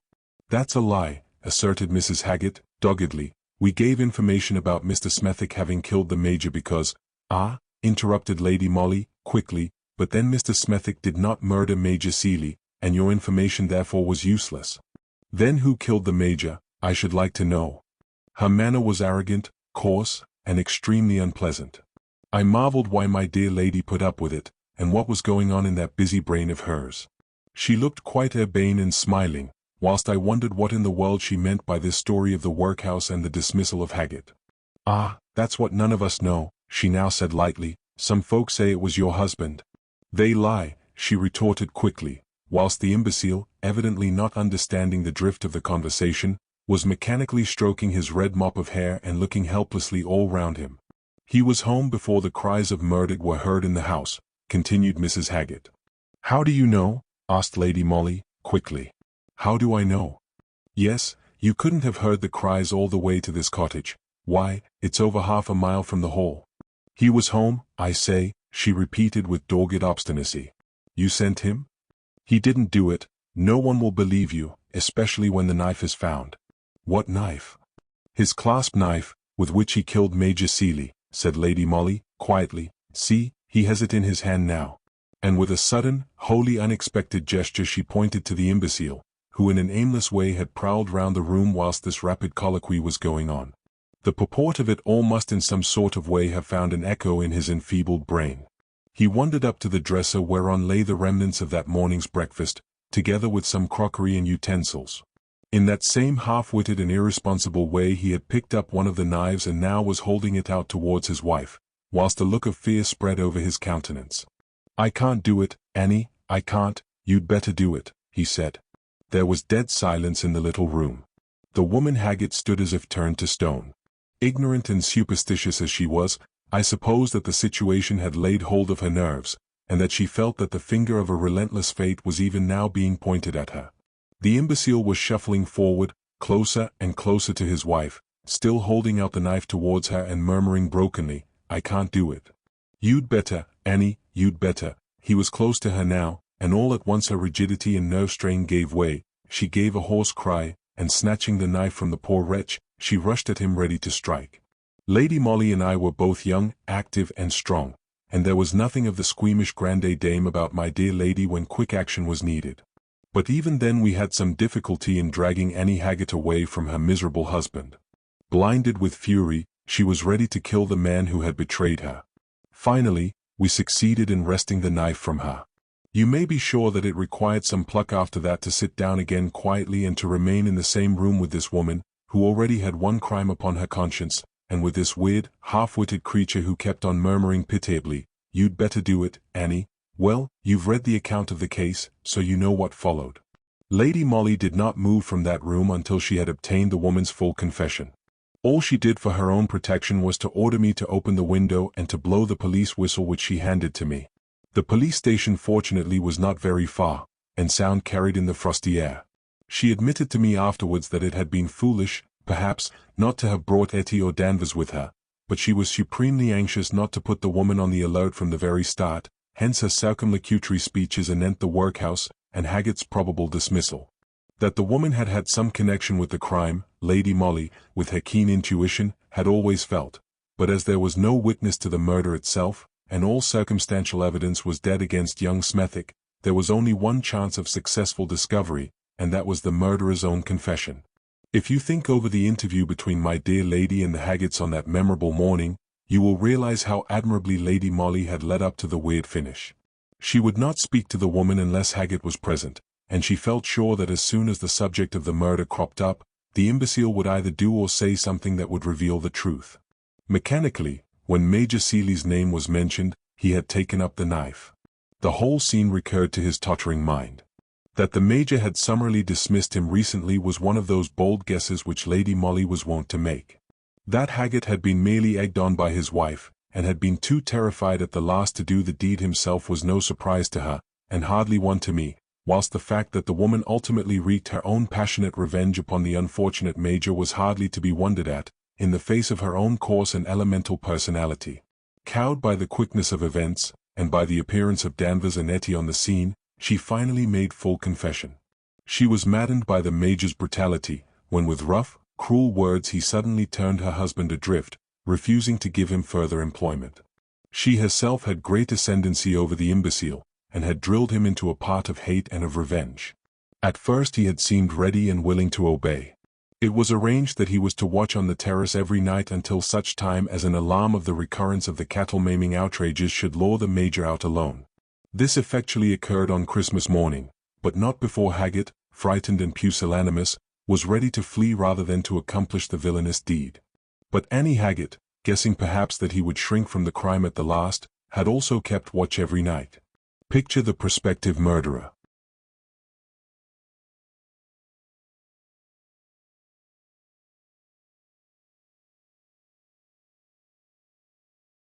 watching and being watched. When Haggett came across his wife, he deputed her to do the deed herself. I suppose that either terror of discovery or merely desire for the promised reward had caused the woman to fasten the crime on another. The finding of the ring by Haggett was the beginning of that cruel thought which, but for my dear lady's marvelous powers, would indeed have sent a brave young man to the gallows. Ah, you wish to know if Margaret Seeley is married? No. Captain Glynn cried off. What suspicions crossed his mind I cannot say, but he never proposed to Margaret, and now she is in Australia, staying with an aunt, I think, and she has sold Clevery Hall. 8. The bag of sand. Of course, I knew at once by the expression of her face that morning that my dear lady had some important business on hand. She had a bundle in her arms, consisting of a shabby-looking coat and skirt, and a very dowdy hat trimmed with bunches of cheap, calico roses. Put on these things at once, Mary, she said curtly, for you are going to apply for the situation of good plain cook, so mind you look the part. But where in the world? I gasped in astonishment. In the house of Mr. Nicholas Jones, in Eaton Terrace, she interrupted dryly, the one occupied until recently by his sister, the late Mrs. Dunstan. Mrs. Jones is advertising for a cook, and you must get that place. As you know, I have carried obedience to the level of a fine art. Nor was I altogether astonished that my dear lady had at last been asked to put one of her dainty fingers in that Dunstan pie, which was puzzling our fellows more completely than any other case I have ever known. I don't know if you remember the many circumstances, the various contradictions which were cropping up at every turn, and which baffled our ablest detectives at the very moment when they thought themselves most near the solution of that strange mystery. Mrs. Dunstan herself was a very uninteresting individual, self-righteous, self-conscious, and fat, a perfect type of the moneyed middle-class woman whose balance at the local bank is invariably heavier than that of her neighbors. Her niece, Violet Frostwick, lived with her, a smart, pretty girl, inordinately fond of dainty clothes and other luxuries which money can give. Being totally impecunious herself, she bore with the older woman's constantly varying caprices with almost angelic patience, a fact probably attributable to Mrs. Dunstan's testamentary intentions, which, as she often averred, were in favor of her niece. In addition to these two ladies, the household consisted of 3 servants and Miss Cruikshank.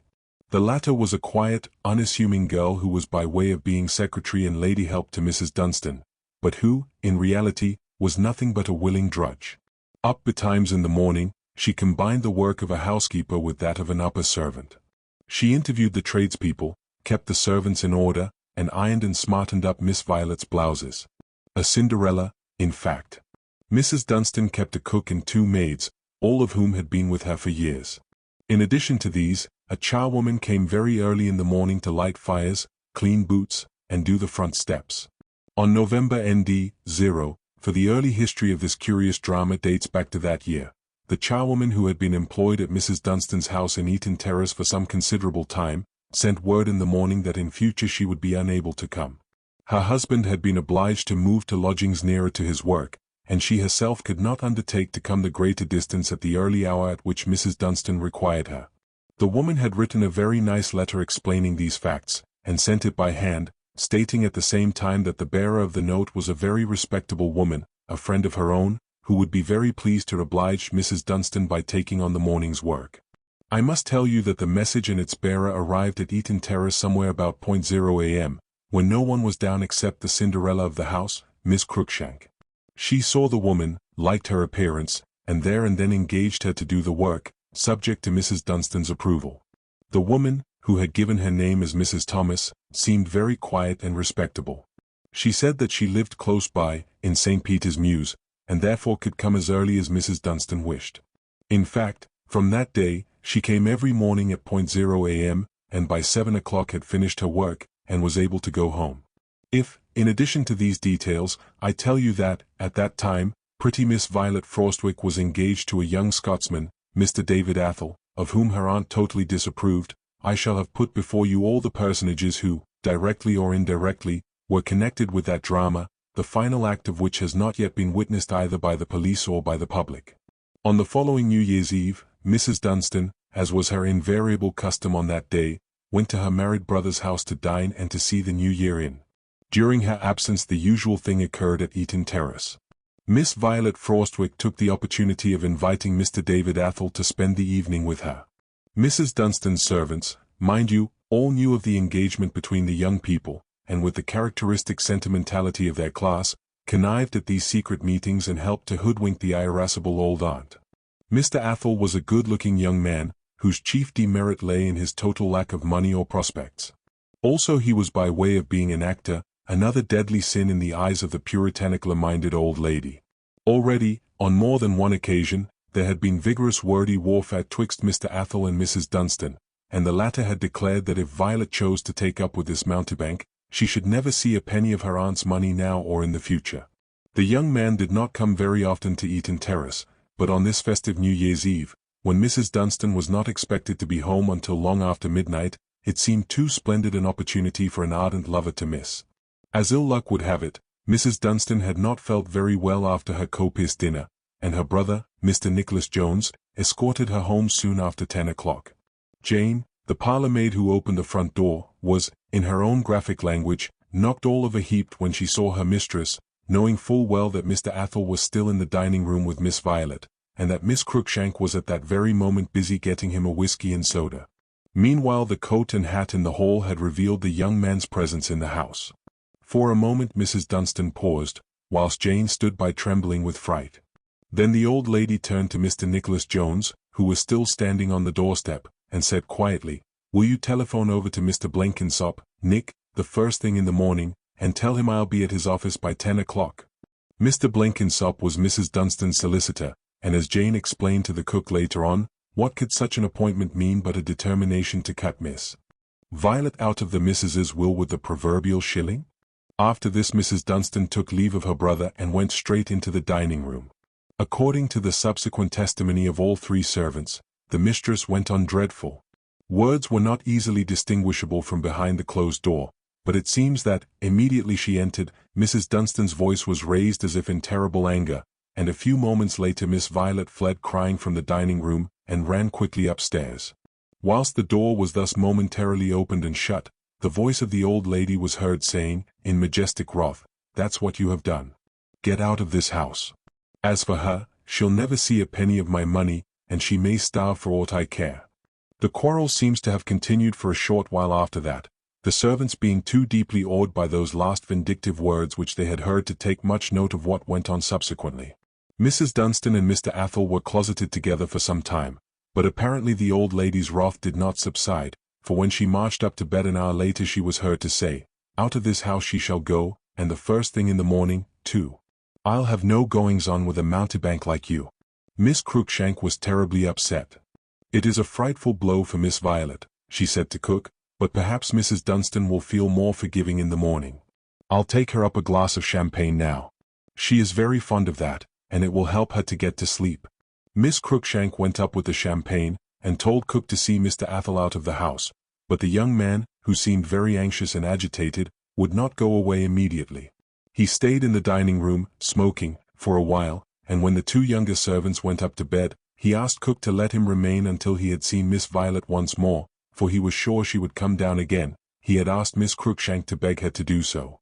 Mrs. Kennet, the cook, was a kind-hearted old woman. She had taken the young people under her special protection, and felt very vexed that the course of true love should not be allowed to run quite smoothly.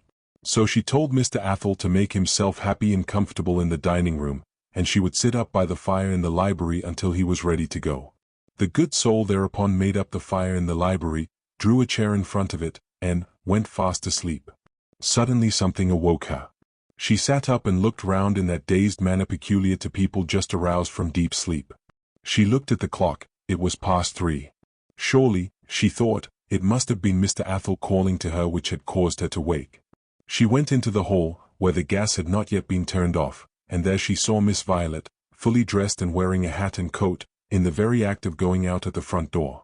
In the cook's own words, before she could ask a question or even utter a sound, the young girl had opened the front door, which was still on the latch, and then banged it to again, she herself having disappeared into the darkness of the street beyond. Mrs. Kennet ran to the door and out into the street as fast as her old legs would let her, but the night was an exceptionally foggy one. Violet, no doubt, had walked rapidly away, and there came no answer to Mrs. Kennet's repeated calls. Thoroughly upset, and not knowing what to do, the good woman went back into the house. Mr. Athol had evidently left, for there was no sign of him in the dining room or elsewhere. She then went upstairs and knocked at Mrs. Dunstan's door. To her astonishment, the gas was still burning in her mistress's room, as she could see a thin ray of light filtering through the keyhole. At her first knock there came a quick, impatient answer. "What is it?" "Miss Violet, M," said the cook, who was too agitated to speak very coherently. "She is gone." The best thing she could do came promptly from the other side of the door. "You go to bed, Mrs. Kennett, and don't worry." Whereupon the gas was suddenly turned off inside the room, and, in spite of Mrs. Kennett's further feeble protests, no other word issued from the room save another impatient, "Go to bed." The cook then did as she was bid, but before going to bed she made the round of the house, turned off all the gas, and finally bolted the front door. Some 3 hours later the servants were called, as usual, by Miss Cruikshank, who then went down to open the area door to Mrs. Thomas, the charwoman. At 6:30, when Mary the housemaid came down, candle in hand, she saw the charwoman a flight or two lower down, also apparently in the act of going downstairs. This astonished Mary not a little, as the woman's work lay entirely in the basement, and she was supposed never to come to the upper floors. The woman, though walking rapidly down the stairs, seemed, moreover, to be carrying something heavy. "Anything wrong, Mrs. Thomas?" asked Mary, in a whisper. The woman looked up, pausing a moment immediately under the gas bracket, the bypass of which shed a feeble light upon her and upon her burden. The latter Mary recognized as the bag containing the sand which, on frosty mornings, had to be strewn on the front steps of the house. On the whole, though she certainly was puzzled, Mary did not think very much about the incident then. As was her custom, she went into the housemaid's closet, got the hot water for Miss Cruikshank's bath, and carried it to the latter's room, where she also pulled up the blinds and got things ready generally. For Miss Cruikshank usually ran down in her dressing gown, and came up to tidy herself later on. As a rule, by the time the 3 servants got downstairs, it was nearly 7, and Mrs. Thomas had generally gone by that time, but on this occasion Mary was earlier. Miss Cruikshank was busy in the kitchen getting Mrs. Dunstan's tea ready. Mary spoke about seeing Mrs. Thomas on the stairs with the bag of sand, and Miss Cruikshank, too, was very astonished at the occurrence. Mrs. Kennett was not yet down, and the charwoman apparently had gone. Her work had been done as usual, and the sand was strewn over the stone steps in front, as the frosty fog had rendered them very slippery. At 7:15 Miss Cruikshank went up with Mrs. Dunstan's tea, and less than 2 minutes later a fearful scream rang through the entire house, followed by the noise of breaking crockery. In an instant the 2 maids ran upstairs, straight to Mrs. Dunstan's room, the door of which stood wide open. The first thing Mary and Jane were conscious of was a terrific smell of gas, then of Miss Cruikshank, with eyes dilated with horror, staring at the bed in front of her, whereon lay Mrs. Dunstan, with one end of a piece of india-rubber piping still resting in her mouth, her jaw having dropped in death. The other end of that piece of piping was attached to the burner of a gas bracket on the wall close by. Every window in the room was fastened and the curtains drawn. The whole room reeked of gas. Mrs. Dunstan had been asphyxiated by its fumes. A year went by after the discovery of the mysterious tragedy, and I can assure you that our fellows at the Yard had one of the toughest jobs in connection with the case that ever fell to their lot. Just think of all the contradictions which met them at every turn. Firstly, the disappearance of Miss Violet. No sooner had the women in the Dunstan household roused themselves sufficiently from their horror at the terrible discovery which they had just made, than they were confronted with another almost equally awful fact. Awful, of course, because of its connection with the primary tragedy. Miss Violet Frostwick had gone. Her room was empty, her bed had not been slept in. She herself had been seen by the cook, Mrs. Kennett, stealing out of the house at dead of night. To connect the pretty, dainty young girl even remotely with a crime so hideous, so callous, as the deliberate murder of an old woman, who had been as a mother to her, seemed absolutely out of the question, and by tacit consent the 4 women, who now remained in the desolate and gloom-laden house at Eaton Terrace, forbore to mention Miss Violet Frostwick's name either to police or doctor. Both these, of course, had been summoned immediately, Miss Cruikshank sending Mary to the police station and thence to Dr. Folwell, in Eaton Square, whilst Jane went off in a cab to fetch Mr. Nicholas Jones, who, fortunately, had not yet left for his place of business. The doctors and the police inspector's first thought, on examining the mise-en-scène of the terrible tragedy, was that Mrs. Dunstan had committed suicide. It was practically impossible to imagine that a woman in full possession of health and strength would allow a piece of india-rubber piping to be fixed between her teeth, and would, without a struggle, continue to inhale the poisonous fumes which would mean certain death. Yet there were no marks of injury upon the body, nothing to show how sufficient unconsciousness had been produced in the victim to permit of the miscreant completing his awesome deed. But the theory of suicide set up by Dr. Falwell was promptly refuted by the most cursory examination of the room. Though the drawers were found closed, they had obviously been turned over, as if the murderer had been in search either of money or papers, or the key of the safe. The latter, on investigation, was found to be open, whilst the key lay on the floor close by. A brief examination of the safe revealed the fact that the tin boxes must have been ransacked, for they contained neither money nor important papers now, whilst the gold and platinum settings of necklaces, bracelets, and a tiara showed that the stones, which, as Mr. Nicholas Jones subsequently averred, were of considerable value, had been carefully, if somewhat clumsily, taken out by obviously inexperienced hands.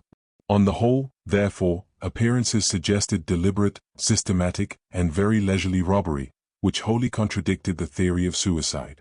Then suddenly the name of Miss Frostwick was mentioned. Who first brought it on the tapis no one subsequently could say, but in a moment the whole story of the young girl's engagement to Mr. Athol, in defiance of her aunt's wishes, the quarrel of the night before, and the final disappearance of both young people from the house during the small hours of the morning, was dragged from the four unwilling witnesses by the able police inspector. Nay, more. One very unpleasant little circumstance was detailed by one of the maids and corroborated by Miss Cruikshank. It seems that when the latter took up the champagne to Mrs. Dunstan, the old lady desired Miss Violet to come to her room. Mary, the housemaid, was on the stairs when she saw the young girl, still dressed in her evening gown of white chiffon, her eyes still swollen with tears, knocking at her aunt's door. The police inspector was busy taking notes, already building up in his mind a simple, if very sensational, case against Violet Frostwick, when Mrs. Kennet promptly upset all his calculations. Miss Violet could have had nothing to do with the murder of her aunt, seeing that Mrs. Dunstan was alive and actually spoke to the cook when the latter knocked at her bedroom door after she had seen the young girl walk out of the house. Then came the question of Mr. Athol. But, if you remember, it was quite impossible even to begin to build up a case against the young man. His own statement that he left the house at about midnight, having totally forgotten to rouse the cook when he did so, was amply corroborated from every side. The cabman who took him up to the corner of Eaton Terrace at .0 p.m. was one witness in his favor, his landlady at his rooms in Jermyn Street, who let him in, since he had mislaid his latchkey, and who took him up some tea at 7 o'clock the next morning, was another, whilst, when Mary saw Miss Violet going into her aunt's room, the clock at St. Peter's, Eaton Square, was just striking 12. I dare say you think I ought by now to have mentioned the charwoman, Mrs. Thomas, who represented the final, most complete, most hopeless contradiction in this remarkable case. Mrs. Thomas was seen by Mary, the housemaid, at 6:30 o'clock in the morning, coming down from the upper floors, where she had no business to be, and carrying the bag of sand used for strewing over the slippery front door steps. The bag of sand, of course, was always kept in the area. The moment that bag of sand was mentioned, Dr. Falwell gave a curious gasp. Here, at least, was the solution to one mystery. The victim had been stunned while still in bed by a blow on the head dealt with that bag of sand, and while she was unconscious the callous miscreant had robbed her and finally asphyxiated her with the gas fumes. Where was the woman who, at 6:30 in the morning, was seen in possession of the silent instrument of death? Mrs. Thomas had disappeared. The last that was then or ever has been seen of her was when she passed underneath the dim light of a bypass on the landing, as if tired out with the weight which she was carrying. Since then, as you know, the police have been unswerving in their efforts to find Mrs. Thomas. The address which she had given in Street Peter's Mews was found to be false. No one of that name or appearance had ever been seen there. The woman who was supposed to have sent her with a letter of recommendation to Mrs. Dunstan knew nothing of her. She swore that she had never sent anyone with a letter to Mrs. Dunstan. She gave up her work there one day because she found it too hard at such an early hour in the morning, but she never heard anything more from her late employer after that.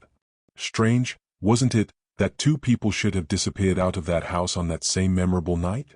Of course, you will remember the tremendous sensation that was caused some 24 hours later, when it transpired that the young person who had thrown herself into the river from Waterloo Bridge on that same eventful morning, and whose body was subsequently recovered and conveyed to the Thames Police Station, was identified as Miss Violet Frostwick, the niece of the lady who had been murdered in her own house in Eaton Terrace.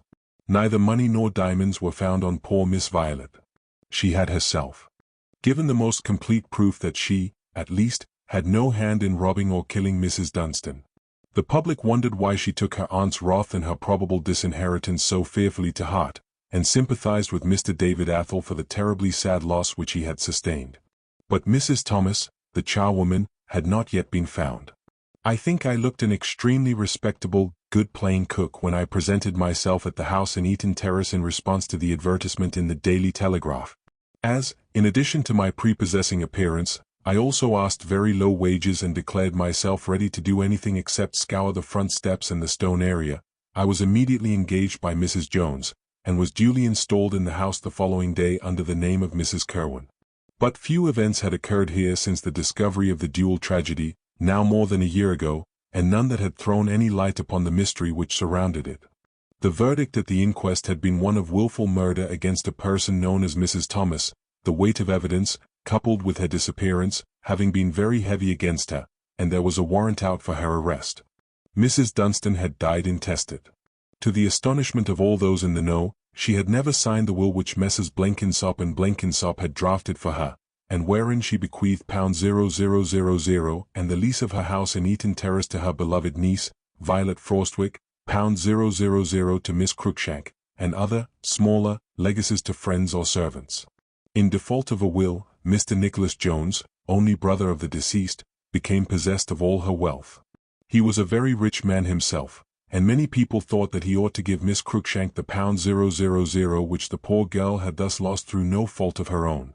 What his ultimate intentions were with regard to this no one could know. For the present he contented himself with moving to Eaton Terrace with his family, and, as his wife was a great invalid, he asked Miss Cruikshank to continue to make her home in the house and to help in its management. Neither the diamonds nor the money stolen from Mrs. Dunstan's safe were ever traced. It seems that Mrs. Dunstan, a day or two before her death, had sold a freehold cottage which she owned near Teddington. The money, as is customary, had been handed over to her in gold, in Mr. Blenkinsop's office, and she had been foolish enough not to bank it immediately. This money and the diamonds had been the chief spoils of her assailant. And all the while no trace of Mrs. Thomas, in spite of the most strenuous efforts on the part of the police to find her. Strangely enough, when I had been in Eaton Terrace about 3 days, and was already getting very tired of early rising and hard work, the charwoman there fell ill one day and did not come to her work as usual. I, of course, grumbled like 6, for I had to be on my hands and knees the next morning scrubbing stone steps, and my thoughts of Lady Molly, for the moment, were not quite as loyal as they usually were. Suddenly I heard a shuffling footstep close behind me. I turned and saw a rough-looking, ill-dressed woman standing at the bottom of the steps. "What do you want?" I asked sourly, for I was in a very bad humor. "I saw you scrubbing them steps, miss," she replied in a raucous voice. "My husband is out of work, and the children hain't had no breakfast this morning. I'd do them steps, miss, if you'd give me a trifle." The woman certainly did not look very prepossessing, with her shabby, broad-brimmed hat hiding the upper part of her face, and her skirt, torn and muddy, pinned up untidily round her stooping figure. However, I did not think that I could be doing anything very wrong by letting her do this one bit of rough work, which I hated, so I agreed to give her 6pence, and left her there with kneeling mat and scrubbing brush, and went in, leaving, however, the front door open. In the hall I met Miss Cruikshank, who, as usual, was down before everybody else. "What is it, Kerwin?" she asked, for through the open door she had caught sight of the woman kneeling on the step. "A woman, miss," I replied, somewhat curtly. "She offered to do the steps. I thought Mrs. Jones wouldn't mind, as Mrs. Callahan hasn't turned up." Miss Cruikshank hesitated an instant, and then walked up to the front door. At the same moment the woman looked up, rose from her knees, and boldly went up to accost Miss Cruikshank. "You'll remember me, miss," she said, in her raucous voice. "I used to work for Mrs. Dunstan once. My name is Mrs. Thomas." No wonder Miss Cruikshank uttered a quickly smothered cry of horror. Thinking that she would faint, I ran to her assistance, but she waved me aside and then said quite quietly, "This poor woman's mind is deranged.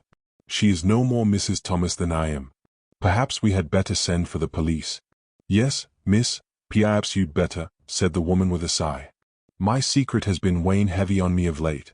"But, my good woman," said Miss Cruikshank, very kindly, for I suppose that she thought, as I did, that this was one of those singular cases of madness which sometimes cause innocent people to accuse themselves of undiscovered crimes. "You are not Mrs. Thomas at all." "I knew Mrs. Thomas well, of course, and, of course you knew me, miss," replied the woman. "The last conversation you and I had together was in the kitchen that morning, when Mrs. Dunstan was killed. I remember your saying to me, 'Fetch the police, Kerwin,'" said Miss Cruikshank, peremptorily. Whereupon the woman broke into a harsh and loud laugh of defiance. To tell you the truth, I was not a little puzzled. That this scene had been foreseen by my dear lady, and that she had sent me to this house on purpose that I should witness it, I was absolutely convinced. But, here was my dilemma: ought I to warn the police at once or not? On the whole, I decided that my best plan would undoubtedly be to communicate with Lady Molly first of all, and to await her instructions. So I ran upstairs, scribbled a hasty note to my dear lady, and, in response to Miss Cruikshank's orders, flew out of the house through the area gate, noticing, as I did so, that Miss Cruikshank was still parleying with the woman on the doorstep. I sent the note off to Maida Vale by taxicab, then I went back to Eaton Terrace. Miss Cruikshank met me at the front door, and told me that she had tried to detain the woman, pending my return, but that she felt very sorry for the unfortunate creature, who obviously was laboring under a delusion, and she had allowed her to go away. About an hour later I received a curt note from Lady Molly ordering me to do nothing whatever without her special authorization. In the course of the day, Miss Cruikshank told me that she had been to the police station, and had consulted with the inspector, who said there would be no harm in engaging the pseudo Mrs. Thomas to work at Eaton Terrace, especially as thus she would remain under observation. Then followed a curious era in Mr. Nicholas Jones's otherwise well-ordered household. We 3 servants, instead of being called at 6 as heretofore, were allowed to sleep on until 7. When we came down we were not scolded. On the contrary, we found our work already done. The charwoman, whoever she was, must have been a very hard-working woman. It was marvelous what she accomplished single-handed before 7 a.m., by which time she had invariably gone. The 2 maids, of course, were content to let this pleasant state of things go on, but I was devoured with curiosity. One morning I crept quietly downstairs and went into the kitchen soon after 6. I found the pseudo Mrs. Thomas sitting at a very copious breakfast. I noticed that she had on altogether different, though equally shabby and dirty, clothes from those she had worn when she first appeared on the doorstep of 0 Eaton Terrace. Near her plate were 3 or 4 golden sovereigns over which she had thrown her grimy hand. Miss Cruikshank the while was on her hands and knees scrubbing the floor. At sight of me she jumped up, and with obvious confusion muttered something about hating to be idle, etc. That day Miss Cruikshank told me that I did not suit Mrs. Jones, who wished me to leave at the end of my month. In the afternoon I received a little note from my dear lady, telling me to be downstairs by 6 o'clock the following morning. I did as I was ordered, of course, and when I came into the kitchen punctually at 6 a.m., I found the charwoman sitting at the table with a pile of gold in front of her, which she was counting over with a very grubby finger. She had her back to me, and was saying as I entered, "I think if you was to give me another 50 quid I'd leave you the rest now. You'd still have the diamonds and the rest of the money." She spoke to Miss Cruikshank, who was facing me, and who, on seeing me appear, turned as white as a ghost. But she quickly recovered herself, and, standing between me and the woman, she said vehemently, "What do you mean by prying on me like this? Go and pack your boxes and leave the house this instant." But before I could reply the woman had interposed. "IMG.JPG, go and pack your boxes and leave the house this instant, don't you fret yourself, miss," she said, placing her grimy hand on Miss Cruikshank's shoulder. "There's the bag of sand in that there corner, we'll knock it down as we did Mrs. Dunstan, eh?" "Hold your tongue, you lying fool," said the girl, who now looked like a maddened fury. "Give me that other 50 quid and I'll hold my tongue," retorted the woman, boldly. "This creature is mad," said Miss Cruikshank, who had made a vigorous and successful effort to recover herself. "She is under the delusion that not only is she Mrs. Thomas, but that she murdered Mrs. Dunstan." "No, no," interrupted the woman. "I only came back that morning because I recollected that you had left the bag of sand upstairs after you so cleverly did away with Mrs. Dunstan, robbed her of all her money and jewels, and even were sharp enough to imitate her voice when Mrs. Kennett, the cook, terrified you by speaking to Mrs. Dunstan through the door. It is false. You are not Mrs. Thomas. The 2 maids who are here now, and who were in this house at the time, can swear that you are a liar." "Let us change clothes now, Miss Cruikshank," said a voice, which sounded almost weirdly in my ear in spite of its familiarity, for I could not locate whence it came, and see if in a charwoman's dress those two maids would not recognize you. Mary, continued the same familiar voice, help me out of these filthy clothes. Perhaps Miss Cruikshank would like to resume her own part of Mrs. Thomas, the charwoman. Liars and impostors, both, shouted the girl, who was rapidly losing all presence of mind. I'll send for the police. Quite unnecessary, rejoined Lady Molly coolly. Detective Inspector Danvers is just outside that door. The girl made a dash for the other door, but I was too quick for her, and held her back, even whilst Lady Molly gave a short, sharp call which brought Danvers on the scene. I must say that Miss Cruikshank made a bold fight, but Danvers had two of our fellows with him, and arrested her on the warrant for the apprehension of the person known as Mrs. Thomas. The clothes of the charwoman who had so mysteriously disappeared had been found by Lady Molly at the back of the coal cellar, and she was still dressed in them at the present moment. No wonder I had not recognized my own dainty lady in the grimy woman who had so successfully played the part of a blackmailer on the murderess of Mrs. Dunstan. She explained to me subsequently that the first inkling that she had had of the horrible truth, namely, that it was Miss Cruikshank who had deliberately planned to murder Mrs. Dunstan by impersonating a charwoman for a while, and thus throwing dust in the eyes of the police, was when she heard of the callous words which the old lady was supposed to have uttered when she was told of Miss Violet's flight from the house in the middle of the night. She may have been very angry at the girl's escapade, explained Lady Molly to me, but she would not have allowed her to starve. Such cruelty was out of all proportion to the offense. Then I looked about me for a stronger motive for the old lady's wrath, and, remembering what she said on New Year's Eve, when Violet fled crying from the room, I came to the conclusion that her anger was not directed against her niece, but against the other girl, and against the man who had transferred his affections from Violet Frostwick to Miss Cruikshank, and had not only irritated Mrs. Dunstan by this clandestine, double-faced love-making, but had broken the heart of his trusting fiancée. No doubt Miss Cruikshank did not know that the will, whereby she was to inherit £000, was not signed, and no doubt she and young Athol planned out that cruel murder between them. The charwoman was also a bag of sand which was literally thrown in the eyes of the police. But, I objected, I can't understand how a cold-blooded creature like that Miss Cruikshank could have allowed herself to be terrorized and blackmailed. She knew that you could not be Mrs. Thomas, since Mrs. Thomas never existed. Yes, but one must reckon a little sometimes with that negligible quantity known as conscience. My appearance as Mrs. Thomas vaguely frightened Miss Cruikshank. She wondered who I was and what I knew. When, 3 days later, I found the shabby clothes in the coal cellar and appeared dressed in them, she lost her head. She gave me money. From that moment she was done for. Confession was only a matter of time. And Miss Cruikshank did make full confession. She was recommended to mercy on account of her sex, but she was plucky enough not to implicate David Athol in the recital of her crime. He has since emigrated to Western Canada. 9. The man in the Inverness Cape. I have heard many people say, people, too, mind you, who read their daily paper regularly, that it is quite impossible for anyone to disappear within the confines of the British Isles.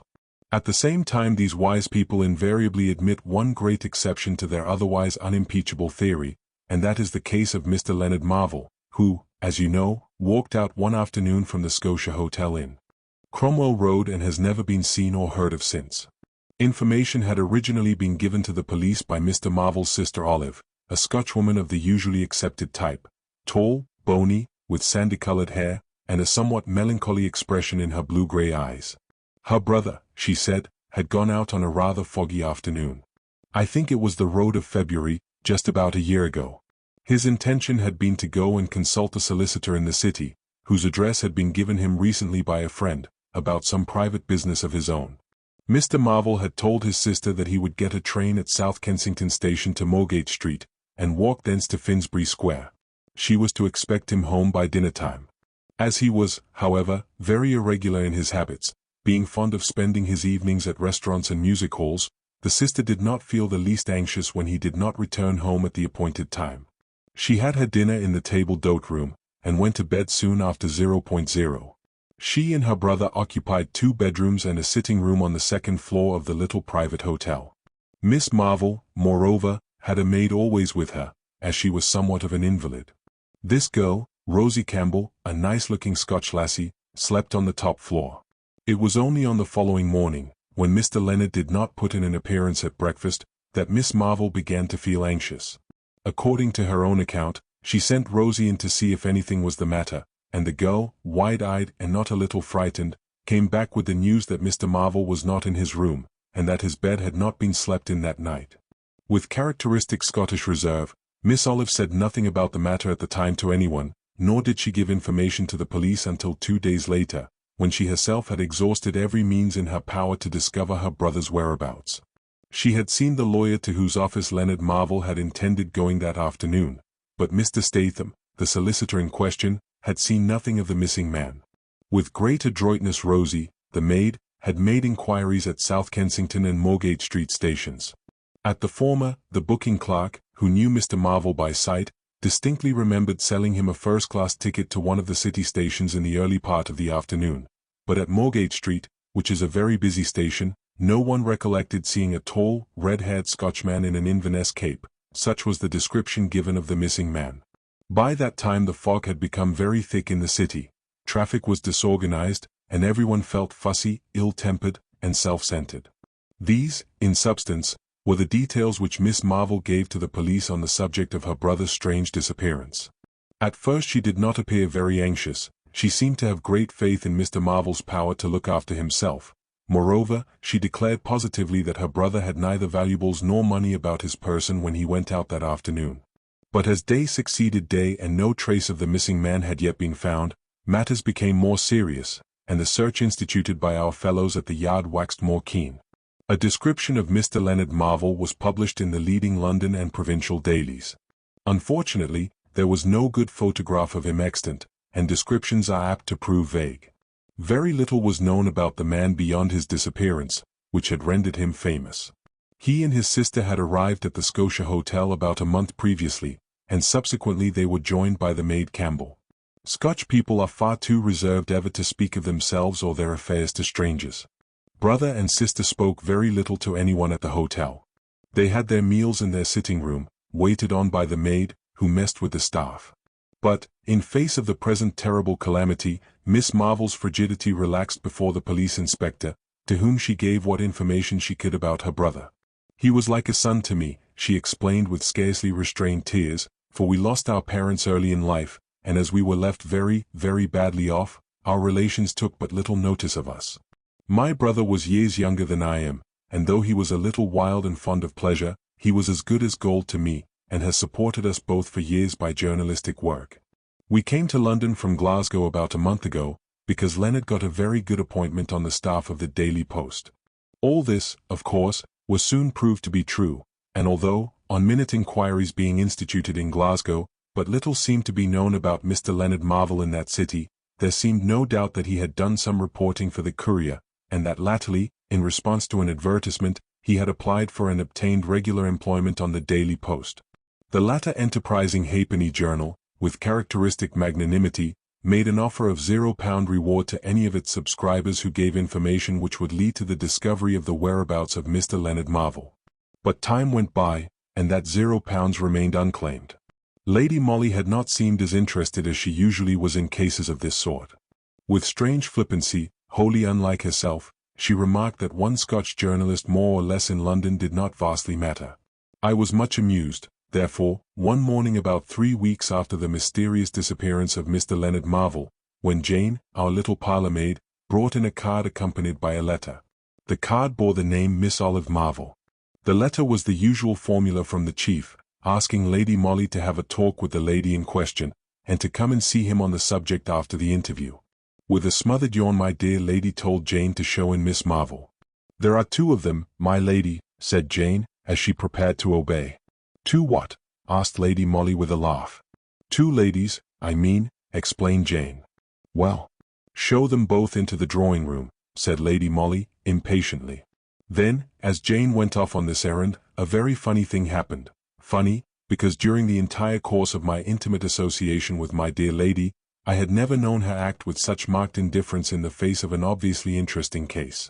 She turned to me and said, "Mary, you had better see these 2 women, whoever they may be. I feel that they would bore me to distraction. Take note of what they say, and let me know. Now, don't argue," she added with a laugh, which peremptorily put a stop to my rising protest, "but go and interview Miss Marvel and company." Needless to say, I promptly did as I was told, and the next few seconds saw me installed in our little drawing room, saying polite preliminaries to the two ladies who sat opposite to me. I had no need to ask which of them was Miss Marvel. Tall, ill-dressed in deep black, with a heavy crepe veil over her face, and black cotton gloves, she looked the uncompromising Scotchwoman to the life. In strange contrast to her depressing appearance, there sat beside her an overdressed, much behatted, peroxided young woman, who bore the stamp of the profession all over her pretty, painted face. Miss Marvel, I was glad to note, was not long in plunging into the subject which had brought her here. "I saw a gentleman at Scotland Yard," she explained, after a short preamble, "because Miss Lulu Fay came to me at the hotel this very morning with a story which, in my opinion, should have been told to the police directly my brother's disappearance became known, and not 3 weeks later." The emphasis which she laid on the last few words, and the stern look with which she regarded the golden-haired young woman beside her, showed the disapproval with which the rigid Scotchwoman viewed any connection which her brother might have had with a lady, whose very name seemed unpleasant to her lips. Miss Lulu Fay blushed even through her rouge, and turned a pair of large, liquid eyes imploringly upon me. I didn't know. I was frightened," she stammered. "There's no occasion to be frightened now," retorted Miss Marvel, "and the sooner you try and be truthful about the whole matter, the better it will be for all of us." And the stern woman's lips closed with a snap, as she deliberately turned her back on Miss Fay and began turning over the leaves of a magazine which happened to be on a table close to her hand.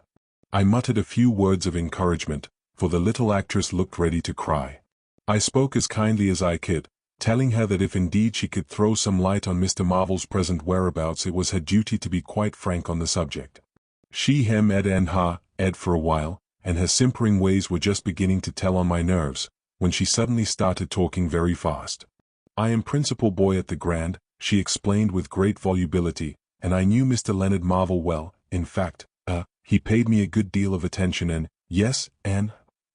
I queried, for the girl was obviously nervous. There was a pause. Miss Fay began to cry. "And it seems that my brother took this young lady to supper on the night of February Road, after which no one has ever seen or heard of him again," here interposed Miss Marvel, quietly. "Is that so?" I asked.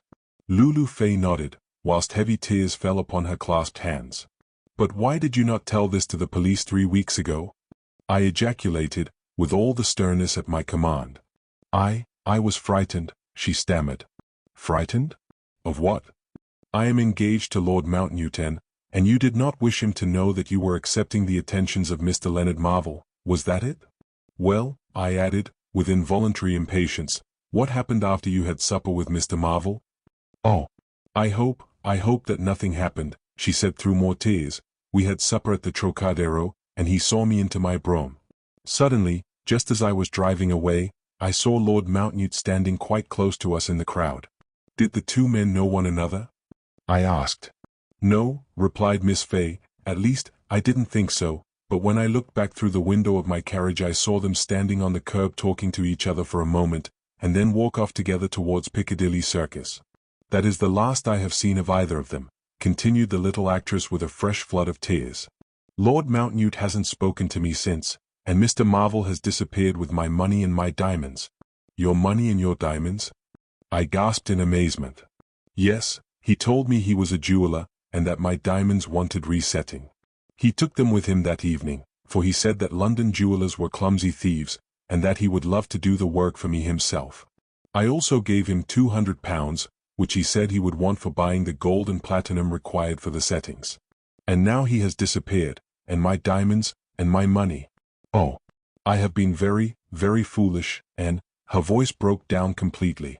Of course, one often hears of the idiocy of girls giving money and jewels unquestioningly to clever adventurers who know how to trade upon their inordinate vanity. There was, therefore, nothing very out of the way in the story just told me by Miss Lulu Fay, until the moment when Miss Marvel's quiet voice, with its marked Scotch burr, broke in upon the short silence which had followed the actress's narrative. As I explained to the chief detective inspector at Scotland Yard, she said calmly, "The story which this young lady tells is only partly true. She may have had supper with Mr. Leonard Marvel on the night of February Road, and he may have paid her certain attentions, but he never deceived her by telling her that he was a jeweler, nor did he obtain possession of her diamonds and her money through false statements. My brother was the soul of honor and loyalty. If, for some reason which Miss Lulu Fay chooses to keep secret, he had her jewels and money in his possession on the fatal February road, then I think his disappearance is accounted for. He has been robbed and perhaps murdered. Like a true Scotchwoman, she did not give way to tears, but even her harsh voice trembled slightly when she thus bore witness to her brother's honesty, and expressed the fears which assailed her as to his fate. Imagine my plight. I could ill forgive my dear lady for leaving me in this unpleasant position, a sort of peacemaker between two women who evidently hated one another, and each of whom was trying her best to give the other the lie direct. I ventured to ring for our faithful Jane and to send her with an imploring message to Lady Molly, begging her to come and disentangle the threads of this muddled skein with her clever fingers. But Jane returned with a curt note from my dear lady, telling me not to worry about such a silly case, and to bow the two women out of the flat as soon as possible and then come for a nice walk. I wore my official manner as well as I could, trying not to betray the prentice's hand. Of course, the interview lasted a great deal longer, and there was considerably more talk than I can tell you of in a brief narrative. But the gist of it all was just as I have said. Miss Lulu Fay stuck to every point of the story which she had originally told Miss Marvel. It was the latter uncompromising lady who had immediately marched the younger woman off to Scotland Yard in order that she might repeat her tale to the police. I did not wonder that the chief promptly referred them both to Lady Molly. Anyway, I made excellent shorthand notes of the conflicting stories which I heard, and I finally saw, with real relief, the two women walk out of our little front door. Miss Lulu Fay, mind you, never contradicted in any one particular the original story which she had told me, about going out to supper with Leonard Marvell, and trusting him with £00 and the diamonds, which he said he would have reset for her, and seeing him finally in close conversation with her recognized fiancé, Lord Mountnewte. Miss Marvell, on the other hand, very commendably refused to admit that her brother acted dishonestly towards the girl. If he had her jewels and money in his possession at the time of his disappearance, then he had undoubtedly been robbed, or perhaps murdered, on his way back to the hotel, and if Lord Mountnewte had been the last to speak to him on that fatal night, then Lord Mountnewte must be able to throw some light on the mysterious occurrence. Our fellows at the Yard were abnormally active. It seemed, on the face of it, impossible that a man, healthy, vigorous, and admittedly sober, should vanish in London between Piccadilly Circus and Cromwell Road without leaving the slightest trace of himself or of the valuables said to have been in his possession. Of course, Lord Mountnewte was closely questioned. He was a young guardsman of the usual pattern, and, after a great deal of vapid talk which irritated Detective Inspector Saunders not a little, he made the following statement: "I certainly am acquainted with Miss Lulu Fay. On the night in question I was standing outside the truck, when I saw this young lady at her own carriage window talking to a tall man in an Inverness cape. She had, earlier in the day, refused my invitation to supper, saying that she was not feeling very well, and would go home directly after the theatre. Therefore I felt, naturally, a little vexed. I was just about to hail a taxi, meaning to go on to the club, when, to my intense astonishment, the man in the Inverness cape came up to me and asked me if I could tell him the best way to get back to Cromwell Road." "And what did you do?" asked Saunders. "I walked a few steps with him and put him on his way," replied Lord Mountnewte, blandly. In Saunders's own expressive words, he thought that story fishy. He could not imagine the arm of coincidence being quite so long as to cause these two men, who presumably were both in love with the same girl, and who had just met at a moment when one of them was obviously suffering pangs of jealousy, to hold merely a topographical conversation with one another. But it was equally difficult to suppose that the eldest son and heir of the Marquis of Loam should murder a successful rival and then rob him in the streets of London. Moreover, here came the eternal and unanswerable questions. If Lord Mountnewte had murdered Leonard Marvell, where and how had he done it, and what had he done with the body? I dare say you are wondering by this time why I have said nothing about the maid, Rosie Campbell. Well, plenty of very clever people, I mean those who write letters to the papers and give suggestions to every official department in the kingdom, thought that the police ought to keep a very strict eye upon that pretty Scotch lassie. For she was very pretty, and had quaint, demure ways which rendered her singularly attractive, in spite of the fact that, for most masculine tastes, she would have been considered too tall. Of course, Saunders and Danvers kept an eye on her, you may be sure of that, and got a good deal of information about her from the people at the hotel. Most of it, unfortunately, was irrelevant to the case. She was maid attendant to Miss Marvell, who was feeble in health, and who went out but little. Rosie waited on her master and mistress upstairs, carrying their meals to their private room and doing their bedrooms. The rest of the day she was fairly free, and was quite sociable downstairs with the hotel staff. With regard to her movements and actions on that memorable road of February, Saunders, though he worked very hard, could glean but little useful information. You see, in an hotel of that kind, with an average of 30 to 40 guests at one time, it is extremely difficult to state positively what any one person did or did not do on that particular day. Most people at the Scotia remembered that Miss Marvel dined in the table d'hôte room on that road of February. This she did about once a fortnight, when her maid had an evening out. The hotel staff also recollected fairly distinctly that Miss Rosie Campbell was not in the steward's room at supper time that evening, but no one could remember definitely when she came in.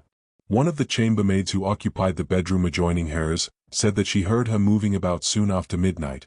The hall porter declared that he saw her come in just before 12:30 when he closed the doors for the night. But one of the ground floor valets said that, on the morning of the he saw Miss Marvel's maid, in hat and coat, slip into the house and upstairs, very quickly and quietly, soon after the front doors were opened, namely, about 0 a.m.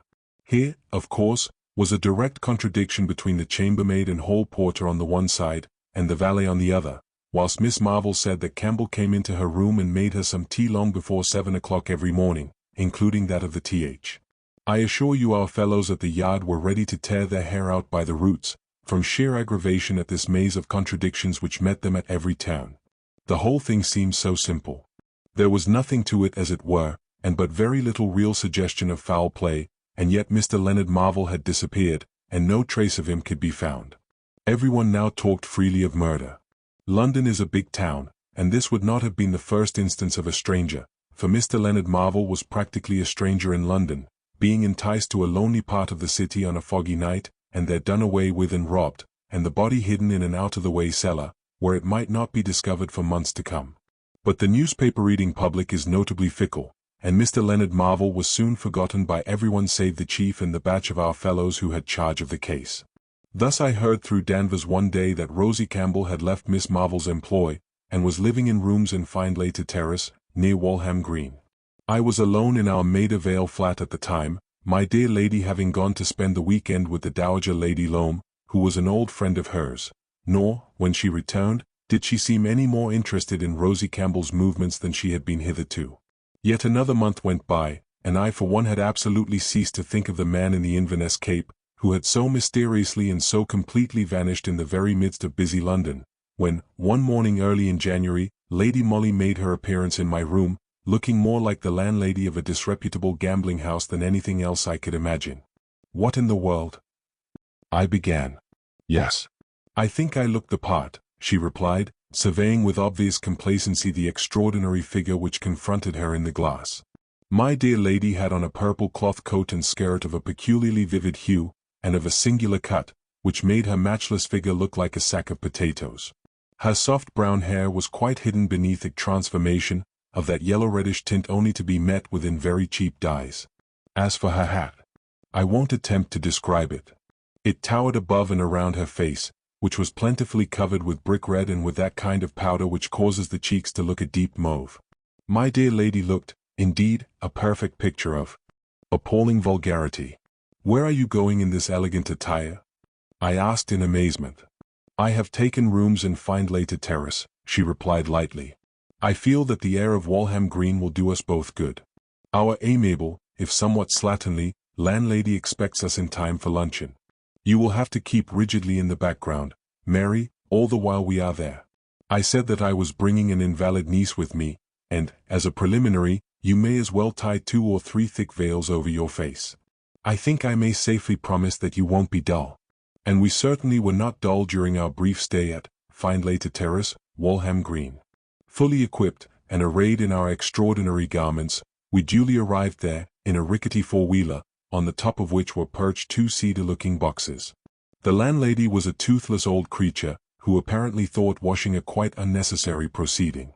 In this she was evidently at one with every one of her neighbors.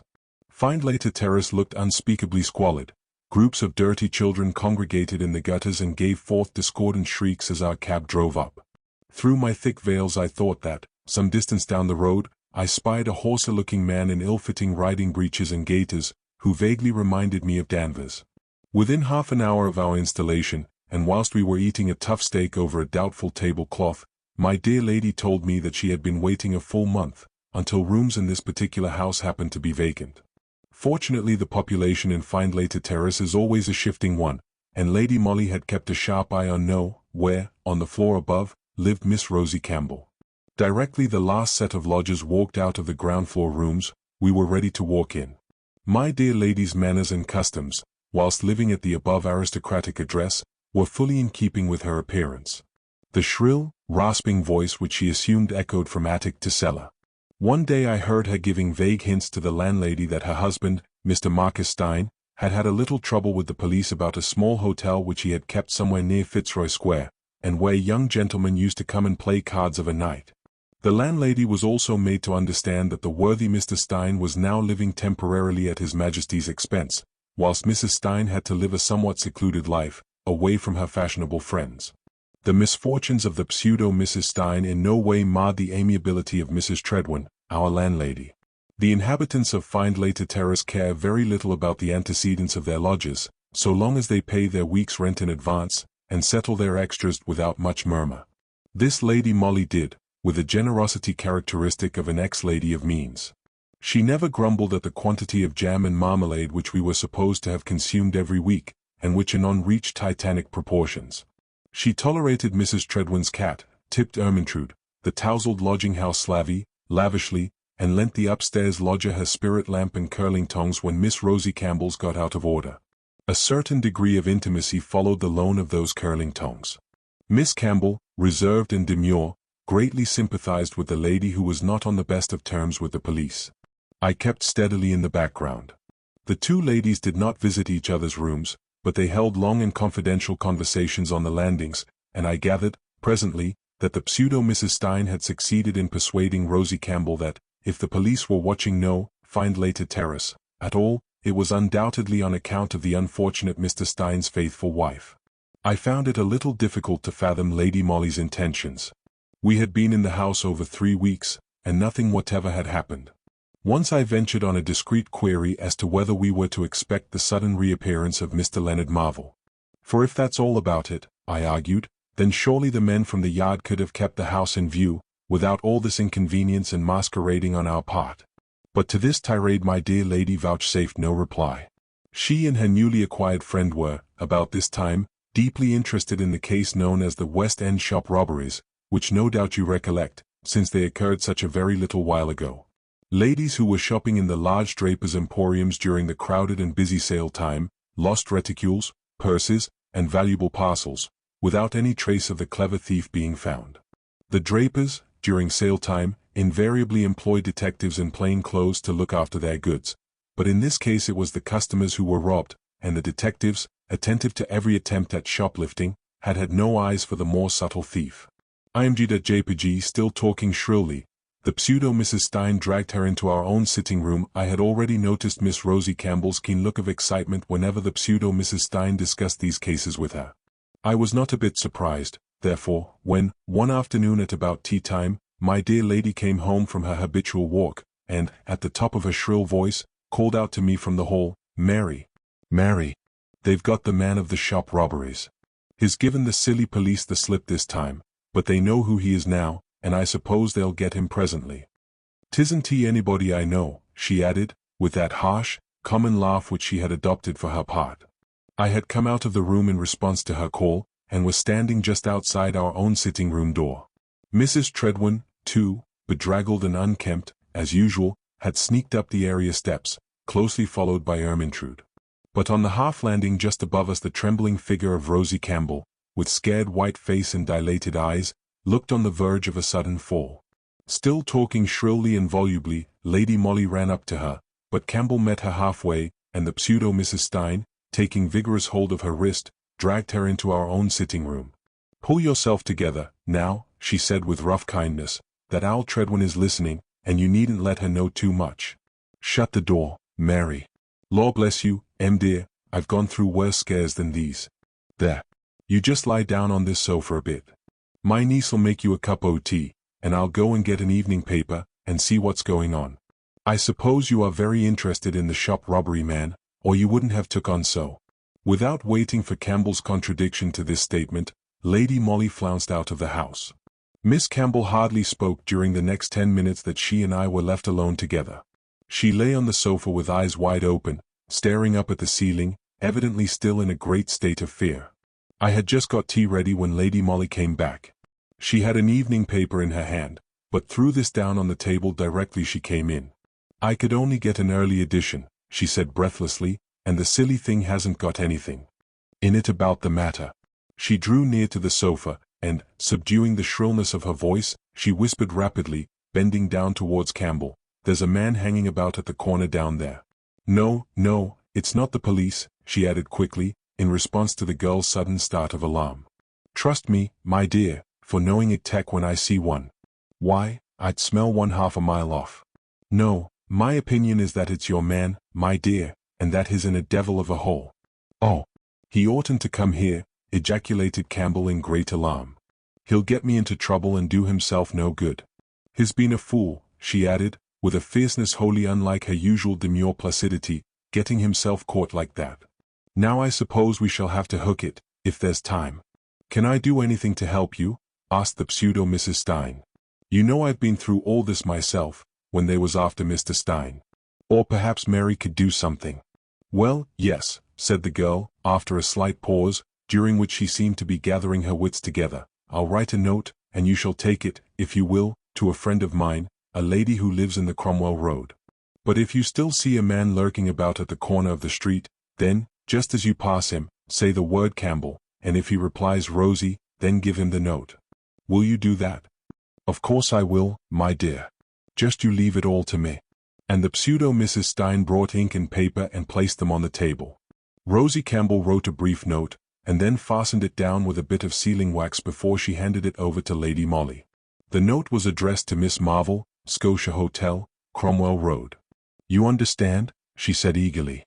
"Don't give the note to the man unless he says Rosie in reply to the word Campbell." All right," said Lady Molly, slipping the note into her reticule. "And you go up to your room, Miss Campbell. It's no good giving that old fool Tredwin too much to gossip about." Rosie Campbell went upstairs, and presently my dear lady and I were walking rapidly down the badly lighted street. "Where is the man?" I whispered eagerly as soon as we were out of earshot of No. "There is no man," replied Lady Molly, quickly. "But the West End shop thief?" I asked. "He hasn't been caught yet, and won't be either, for he is far too clever a scoundrel to fall into an ordinary trap." She did not give me time to ask further questions, for presently, when we had reached Reporton Square, my dear lady handed me the note written by Campbell, and said, "Go straight on to the Scotia Hotel, and ask for Miss Marvel. Send up the note to her, but don't let her see you, as she knows you by sight. I must see the chief first, and will be with you as soon as possible. Having delivered the note, you must hang about outside as long as you can. Use your wits, she must not leave the hotel before I see her." There was no hansom to be got in this elegant quarter of the town, so, having parted from my dear lady, I made for the nearest underground station, and took a train for South Kensington. Thus it was nearly 7 o'clock before I reached the Scotia. In answer to my inquiries for Miss Marvel, I was told that she was ill in bed and could see no one. I replied that I had only brought a note for her, and would wait for a reply. Acting on my dear lady's instructions, I was as slow in my movements as ever I could be, and was some time in finding the note and handing it to a waiter, who then took it upstairs. Presently he returned with the message, "Miss Marvel says there is no answer." Whereupon I asked for pen and paper at the office, and wrote the following brief note on my own responsibility, using my wits as my dear lady had bidden me to do. "Please, madam," I wrote, "will you send just a line to Miss Rosie Campbell? She seems very upset and frightened at some news she has had." Once more the waiter ran upstairs, and returned with a sealed envelope, which I slipped into my reticule. Time was slipping by very slowly. I did not know how long I should have to wait about outside in the cold, when, to my horror, I heard a hard voice, with a marked Scotch accent, saying, "I am going out, waiter, and shan't be back to dinner. Tell them to lay a little cold supper upstairs in my room." The next moment Miss Marvel, with coat, hat, and veil, was descending the stairs. My plight was awkward. I certainly did not think it safe to present myself before the lady, she would undoubtedly recollect my face. Yet I had orders to detain her until the appearance of Lady Molly. Miss Marvel seemed in no hurry. She was putting on her gloves as she came downstairs. In the hall she gave a few more instructions to the porter, whilst I, in a dark corner in the background, was vaguely planning an assault or an alarm of fire. Suddenly, at the hotel entrance, where the porter was obsequiously holding open the door for Miss Marvel to pass through, I saw the latter's figure stiffen. She took one step back as if involuntarily, then, equally quickly, attempted to dart across the threshold, on which a group, composed of my dear lady, of Saunders, and of 2 or 3 people scarcely distinguishable in the gloom beyond, had suddenly made its appearance. Miss Marvel was forced to retreat into the hall. Already I had heard Saunders's hurriedly whispered words, "Try and not make a fuss in this place, now. Everything can go off quietly, you know."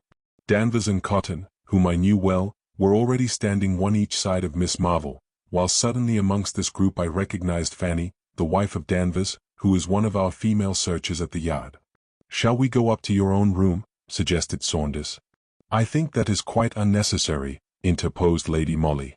"I feel convinced that Mr. Leonard Marvel will yield to the inevitable quietly, and follow you without giving any trouble." Marvel, however, did make a bold dash for liberty. As Lady Molly had said previously, he was far too clever to allow himself to be captured easily. But my dear lady had been cleverer. As she told me subsequently, she had from the first suspected that the trio who lodged at the Scotia Hotel were really only a duo, namely, Leonard Marvel and his wife. The latter impersonated a maid most of the time, but among these 2 clever people the 3 characters were interchangeable. Of course, there was no Miss Marvel at all. Leonard was alternately dressed up as man or woman, according to the requirements of his villainies. "As soon as I heard that Miss Marvel was very tall and bony," said Lady Molly, "I thought that there might be a possibility of her being merely a man in disguise. Then there was the fact, but little dwelt on by either the police or public, that no one seems ever to have seen brother and sister together, nor was the entire trio ever seen at one and the same time. On that road of February Leonard Marvel went out. No doubt he changed his attire in a ladies' waiting room at one of the railway stations. Subsequently he came home, now dressed as Miss Marvel, and had dinner in the table d'hôte room so as to set up a fairly plausible alibi. But ultimately it was his wife, the pseudo-Rosie Campbell, who stayed indoors that night, whilst he, Leonard Marvel, when going out after dinner, impersonated the maid until he was clear of the hotel. Then he reassumed his male clothes once more, no doubt in the deserted waiting room of some railway station, and met Miss Lulu Fay at supper, subsequently returning to the hotel in the guise of the maid. You see the game of crisscross, don't you? This interchanging of characters was bound to baffle everyone. Many clever scoundrels have assumed disguises, sometimes personating members of the opposite sex to their own, but never before have I known 2 people play the part of 3. Thus, endless contradictions followed as to the hour when Campbell the maid went out and when she came in, for at one time it was she herself who was seen by the valet, and at another it was Leonard Marvel dressed in her clothes. He was also clever enough to accost Lord Mountnewte in the open street, thus bringing further complications into this strange case. After the successful robbery of Miss Fay's diamonds, Leonard Marvel and his wife parted for a while. They were waiting for an opportunity to get across the channel and there turn their booty into solid cash.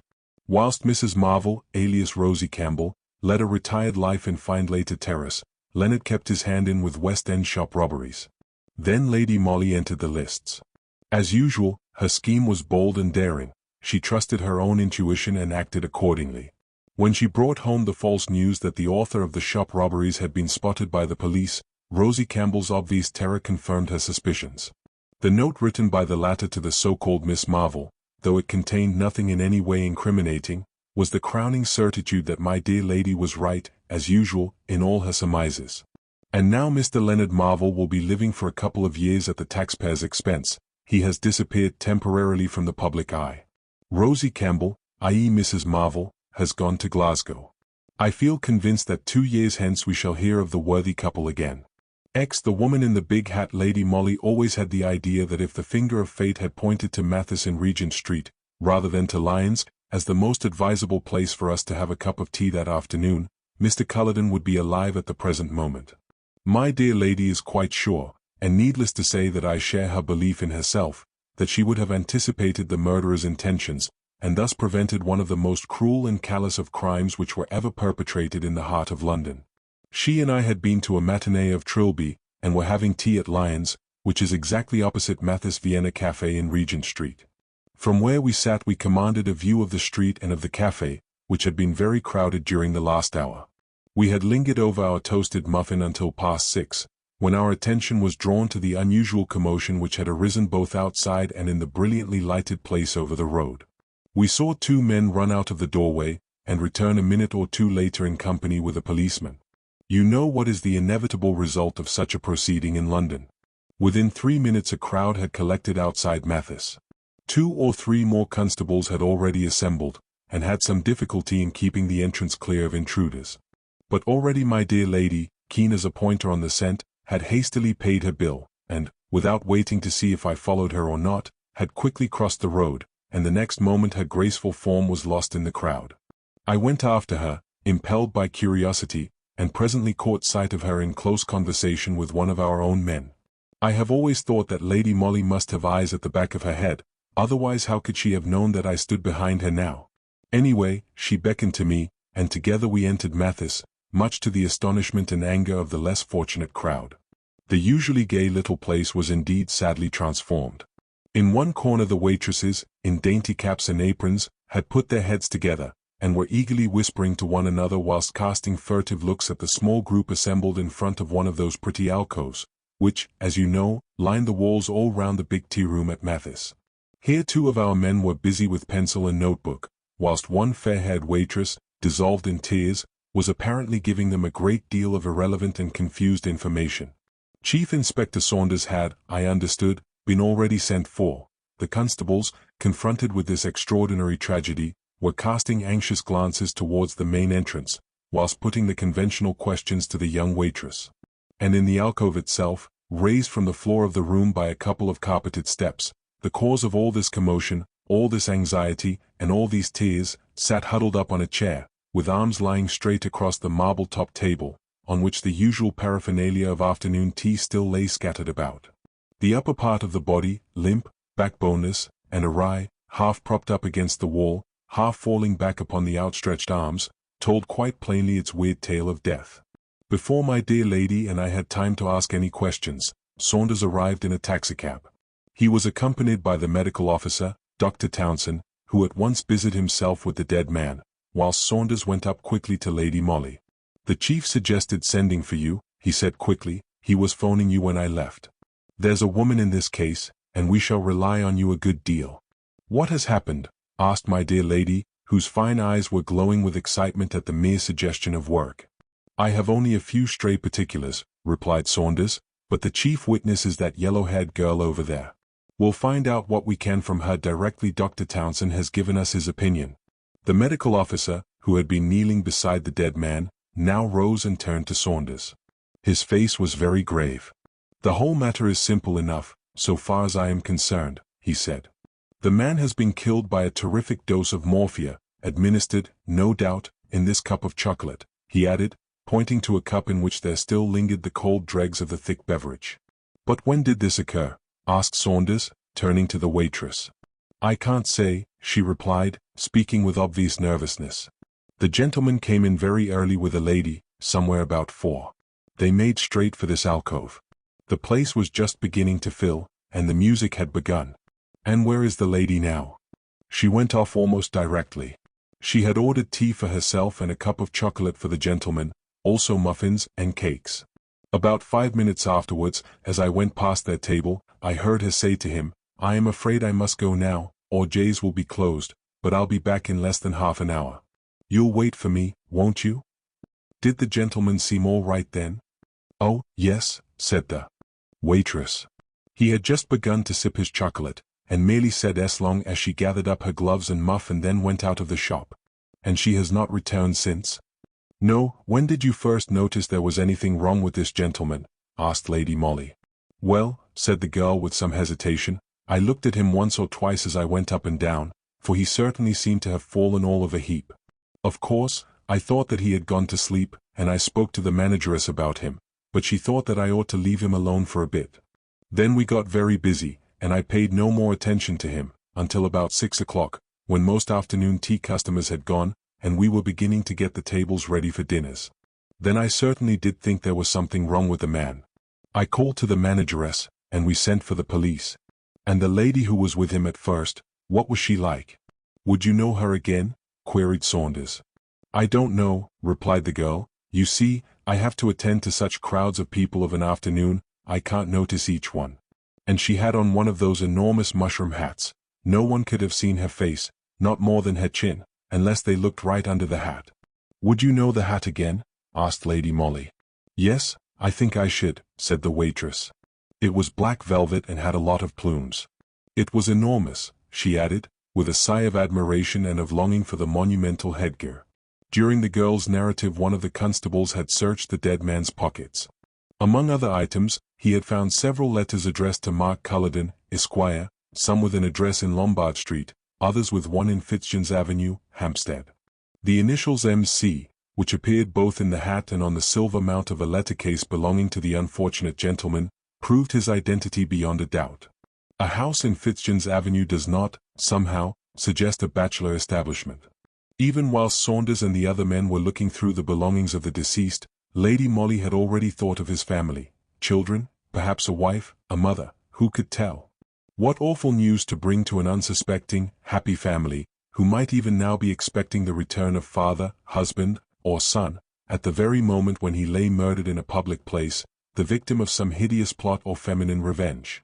As our amiable friends in Paris would say, it jumped to the eyes that there was a woman in the case, a woman who had worn a gargantuan hat for the obvious purpose of remaining unidentifiable when the question of the unfortunate victim's companion that afternoon came up for solution.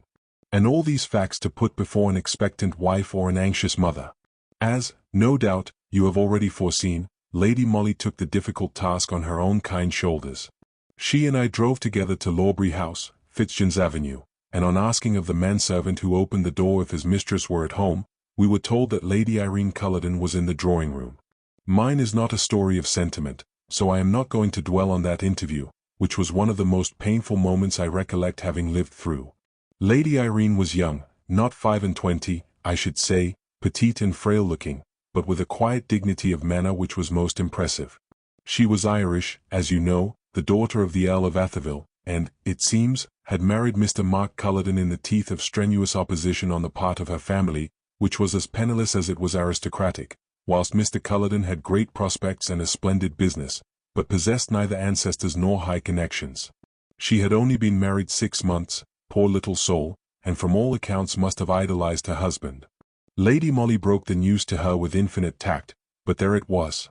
It was a terrific blow, wasn't it, to deal to a young wife, now a widow, and there was so little that a stranger could say in these circumstances. Even my dear lady's gentle voice, her persuasive eloquence, her kindly words, sounded empty and conventional in the face of such appalling grief.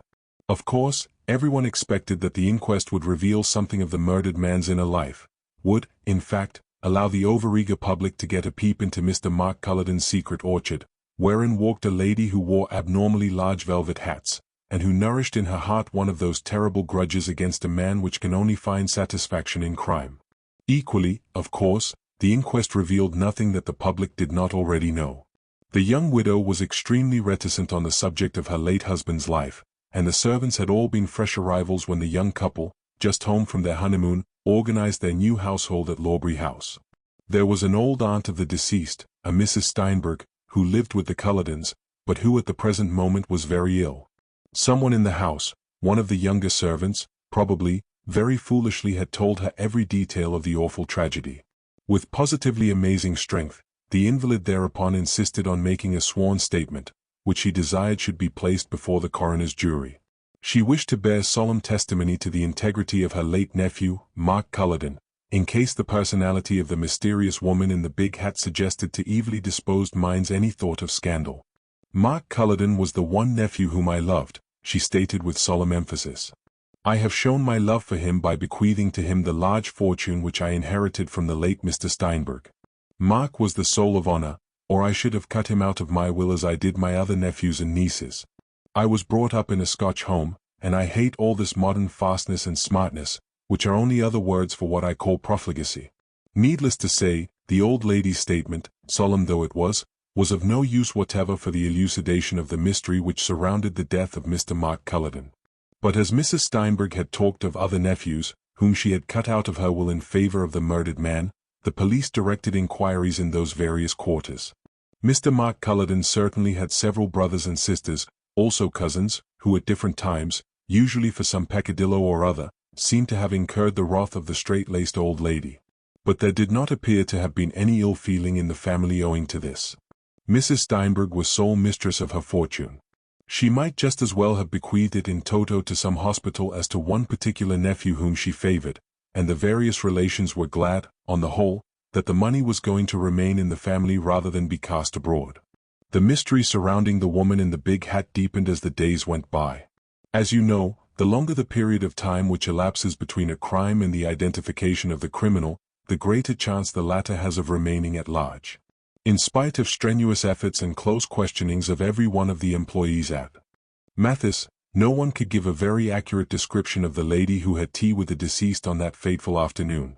The first glimmer of light on the mysterious occurrence was thrown, about 3 weeks later, by a young woman named Catherine Harris, who had been parlour-maid at Lawbury House when first Mr. and Lady Irene Culloden returned from their honeymoon. I must tell you that Mrs. Steinberg had died a few days after the inquest. The excitement had been too much for her enfeebled heart.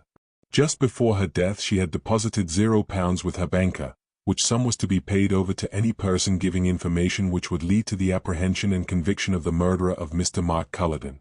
This offer had stimulated everyone's zeal, and, I presume, had aroused Catherine Harris to a realization of what had all the while been her obvious duty. Lady Molly saw her in the chief's private office, and had much ado to disentangle the threads of the girl's confused narrative.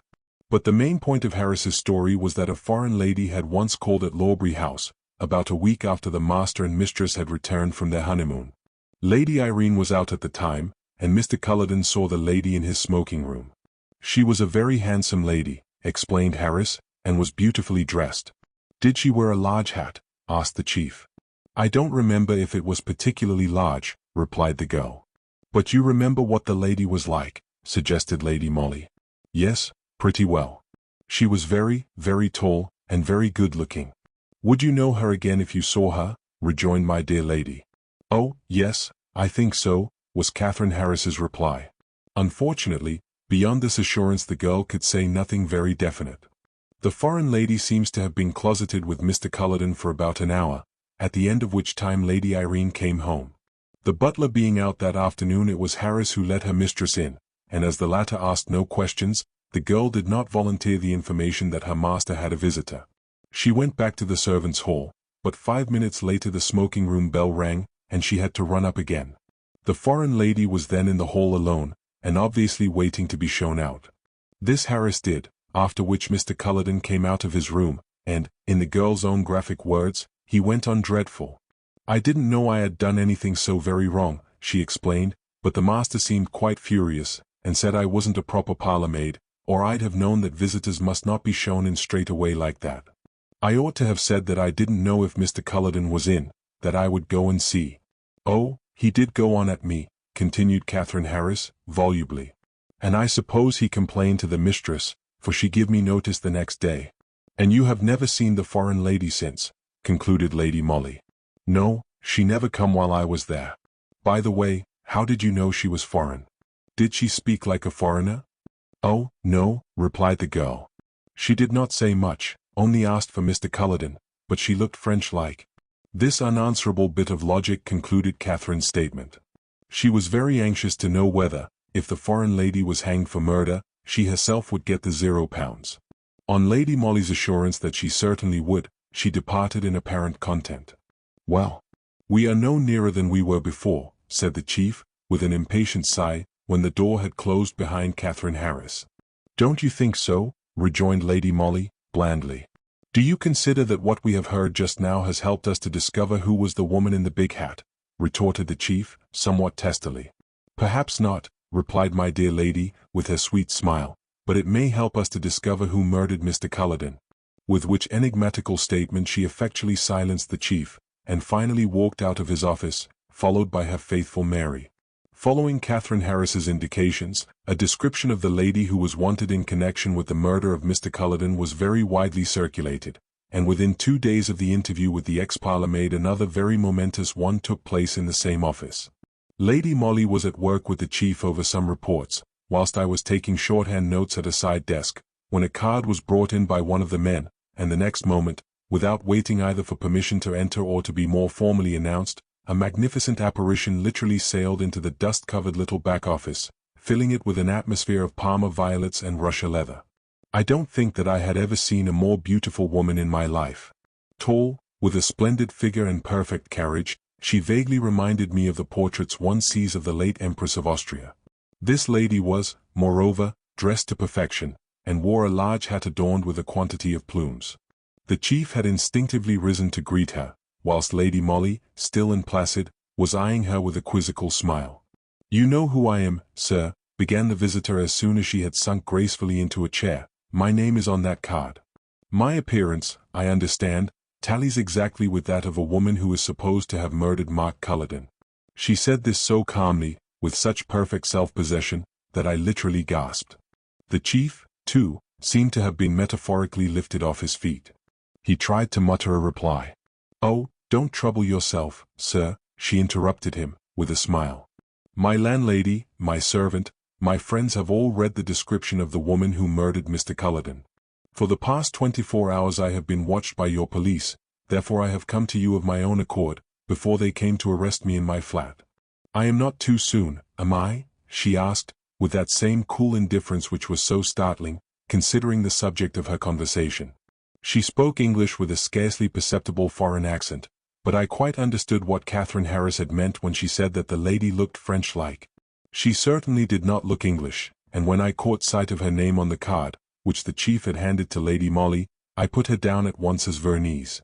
Miss Elizabeth Lowenthal had all the charm, the grace, the elegance, which one associates with Austrian women more than with those of any other nation.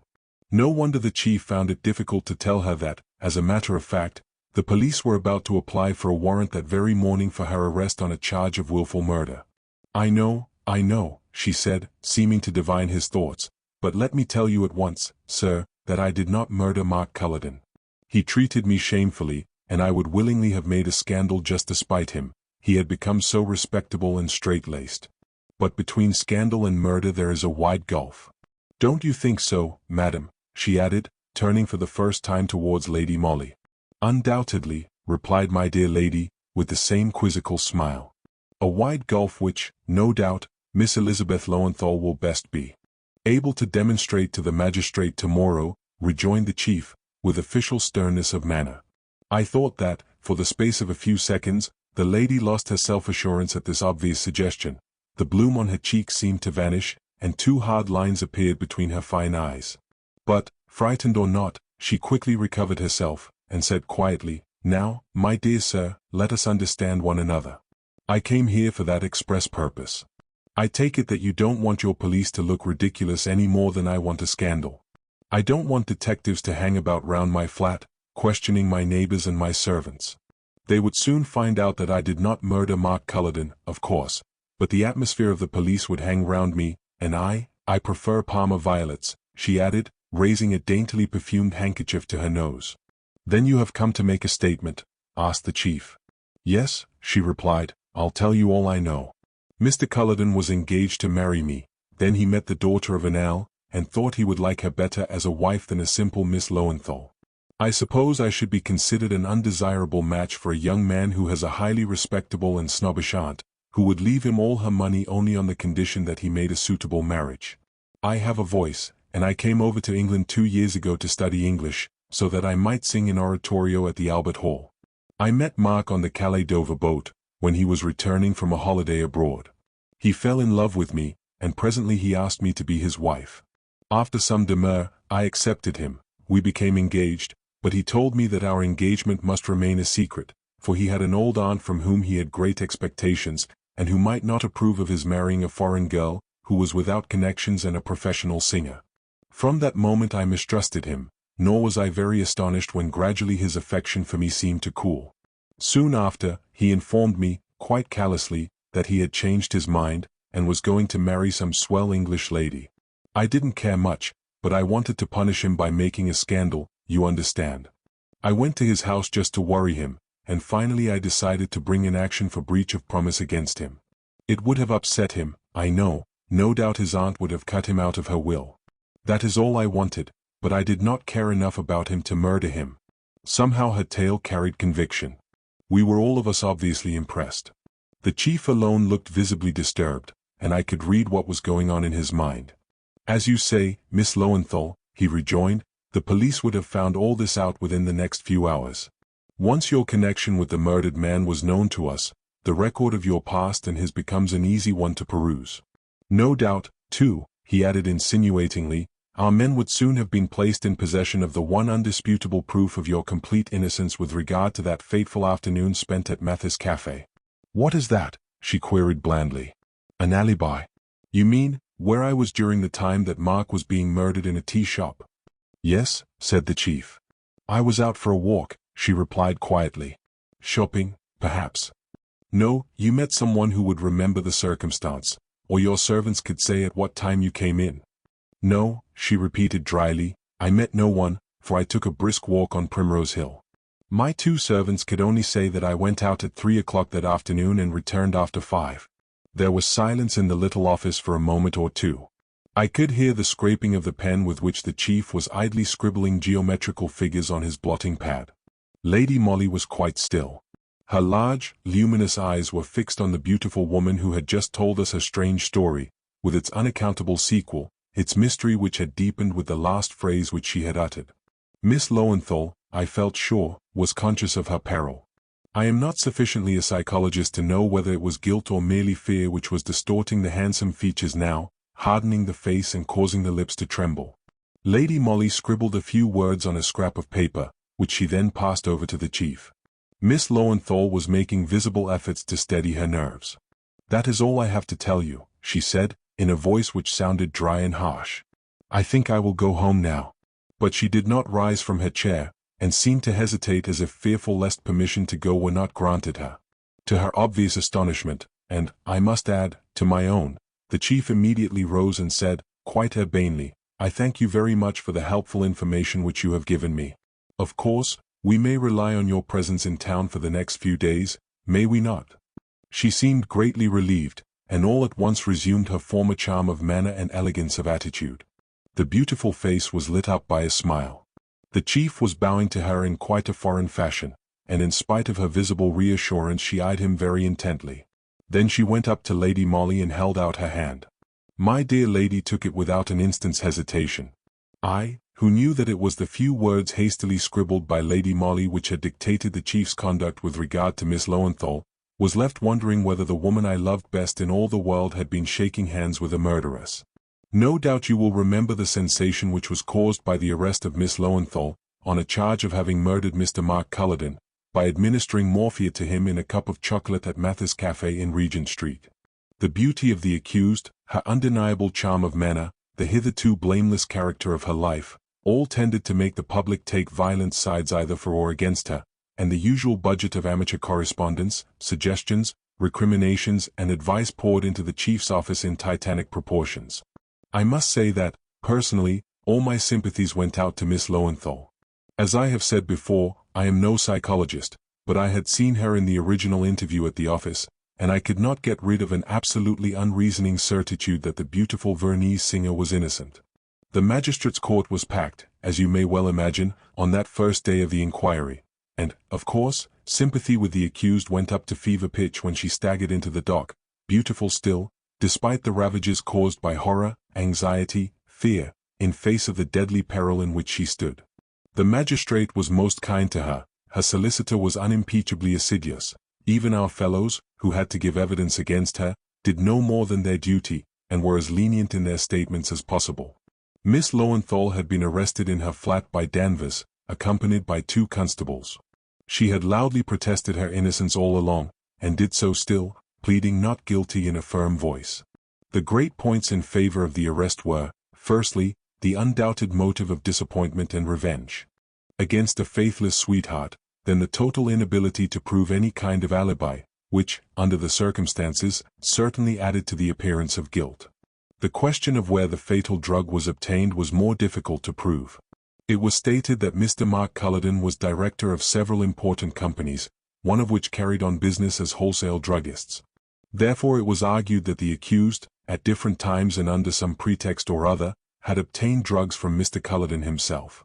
She had admitted to having visited the deceased at his office in the city, both before and after his marriage. Miss Lowenthal listened to all this evidence against her with a hard, set face, as she did also to Catherine Harris's statement about her calling on Mr. Culloden at Lawbury House, but she brightened up visibly when the various attendants at Mathis Cafe were placed in the box. A very large hat belonging to the accused was shown to the witnesses, but, though the police upheld the theory that that was the headgear worn by the mysterious lady at the cafe on that fateful afternoon, the waitresses made distinctly contradictory statements with regard to it. Whilst one girl swore that she recognized the very hat, another was equally positive that it was distinctly smaller than the one she recollected, and when the hat was placed on the head of Miss Lowenthal, 3 out of the 4 witnesses positively refused to identify her. Most of these young women declared that though the accused, when wearing the big hat, looked as if she might have been the lady in question, yet there was a certain something about her which was different. With that vagueness which is a usual and highly irritating characteristic of their class, the girls finally parried every question by refusing to swear positively either for or against the identity of Miss Lowenthal. "There's something that's different about her somehow," one of the waitresses asserted positively. "What is it that's different?" asked the solicitor for the accused, pressing his point. "I can't say," was the perpetual, maddening reply. Of course the poor young widow had to be dragged into the case, and here, I think, opinions and even expressions of sympathy were quite unanimous. The whole tragedy had been inexpressibly painful to her, of course, and now it must have seemed doubly so. The scandal which had accumulated round her late husband's name must have added the poignancy of shame to that of grief.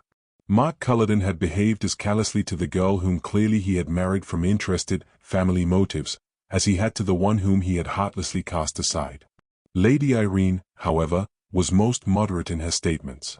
There was no doubt that she had known of her husband's previous entanglement with Miss Lowenthal, but apparently had not thought fit to make him accountable for the past.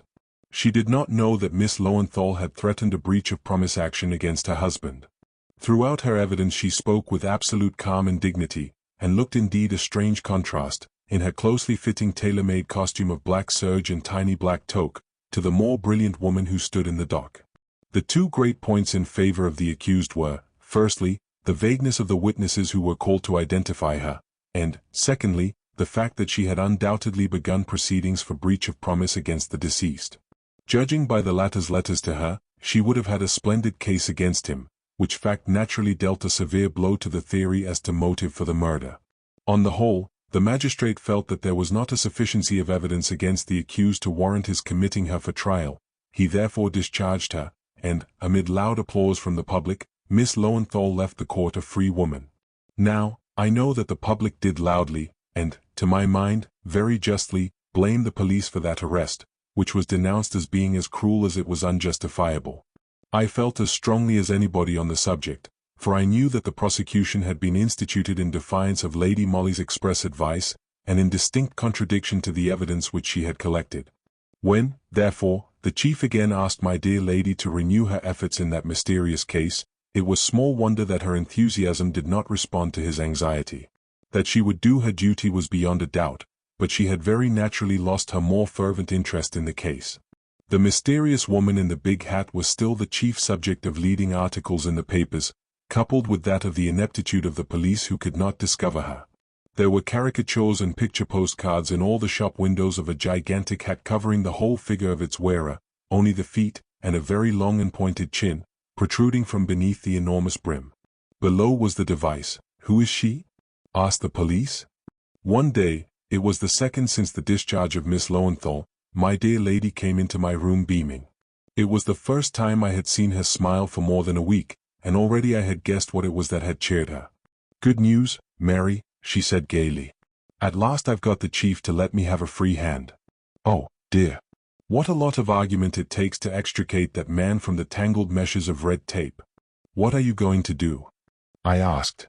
"Prove that my theory is right as to who murdered Mark Culloden," she replied seriously, and as a preliminary we'll go and ask his servants at Lawbury House a few questions. It was then 3 o'clock in the afternoon. At Lady Molly's bidding, I dressed somewhat smartly, and together we went off in a taxi to Fitzjohn's Avenue. Lady Molly had written a few words on one of her cards, urgently requesting an interview with Lady Irene Culloden. This she handed over to the manservant who opened the door at Lawbury House. A few moments later we were sitting in the cozy boudoir. The young widow, high-bred and dignified in her tight-fitting black gown, sat opposite to us, her white hands folded demurely before her, her small head, with its very close coiffure, bent in closest attention towards Lady Molly. "I most sincerely hope, Lady Irene," began my dear lady, in her most gentle and persuasive voice, "that you will look with all possible indulgence on my growing desire, shared, I may say, by all my superiors at Scotland Yard, to elucidate the mystery which still surrounds your late husband's death." Lady Molly paused, as if waiting for encouragement to proceed. The subject must have been extremely painful to the young widow, nevertheless she responded quite gently, "I can understand that the police wish to do their duty in the matter. As for me, I have done all, I think, that could be expected of me.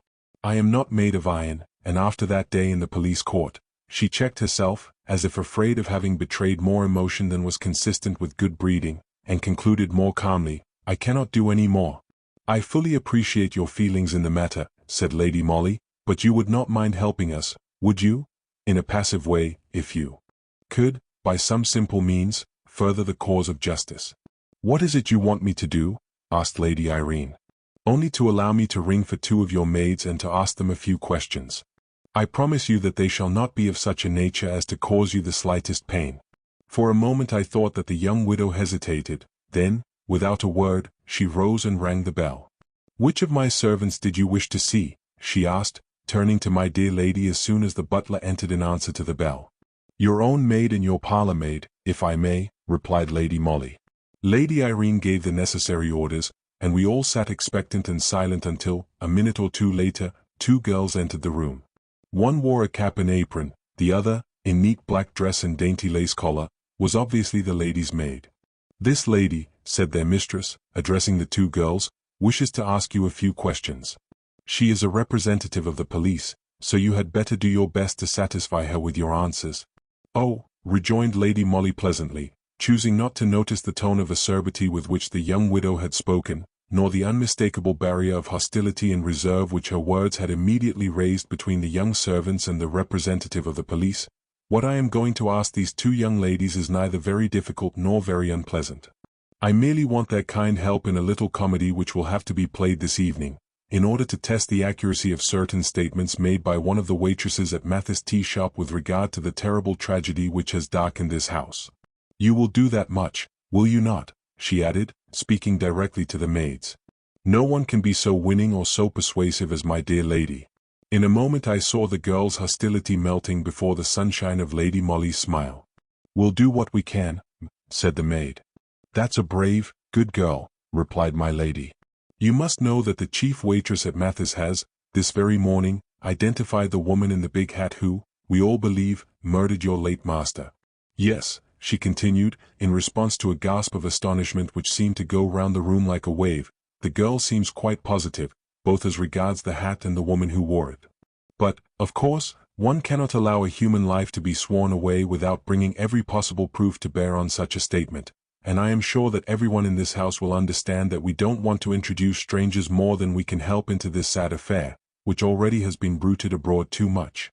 She paused a moment, then, as neither Lady Irene nor the maids made any comment, she continued, "My superiors at Scotland Yard think it their duty to try and confuse the witness as much as possible in her act of identification. They desire that a certain number of ladies wearing abnormally large hats should parade before the waitress. Among them will be, of course, the one whom the girl has already identified as being the mysterious person who had tea with Mr. Culloden at Mathis that afternoon. My superiors can then satisfy themselves whether the waitress is or is not so sure of her statement that she invariably picks out again and again one particular individual amongst a number of others or not." "Surely," interrupted Lady Irene, dryly, "you and your superiors do not expect my servants to help in such a farce." "We don't look upon such a proceeding as a farce, Lady Irene," rejoined Lady Molly, gently. "It is often resorted to in the interests of an accused person, and we certainly would ask the cooperation of your household. I don't see what they can do. But the two girls did not seem unwilling. The idea appealed to them, I felt sure. It suggested an exciting episode, and gave promise of variety in their monotonous lives. I am sure both these young ladies possess fine big hats, continued Lady Molly with an encouraging smile. I should not allow them to wear ridiculous headgear, retorted Lady Irene, sternly. I have the one your ladyship wouldn't wear, and threw away, interposed the young parlourmaid. I put it together again with the scraps I found in the dust hole. There was just one instant of absolute silence, one of those magnetic moments when fate seems to have dropped the spool on which she was spinning the threads of a life, and is just stooping in order to pick it up. Lady Irene raised a black bordered handkerchief to her lips, then said quietly, I don't know what you mean, Mary. I never wear big hats.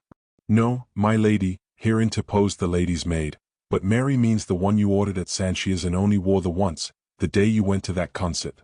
Which day was that? Asked Lady Molly, blandly. Oh, I couldn't forget that day, ejaculated the maid. Her ladyship came home from the concert, I had undressed her, and she told me that she would never wear her big hat again, it was too heavy. That same day Mr. Culloden was murdered. That hat would answer our purpose very well, said Lady Molly, quite calmly. Perhaps Mary will go and fetch it, and you had better go and help her put it on. The two girls went out of the room without another word, and there were we three women left facing one another, with that awful secret, only half revealed, hovering in the air like an intangible spectre. What are you going to do, Lady Irene? Asked Lady Molly, after a moment's pause, during which I literally could hear my own heart beating, whilst I watched the rigid figure of the widow in deep black crape, her face set and white, her eyes fixed steadily on Lady Molly. You can't prove it, she said defiantly. I think we can, rejoined Lady Molly, simply. At any rate, I mean to try. I have two of the waitresses from Mathis outside in a cab, and I have already spoken to the attendant who served you at Sanchia's, an obscure milliner in a back street near Portland Road. We know that you were at great pains there to order a hat of certain dimensions and to your own minute description. It was a copy of one you had once seen Miss Lowenthal wear when you met her at your late husband's office. We can prove that meeting, too. Then we have your maid's testimony that you wore that same hat once, and once only, the day, presumably, that you went out to a concert, a statement which you will find it difficult to substantiate, and also the day on which your husband was murdered. Bah! The public will laugh at you, retorted Lady Irene, still defiantly. You would not dare to formulate so monstrous a charge. It will not seem monstrous when justice has img0.jpg. Lady Irene, with a cry of agony, fell senseless in my dear lady's arms, weighed in the balance the facts which we can prove. Let me tell you a few of these, the result of careful investigation. There is the fact that you knew of Mr. Culloden's entanglement with Miss Elizabeth Lowenthal, and did your best to keep it from old Mrs. Steinberg's knowledge, realizing that any scandal round her favorite nephew would result in the old lady cutting him, and therefore you, out of her will.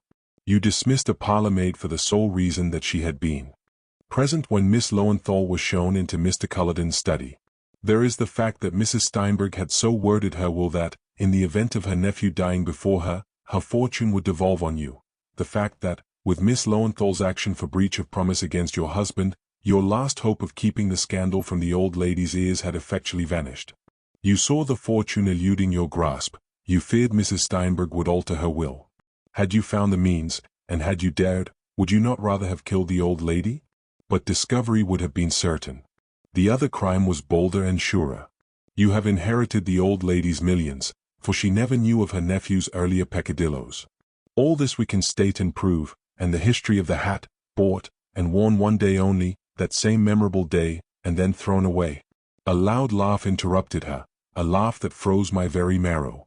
There is one fact you have forgotten, my Lady of Scotland Yard, came in sharp, strident accents from the black-robed figure, which seemed to have become strangely spectral in the fast-gathering gloom which had been enveloping the luxurious little boudoir.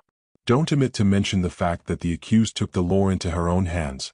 And before my dear lady and I could rush to prevent her, Lady Irene Culloden had conveyed something, we dared not think what, to her mouth. Find Danvers quickly, Mary, said Lady Molly, calmly. You'll find him outside. Bring a doctor back with you. Even as she spoke, Lady Irene, with a cry of agony, fell senseless in my dear lady's arms. The doctor, I may tell you, came too late. The unfortunate woman evidently had a good knowledge of poisons.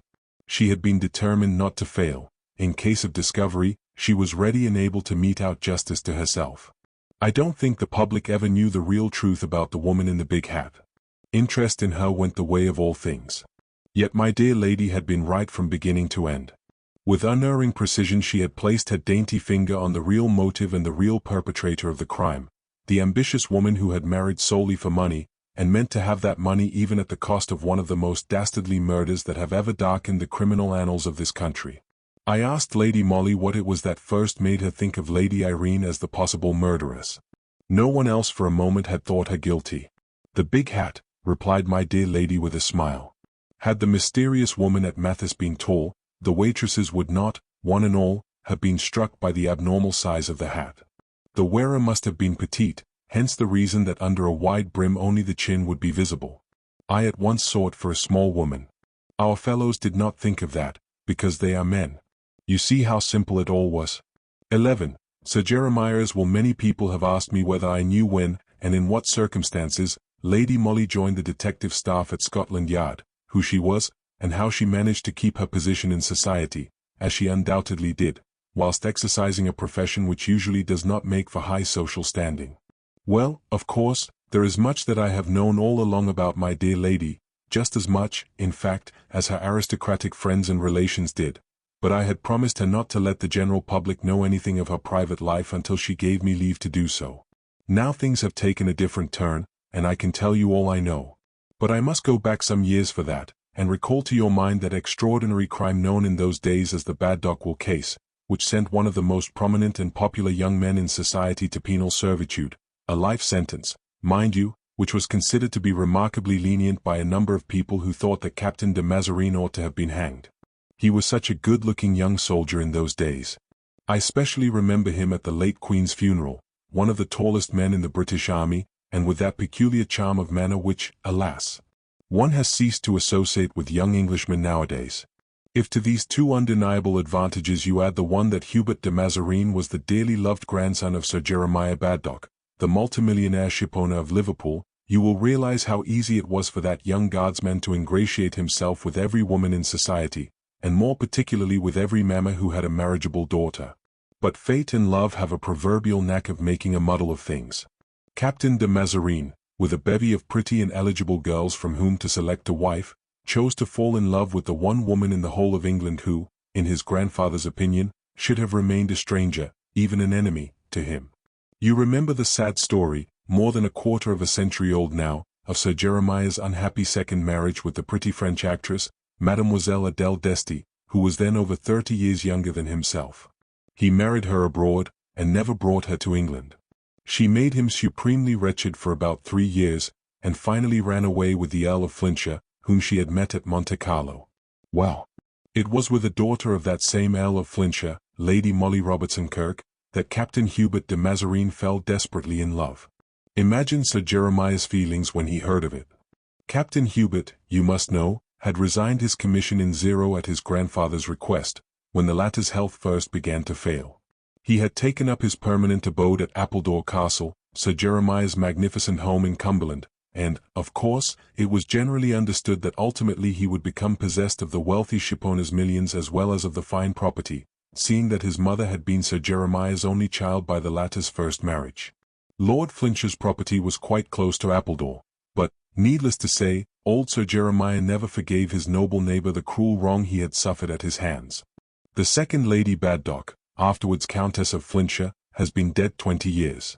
Neither the county nor the more exclusive sets of London ever received her, but her daughter Molly, who inherited all her beauty and none of her faults, was the idol of her father, and the acknowledged queen of county and town society.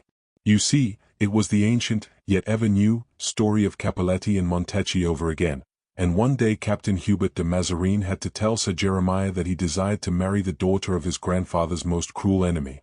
What the immediate result of that announcement was, no one could say. Neither Sir Jeremiah nor Captain Hubert de Mazarine would have allowed servants or dependents to hear a word of disagreement that might have passed between them, much less to suspect that an unpleasant scene had occurred. Outwardly everything went on as usual at Appledore Castle for about a fortnight or so, after which Captain Hubert went away one day, ostensibly for a brief stay in London, but he never re-entered the doors of the castle until after the dark veil of an appalling tragedy had begun to descend on the stately old Cumberland home. Sir Jeremiah bore up pretty well for a time, then he had a slight paralytic stroke and became a confirmed invalid. The postmaster at Appledore declared that after that many letters came, addressed to Sir Jeremiah in Captain Hubert's well-known handwriting and bearing the London postmark, but presumably the old gentleman felt bitterly irreconcilable towards his grandson, for Captain de Mazarine was never seen at the castle. Soon the invalid grew more and more eccentric and morose. He ordered all the reception rooms of his magnificent home to be closed and shuttered, and he dismissed all his indoor servants, with the exception of his own male attendant and an old married couple named Bradley, who had been in his service for years, and who now did the little work that was required in what had once been one of the most richly appointed country mansions in England. Bitter resentment against his once dearly loved grandson, and against the man who had robbed him of his young wife 25 years ago, seemed to have cut off the old man from contact with the outside world. Thus matters stood until the spring of '0, when Sir Jeremiah announced one morning to the 3 members of his household that Mr. Philip Baddock was coming to stay at the castle, and that a room must be got ready immediately. Mr. Philip Baddock came that same evening.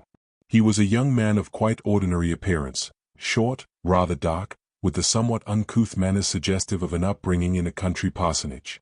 His arrival created no little excitement in the neighborhood. Who was Mr. Philip Baddock, and where did he come from?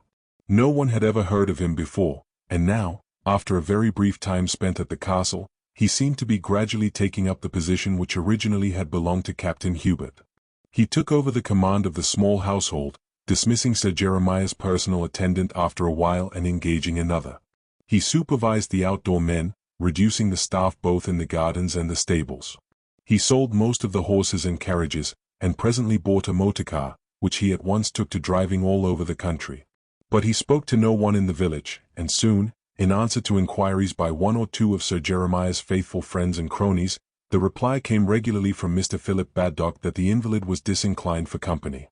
Only Dr. Thorne, the local practitioner, saw the patient. Sir Jeremiah, it was understood, was slowly sinking towards the grave, but his mind was quite clear, even if his temper was abnormal. One day Mr. Philip Baddock made inquiries in the village for a good chauffeur.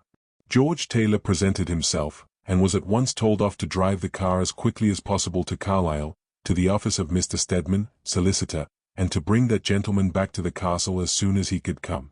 The distance from Appledore to Carlisle is over 50 miles. It was 7 o'clock in the evening before George Taylor was back, bringing Mr. Stedman with him. The solicitor was received at the castle door by old Bradley, and at Sir Jeremiah's door by Felkin, the new attendant, who showed him in. The interview between the invalid and Mr. Stedman lasted half an hour, after which the latter was driven back to Carlisle by George Taylor. That same evening a telegram was sent off by Mr. Philip Baddock to Captain de Mazarine in London, containing the few words, "Sir Jeremiah very ill. Come at once." 24 hours later Captain Hubert arrived at Appledore Castle, too late, however, to see his grandfather alive. Sir Jeremiah Baddock had died an hour before the arrival of his once so tenderly cherished grandson, and all hopes of a reconciliation had now been mercilessly annihilated by death. The end had come much more suddenly than Dr. Thorne had anticipated. He had seen the patient in the morning and thought that he might last some days. But when Sir Jeremiah had heard that Captain de Mazarine had been sent for, he had worked himself into a state of such terrible agitation that the poor, overtaxed brain and heart finally gave way. The events of those memorable days, in the early spring of '0, are so graven on my memory that I can recount them as if they happened yesterday. I was maid to Lady Molly Robertson Kirke at the time. Since then she has honoured me with her friendship. Directly after Captain Hubert's first estrangement from his grandfather, she and I came down to Cumberland and lived very quietly at Kirk Hall, which, as you know, is but a stone's throw from Appledore. Here Captain Hubert paid my dear lady several visits. She had irrevocably made up her mind that their engagement was to be indefinitely prolonged, for she had a vague hope that, sooner or later, Sir Jeremiah would relent towards the grandson whom he had loved so dearly. At any rate, there was a chance of it whilst the marriage had not actually taken place. Captain de Mazarine, mind you, was in no sense of the word badly off. His father had left him some £000, and Lady Molly had a small private fortune of her own. Therefore I assure you that there was not a single mercenary thought behind this protracted engagement or Captain Hubert's desire for a reconciliation with his grandfather. The evening that he arrived at Appledore in response to Mr. Philip Baddock's telegram, Lady Molly met him at the station. He sent his luggage on to Kirkhall, and the two young people walked together as far as the Elkhorn Woods, which divide the Earl of Flintshire's property from Appledore itself. Here they met Mr. Stedman, the solicitor, who had motored over from Carlisle in response to an urgent summons from Sir Jeremiah Baddock, but whose car had broken down about 200 yards up the road. It seems that the chauffeur had suggested his walking on through the woods, it being an exceptionally fine and mild spring evening, with a glorious full moon overhead, which lit up almost every turn of the path that cuts through the pretty coppice. Lady Molly had given me rendezvous at the edge of the wood, so that I might accompany her home after she had taken leave of Captain Hubert. It seems that the latter knew Mr. Stedman slightly, and we saw the two men shake hands with one another, then, after a few words of conversation, turn off to walk together through the wood. We then made our way back silently to Kirkhall. My dear lady was inexpressibly sad. She appreciated very deeply the love which Captain Hubert bore for his grandfather, and was loath to see the final annihilation of all her hopes of an ultimate reconciliation between the two men. I had dressed Lady Molly for dinner, and she was just going downstairs, when Captain de Mazarine arrived at the hall. He announced the sad news of his grandfather's death, and looked extremely dejected and upset. Of course, he stayed at the hall, for Mr. Philip Baddock seemed quite to have taken command at Appledore Castle, and Captain Hubert did not care to be beholden to him for hospitality. My dear lady asked him what had become of Mr. Stedman. "I don't know," he replied. "He started to walk with me through the wood, then he seemed to think that the tramp would be too much for him, and that the car could be put right very quickly. He preferred to drive round, and was quite sure that he would meet me at the castle in less than half an hour. However, he never turned up." Lady Molly asked several more questions about Sir Jeremiah, which Captain Hubert answered in a listless way. He had been met at the door of the castle by Mr. Philip Baddock, who told him that the old gentleman had breathed his last half an hour before. I remember that we all went to bed that night feeling quite unaccountably depressed. It seemed that something more tragic than the natural death of a septuagenarian hovered in the air of these remote Cumberland villages. The next morning our strange premonitions were confirmed. Lord Flintshire, my dear lady, and Captain Hubert were sitting at breakfast when the news was brought to the hall that Mr. Stedman, the Carlisle solicitor, had been found murdered in the Elkhorn Woods earlier in the morning. Evidently he had been stunned, and then done to death by a heavily loaded stick or some similar weapon. When he was discovered in the early hours of the morning, he had, apparently, been dead some time. The local police were at once apprised of the terrible event, which created as much excitement as the death of the eccentric old millionaire at Appledore Castle. Everyone at Kirkhall, of course, was keenly interested, and Captain de Mazarine went over to Appledore as soon as he could in order to place his information at the service of the police. It is a strange fact, but nevertheless a true one, that when a deadly peril arises such as now threatened Captain de Mazarine, the person most in danger is the last to be conscious of it. I am quite sure that Lady Molly, the moment she heard that Mr. Stedman had been murdered in the Elkhorn Woods, realized that the man she loved would be implicated in that tragedy in some sinister manner. But that is the intuition of a woman who loves. As for Captain Hubert, he went about during the whole of that day quite unconscious of the abyss which already was yawning at his feet. He even discussed quite equably the several valuable bits of information which the local police had already collected, and which eventually formed a portion of that damning fabric of circumstantial evidence which was to bring him within sight of the gallows. Earlier in the day, Mr. Philip Baddock sent him a stiff little note, saying that, as Captain de Mazarine was now the owner of Appledore Castle, he, Philip Baddock, did not desire to trespass a moment longer than was necessary on his relative's hospitality, and had arranged to stay at the village inn until after the funeral, when he would leave Cumberland. To this Captain Hubert sent an equally curt note saying that, as far as he knew, he had no say in the matter of anyone coming or going from the castle, and that Mr. Philip Baddock must, of course, please himself as to whether he stayed there or not. So far, of course, the old gentleman's testamentary dispositions were not known. He had made a will in zero bequeathing Appledore and everything he possessed unconditionally to his beloved grandson, Hubert de Mazarine, whom he also appointed his sole executor. That will was lodged with Mr. Truscott, who had been solicitor to the deceased practically until the last moment, when Mr. Stedman, a new arrival at Carlisle, had been sent for. Whether that will had been revoked or not Mr. Truscott did not know, but, in the course of the afternoon, Lord Flintshire, whilst out driving, met the local superintendent of police, who told him that Mr. Stedman's senior partner, a Mr. Fueling, had made a statement to the effect that Sir Jeremiah had sent for Mr. Stedman the day before his death and given instructions for the drafting of a new will whereby the old gentleman bequeathed Appledore and everything he possessed to his beloved grandson, Hubert de Mazarine, but only on the condition that the latter did not marry the daughter or any other relative of the Earl of Flintshire. In the event of Hubert de Mazarine disregarding this condition at any future time of his life, Sir Jeremiah's entire fortune was to devolve on Philip Baddock, sole issue of testator's second marriage, with Adele Desty. The draft of this will, added Mr. Fueling, was in Mr. Stedman's pocket ready for Sir Jeremiah's signature on that fateful night when the unfortunate young solicitor was murdered. The draft had not been found in the murdered man's pocket. A copy of it, however, was in Mr. Fueling's safe. But as this will had never been signed by the deceased, the one of Zero remained valid, and Captain Hubert de Mazarine remained unconditionally his grandfather's sole heir. Events crowded thick and fast on that day, one of the most miserable I have ever lived through. After an early tea, which my dear lady had alone in her little boudoir, she sent me down to ask Captain Hubert to come up and speak to her. He did so at once, and I went into the next room, which was Lady Molly's bedroom, there to prepare her dress for the evening. I had, of course, discreetly closed the door of communication between the two rooms, but after the first 5 minutes, Lady Molly deliberately reopened it, from which I gathered that she actually wished me to know what was going on. It was then a little after 4 o'clock. I could hear Captain de Mazarine's voice, low-toned and infinitely tender. He adored my dear lady, but he was a very quiet man, and it was only by the passionate tensity of his attitude when he was near her that a shrewdly observant person could guess how deeply he cared. Now, through the open door, I could see his handsome head bowed very low, so that he could better look into her upturned eyes. His arms were round her, as if he were fighting the world for the possession of her, and would never let her go again. But there were tears in her eyes. "Hubert," she said after a while, "I want you to marry me. Will you?" "Will I?" he whispered, with an intensity of img.jpg. Philip Baddock looked defiant, and felt in taciturn and sulky passionate longing which seemed to me then so unutterably pathetic that I could have sat down and had a good cry. "But," rejoined Lady Molly, earnestly, "I mean as soon as possible, tomorrow, by special license. You can wire to Mr. Hereford tonight, and he will see about it the first thing in the morning. We can travel up to town by the night train. Father and Mary will come with me.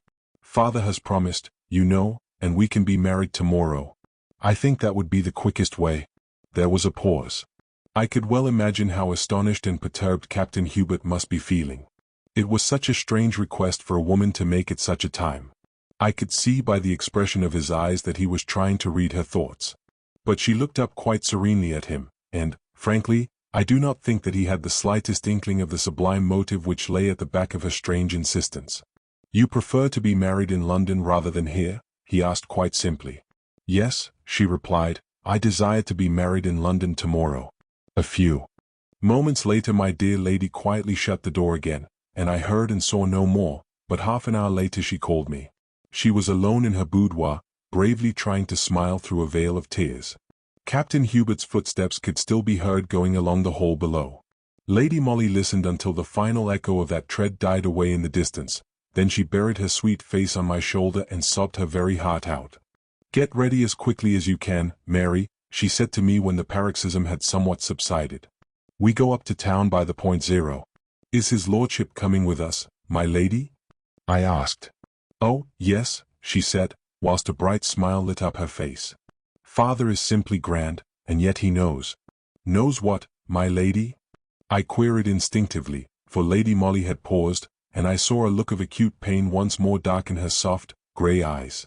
"My father knows," she said, slowly and almost tonelessly, "that half an hour ago the police found a weighted stick in the Elkhorn woods not far from the spot where Mr. Stedman was murdered.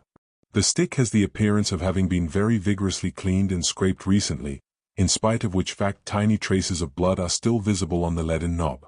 The inspector showed my father that stick. I saw it too. It is the property of Captain Hubert de Mazarine, and by tomorrow, at the latest, it will be identified as such."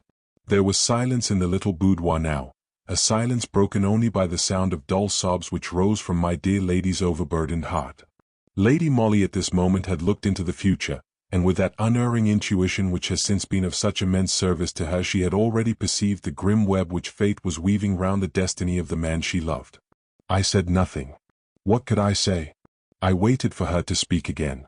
The first words she uttered after the terrible pronouncement which she had just made were, "I'll wear my white cloth gown tomorrow, Mary. It is the most becoming frock I have, and I want to look my best on my wedding day." Captain Hubert de Mazarine was married to Lady Molly Robertson Kirke by special license on April ND 0 at the Church of St. Margaret, Westminster. No one was present to witness the ceremony except the Earl of Flintshire and myself. No one was apprised of the event at the time, nor, until recently, did anyone know that Lady Molly of Scotland Yard was the wife of de Mazarine the convict. As you know, he was arrested at Appledore railway station the following morning and charged with the wilful murder of Alexander Stedman, solicitor, of Carlisle. Everything was against him from the first. The draft of the will which Mr. Stedman was taking up to Sir Jeremiah for signature supplied the motive for the alleged crime, and he was the last person seen in company with the murdered man. The chauffeur, George Taylor, who had driven to Carlisle to fetch Mr. Stedman, and brought him back that evening, explained how two of his tires burst almost simultaneously after going over a bit of broken road close to the coppice. He had suggested to Mr. Stedman the idea of walking through the wood, and, as he had not two fresh tires with him, he started pushing his car along, as the village was not more than half a mile away. He never saw Mr. Stedman again. The stick with which the terrible deed had been committed was the most damning piece of evidence against the accused. It had been identified as his property by more than one witness, and was found within 20 yards of the victim, obviously cleaned and scraped, but still bearing minute traces of blood. Moreover, it had actually been seen in Captain Hubert's hand by one or two of the porters when he arrived at Appledore station on that fatal night, was met there by Lady Molly, and subsequently walked away with her previous to meeting Mr. Stedman on the edge of the wood. Captain de Mazarine, late of His Majesty's Household Brigade, was indicted for the wilful murder of Alexander Stedman, tried at the next assizes, found guilty, and condemned to be hanged. The jury, however, had strongly recommended him to mercy owing to his hitherto spotless reputation, and to the many services he had rendered his country during the last Boer War. A monster petition was sent up to the Home Office, and the sentence was commuted to 20 years penal servitude. That same year, Lady Molly applied for, and obtained, a small post on the detective staff of the police. From that small post she has worked her way upwards, analyzing and studying, exercising her powers of intuition and of deduction, until at the present moment she is considered, by chiefs and men alike, the greatest authority among them on criminal investigation. The Earl of Flintshire died some 3 years ago. Kirke Hall devolved on a distant cousin, but Lady Molly has kept a small home at Kirke ready for her husband when he comes back from Dartmoor. The task of her life is to apply her gifts, and the obvious advantages at her disposal as a prominent member of the detective force, to prove the innocence of Captain Hubert de Mazarine, which she never doubted for a moment.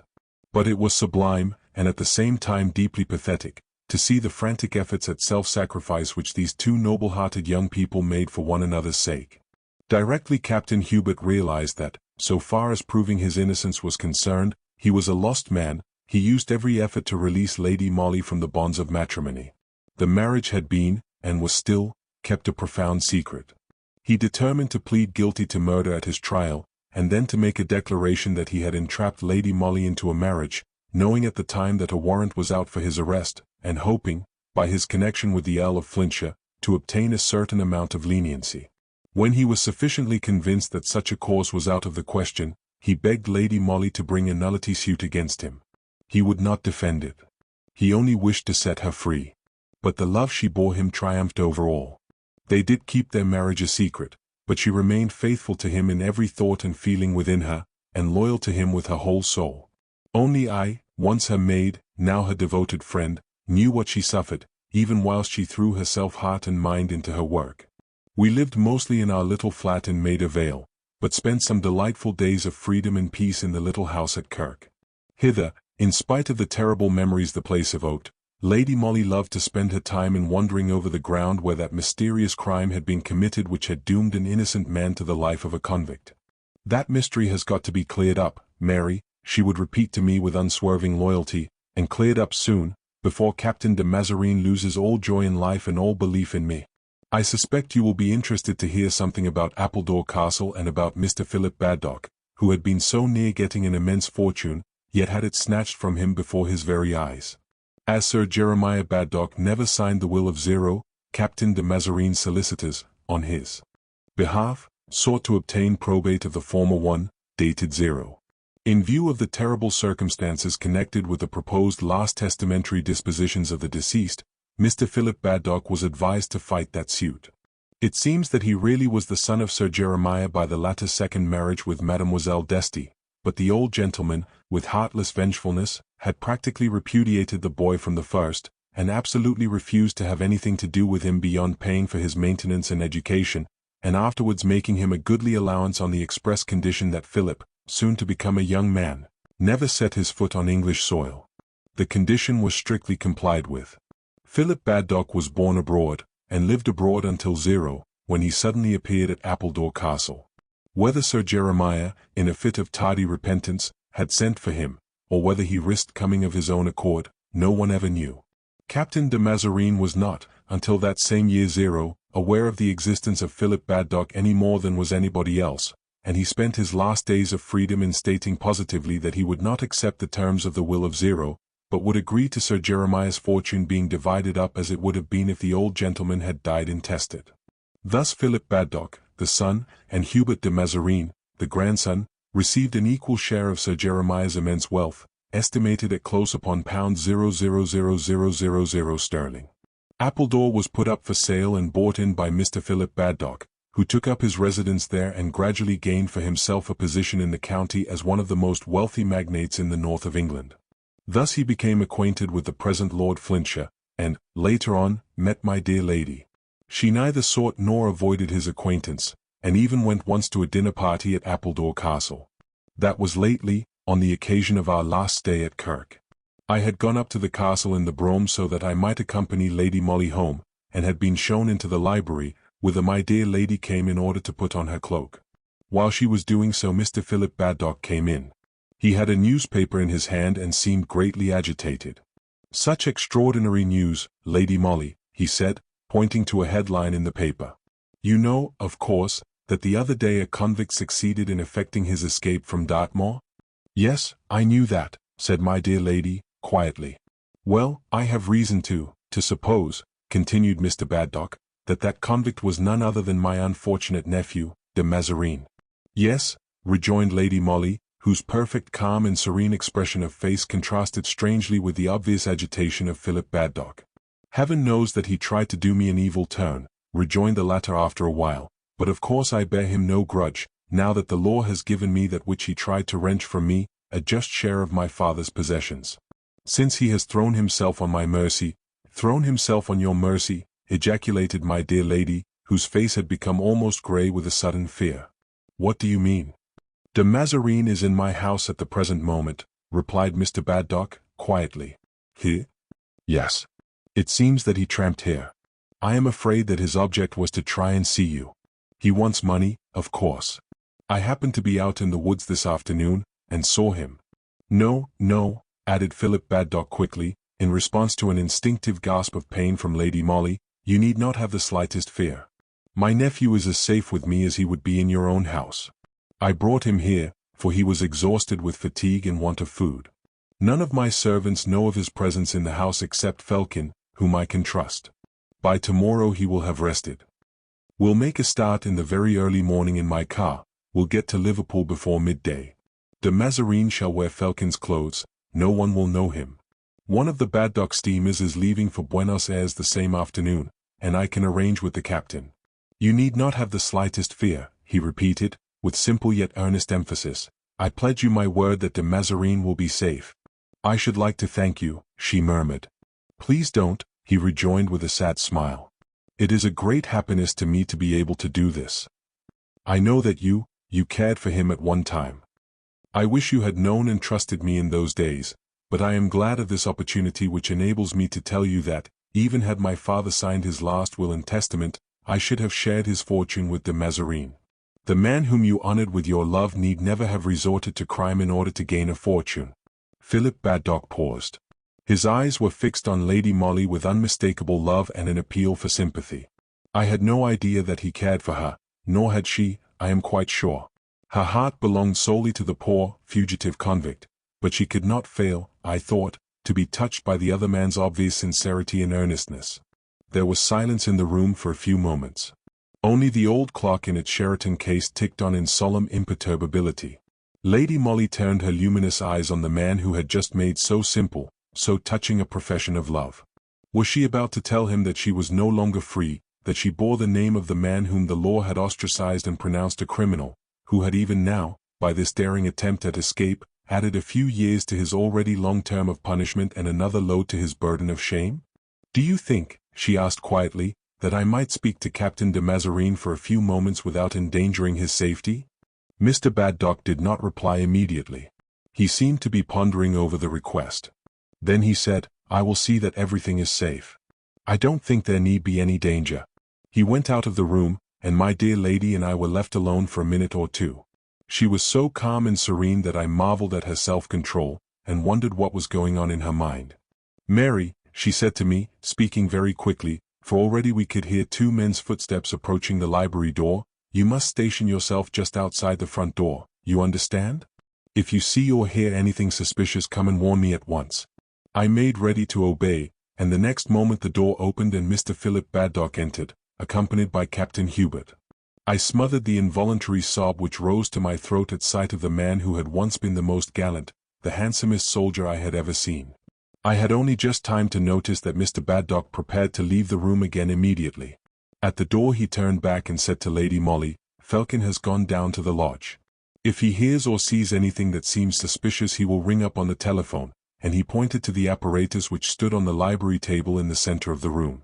After that he closed the door, and I was left to imagine the moments of joy, mingled with acute anguish, which my dear lady would be living through. I walked up and down restlessly on the terrace which fronts the castle.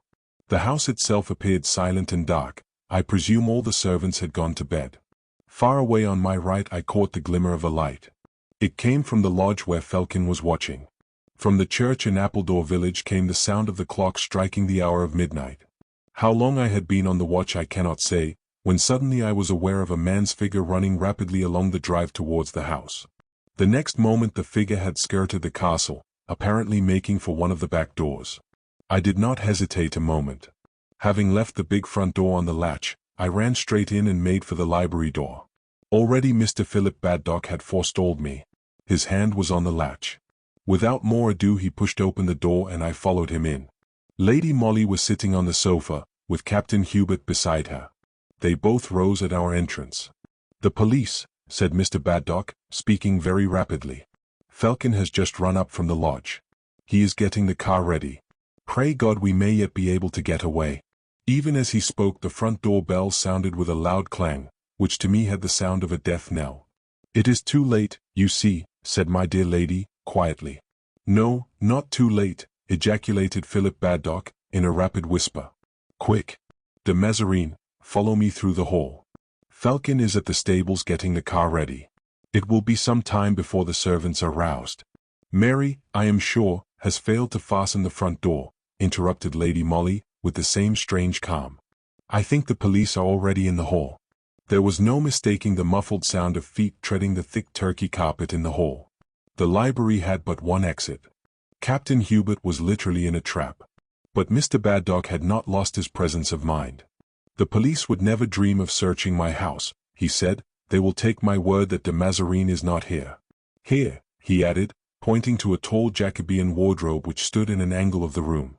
"In there, man, and leave the rest to me." "I am afraid that such a proceeding would bring useless trouble upon you, Mr. Baddock," once more interposed Lady Molly. "The police, if they do not at once find Captain de Mazarine, will surely search the house." "Impossible. They would not dare." "Indeed they would. The police know that Captain de Mazarine is here." "I swear they do not," rejoined Mr. Baddock.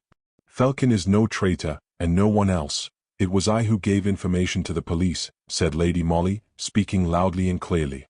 "I called up the superintendent on the telephone just now, and told him that his men would find the escaped convict hiding at Appledore Castle." "You?" ejaculated Mr. Baddock, in a tone of surprise and horror, not unmixed with a certain note of triumph. "You?" "Yes," she replied calmly. "I am of the police, you know. I had to do my duty." "Open the door, Mary," she added, turning to me. Captain Hubert had not spoken a word so far. Now, when the men, led by Detective Inspector Etty, entered the room, he walked with a firm step towards them, held out his hands for the irons, and with a final look at Lady Molly, in which love, trust, and hope were clearly expressed, he passed out of the room and was soon lost to sight. My dear lady waited until the heavy footfalls had died away, then she turned with a pleasant smile to Mr. Philip Baddock. "I thank you for your kind thoughts of me," she said, "and for your noble efforts on behalf of your nephew. My position was a difficult one. I hope you will forgive the pain I have been obliged to bring upon you." "I will do more than forgive, Lady Molly," he said earnestly. "I will venture to hope." He took her hand and kissed it. Then she beckoned to me and I followed her into the hall. Our brougham, a hired one, had been waiting in the stable-yard. We drove home in silence, but half an hour later, when my dear lady kissed me good night, she whispered in my ear, "And now, Mary, we'll prove him innocent."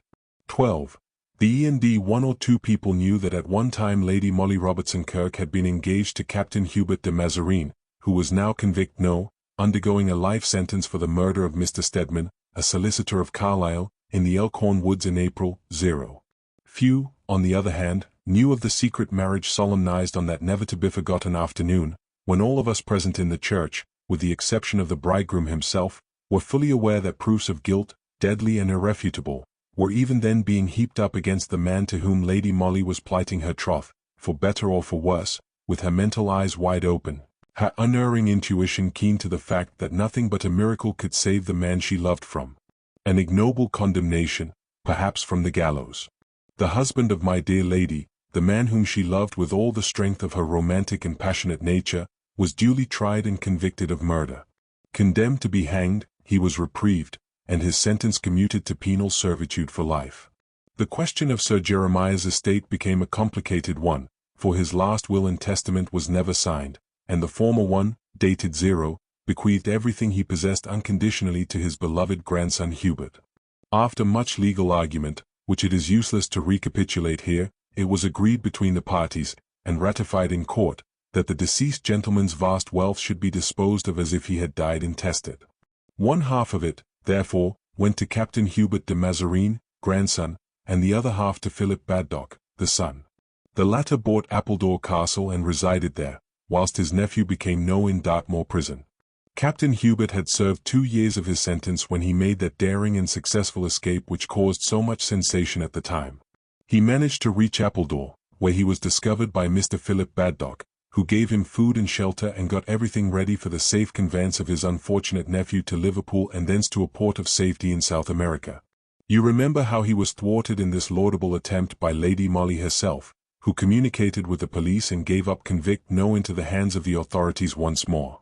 Of course, public outcry was loud against my dear lady's action. Sense of duty was all very well, so people argued, but no one could forget that at one time Captain Hubert de Mazarine and Lady Molly Robertson Kirk had actually been engaged to be married, and it seemed positively monstrous for a woman to be so pitiless towards the man whom she must at one time have loved. You see how little people understood my dear lady's motives. Some went so far as to say that she had only contemplated marriage with Captain Hubert de Mazarine because he was then, presumably, the heir to Sir Jeremiah's fortune. Now, continued the gossips, she was equally ready to marry Mr. Philip Baddock, who at any rate was the happy possessor of one half of the deceased gentleman's wealth. Certainly Lady Molly's conduct at this time helped to foster this idea. Finding that even the chief was inclined to give her the cold shoulder, she shut up our flat in Maida Vale and took up her residence at the little house which she owned in Kirk, and from the windows of which she had a splendid view of stately Appledore Castle nestling among the trees on the hillside. I was with her, of course, and Mr. Philip Baddock was a frequent visitor at the house. There could be no doubt that he admired her greatly, and that she accepted his attentions with a fair amount of graciousness. The county fought shy of her. Her former engagement to Captain de Mazarine was well known, and her treachery to him, so it was called, was severely censured. Living almost in isolation in the village, her whole soul seemed wrapped in thoughts of how to unravel the mystery of the death of Mr. Stedman. Captain de Mazarine had sworn in his defense that IMG.JPG asked Philip Baddock if my threats are paltry. The solicitor, after starting to walk through the Elkhorn Woods with him, had feared that the tramp over rough ground would be too much for him, and had almost immediately turned back in order to regain the road. But the chauffeur, George Taylor, who was busy with the broken-down car some 200 yards up the road, never saw Mr. Stedman again, whilst Captain de Mazarine arrived at the gates of Appledore Castle alone. Here he was met by Mr. Philip Baddock, who informed him that Sir Jeremiah had breathed his last an hour before. No one at the castle recollected seeing a stick in Captain Hubert's hand when he arrived, whilst there were several witnesses who swore that he carried one at Appledore Station when he started to walk with her ladyship. The stick was found close to the body of the solicitor, and the solicitor, when he met with his terrible death, had in his pocket the draft of a will which meant disinheritance to Captain de Mazarine. Here was the awful problem which Lady Molly had to face and to solve if she persisted in believing that the man whom she loved, and whom she had married at the moment when she knew that proofs of guilt were dead against him, was indeed innocent. We had spent all the morning shopping in Carlisle, and in the afternoon we called on Mr. Fueling, of the firm of Fueling, Stedman and Company, solicitors. Lady Molly had some business to arrange in connection with the purchase of an additional bit of land to round off her little garden at Kirk. Mr. Fueling was courteous, but distinctly stiff, in his manner towards the lady who was connected with the police, more especially when, her business being transacted, she seemed inclined to tarry for a little while in the busy solicitor's office, and to lead conversation round to the subject of the murder of Mr. Stedman. 5 years have gone by since then, said Mr. Fueling, curtly, in response to a remark from Lady Molly. I prefer not to revive unpleasant memories. You, of course, believed Captain de Mazarine guilty, retorted my dear lady, imperturbably. There were circumstances, rejoined the solicitor, and, of course, I hardly knew the unfortunate young man. Messrs. Truscott and Truscott used to be the family solicitors. Yes. It seemed curious that when Sir Jeremiah wished to make his will he should have sent for you, rather than for his accustomed lawyer, mused Lady Molly. Sir Jeremiah did not send for me, replied Mr. Fueling, with some acerbity. He sent for my junior, Mr. Stedman. Perhaps Mr. Stedman was a personal friend of his. Not at all. Not at all. Mr. Stedman was a new arrival in Carlisle, and had never seen Sir Jeremiah before the day when he was sent for and, in a brief interview, drafted the will which, alas, proved to be the primary cause of my unfortunate young partner's death. You cannot draft a will in a brief interview, Mr. Fueling, remarked Lady Molly, lightly.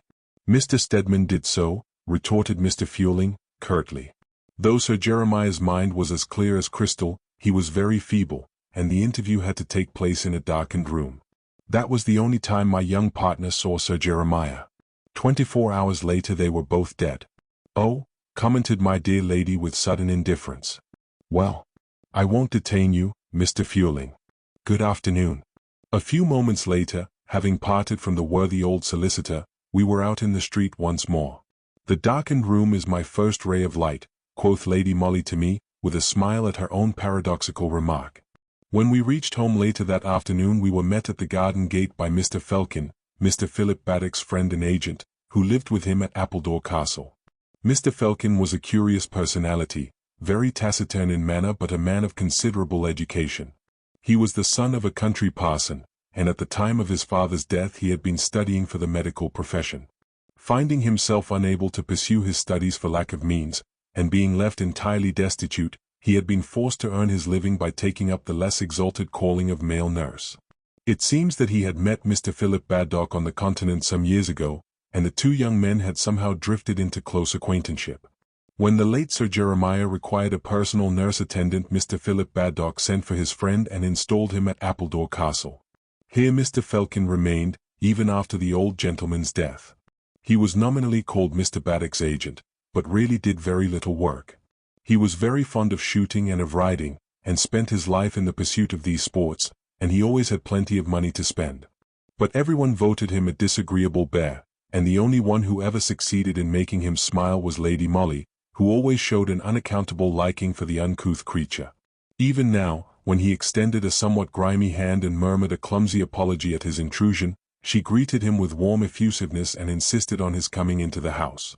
We all turned to walk along the little drive, when Mr. Baddock's car came whizzing round the corner of the road from the village. He pulled up at our gate, and the next moment had joined us in the drive.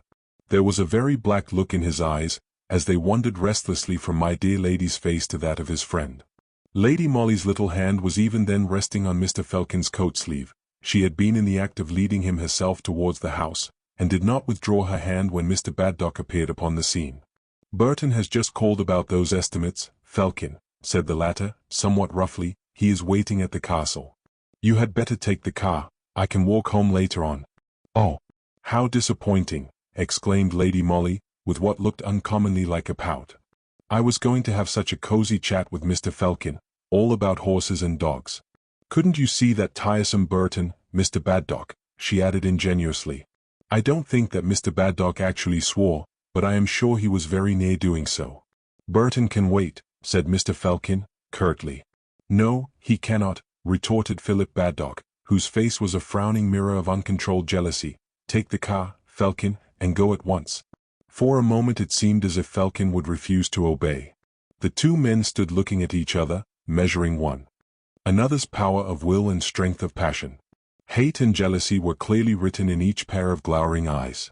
Philip Baddock looked defiant, and Felkin taciturn and sulky. Close to them stood my dear lady. Her beautiful eyes literally glowed with triumph. That these two men loved her, each in his own curious, uncontrolled way, I, her friend and confidant, knew very well. I had seen, and often puzzled over, the feminine attacks which she had made on the susceptibilities of that morose lout Felkin. It had taken her nearly 2 years to bring him to her feet. During that time she had alternately rendered him happy with her smiles and half mad with her coquetries, whilst Philip Baddock's love for her was perpetually fanned by his ever-growing jealousy. I remember that I often thought her game a cruel one. She was one of those women whom few men could resist. If she really desired to conquer she invariably succeeded, and her victory over Felkin seemed to me as purposeless as it was unkind. After all, she was the lawful wife of Captain de Mazarine, and to rouse hatred between two friends for the sake of her love, when that love was not hers to give, seemed unworthy of her. At this moment, when I could read deadly hatred in the faces of these two men, her cooing laugh grated unpleasantly on my ear. "Never mind, Mr. Felkin," she said, turning her luminous eyes on him. "Since you have so hard a taskmaster, you must do your duty now. But," she added, throwing a strange, defiant look at Mr. Baddock, "I shall be at home this evening. Come and have our cozy chat after dinner." She gave him her hand, and he took it with a certain clumsy gallantry and raised it to his lips. I thought that Philip Baddock would strike his friend with his open hand. The veins on his temples were swollen like dark cords, and I don't think that I ever saw such an evil look in anyone's eyes before. Strangely enough, the moment Mr. Felkin's back was turned my dear lady seemed to set herself the task of soothing the violent passions which she had willfully aroused in the other man. She invited him to come into the house, and, some 10 minutes later, I heard her singing to him. When, later on, I went into the boudoir to join them at tea, she was sitting on the music stool whilst he half bent over her, half knelt at her feet. Her hands were clasped in her lap, and his fingers were closed over hers. He did not attempt to leave her side when he saw me entering the room. In fact, he wore a triumphant air of possession, and paid her those little attentions which only an accepted lover would dare to offer. He left soon after tea, and she accompanied him to the door. She gave him her hand to kiss, and I, who stood at some little distance in the shadow, thought that he would take her in his arms, so yielding and gracious did she seem. But some look or gesture on her part must have checked him, for he turned and walked quickly down the drive. Lady Molly stood in the doorway gazing out towards the sunset. I, in my humble mind, wondered once again what was the purport of this cruel game. Half an hour later she called to me, asked for her hat, told me to put on mine and to come out for a stroll. As so often happened, she led the way towards the Elkhorn woods, which in spite, or perhaps because, of the painful memories they evoked, was a very favorite walk of hers. As a rule the wood, especially that portion of it where the unfortunate solicitor had been murdered, was deserted after sunset. The villagers declared that Mr. Stedman's ghost haunted the clearing, and that the cry of the murdered man, as he was being foully struck from behind, could be distinctly heard echoing through the trees. Needless to say, these superstitious fancies never disturbed Lady Molly. She liked to wander over the ground where was committed that mysterious crime which had sent to ignominy worse than death the man she loved so passionately. It seemed as if she meant to wrench its secret from the silent ground, from the leafy undergrowth, from the furtive inhabitants of the glades.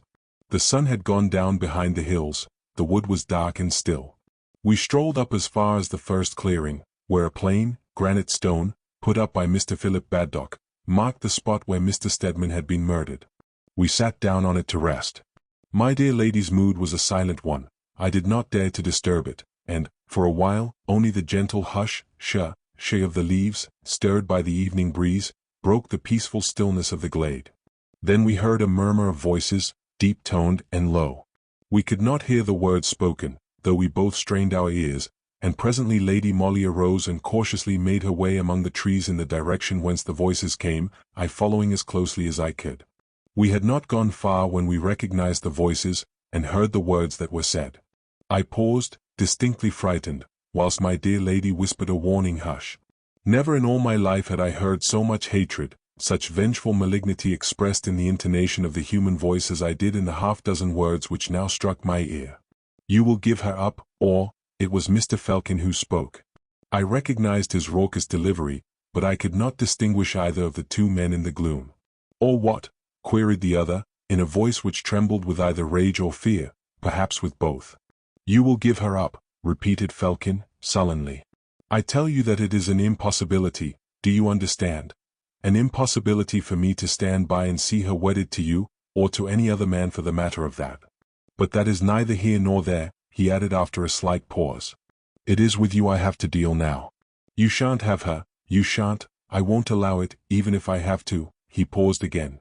I cannot describe the extraordinary effect this rough voice coming out of the darkness had upon my nerves. I had edged up to Lady Molly, and had succeeded in getting hold of her hand.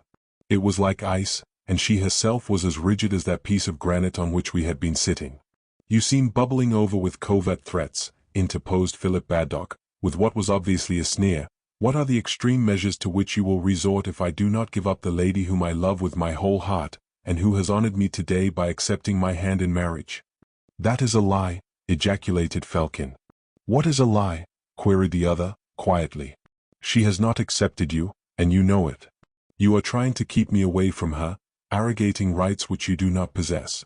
Give her up, man, give her up. It will be best for you. She will listen to me, I can win her all right, but you must stand aside for me this time.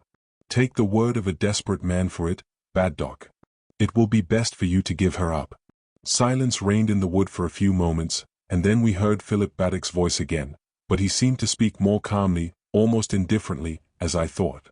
Are you going now? He asked. Won't you come in to dinner? No, replied Felkin, I don't want any dinner, and I have an appointment for afterwards. Don't let us part ill friends, Felkin, continued Philip Baddock in conciliatory tones. Do you know that, personally, my feeling is that no woman on earth is worth a serious quarrel between two old friends, such as we have been. I'm glad you think so, rejoined the other dryly. Aslong. The cracking of twigs on the moss-covered ground indicated that the two men had parted and were going their several ways. With infinite caution, and holding my hand tightly in hers, my dear lady made her way along the narrow path which led us out of the wood. Once in the road we walked rapidly, and soon reached our garden gate. Lady Molly had not spoken a word during all that time, and no one knew better than I did how to respect her silence. During dinner she tried to talk of indifferent subjects, and never once alluded to the two men whom she had thus willfully pitted one against the other. That her calm was only on the surface, however, I realized from the fact that every sound on the gravel path outside caused her to start. She was, of course, expecting the visit of Mr. Felkin. At 8 o'clock he came. It was obvious that he had spent the past hour in wandering about in the woods. He looked untidy and unkempt. My dear lady greeted him very coldly, and when he tried to kiss her hand she withdrew it abruptly. Our drawing-room was a double one, divided by portiere curtains. Lady Molly led the way into the front room, followed by Mr. Felkin. Then she drew the curtains together, leaving me standing behind them. I concluded that she wished me to stay there and to listen, conscious of the fact that Felkin, in the agitated mood in which he was, would be quite oblivious of my presence. I almost pitied the poor man, for to me, the listener, it was at once apparent that my dear lady had only bidden him come tonight in order to torture him. For about a year she had been playing with him as a cat does with a mouse, encouraging him at times with sweet words and smiles, repelling him at others with coldness not unmixed with coquetry. But tonight her coldness was unalloyed, her voice was trenchant, her attitude almost one of contempt. I missed the beginning of their conversation, for the curtains were thick and I did not like to go too near, but soon Mr. Felkin's voice was raised. It was harsh and uncompromising. I suppose that I am only good enough for a summer's flirtation, he said sullenly, but not to marry, eh? The owner of Appledore Castle, the millionaire, Mr. Baddock, is more in your line. It certainly would be a more suitable match for me, rejoined Lady Molly, coolly. He told me you had formally accepted him, said the man, with enforced calm. Is that true? Partly, she replied. But you won't marry him. The exclamation seemed to come straight from a heart brimful of passion, of love, of hate, and of revenge. The voice had the same intonation in it which had rung an hour ago in the dark Elkhorn woods. I may do, came in quiet accents from my dear lady. You won't marry him, repeated Felkin, roughly. Who shall prevent me? Retorted Lady Molly, with a low, sarcastic laugh. I will. You? She said contemptuously. I told him an hour ago that he must give you up. I tell you now that you shall not be Philip Baddock's wife. Oh, she interposed. And I could almost see the disdainful shrug of her shoulders, the flash of contempt in her expressive eyes. No doubt it maddened him to see her so cool, so indifferent, when he had thought that he could win her. I do believe that the poor wretch loved her. She was always beautiful, but never more so than tonight when she had obviously determined finally to dismiss him. If you marry Philip Baddock, he now said, in a voice which quivered with uncontrolled passion, then within 6 months of your wedding day you will be a widow, for your husband will have ended his life on the gallows. You are mad, she retorted calmly. That is as it may be, he replied. I warned him tonight, and he seems inclined to heed my warning, but he won't stand aside if you beckon to him. Therefore, if you love him, take my warning. I may not be able to get you, but I swear to you that Philip Baddock shan't either. I'll see him hanged first, he added, with gruesome significance. And you think that you can force me to do your bidding by such paltry threats, she retorted. Paltry threats? Ask Philip Baddock if my threats are paltry.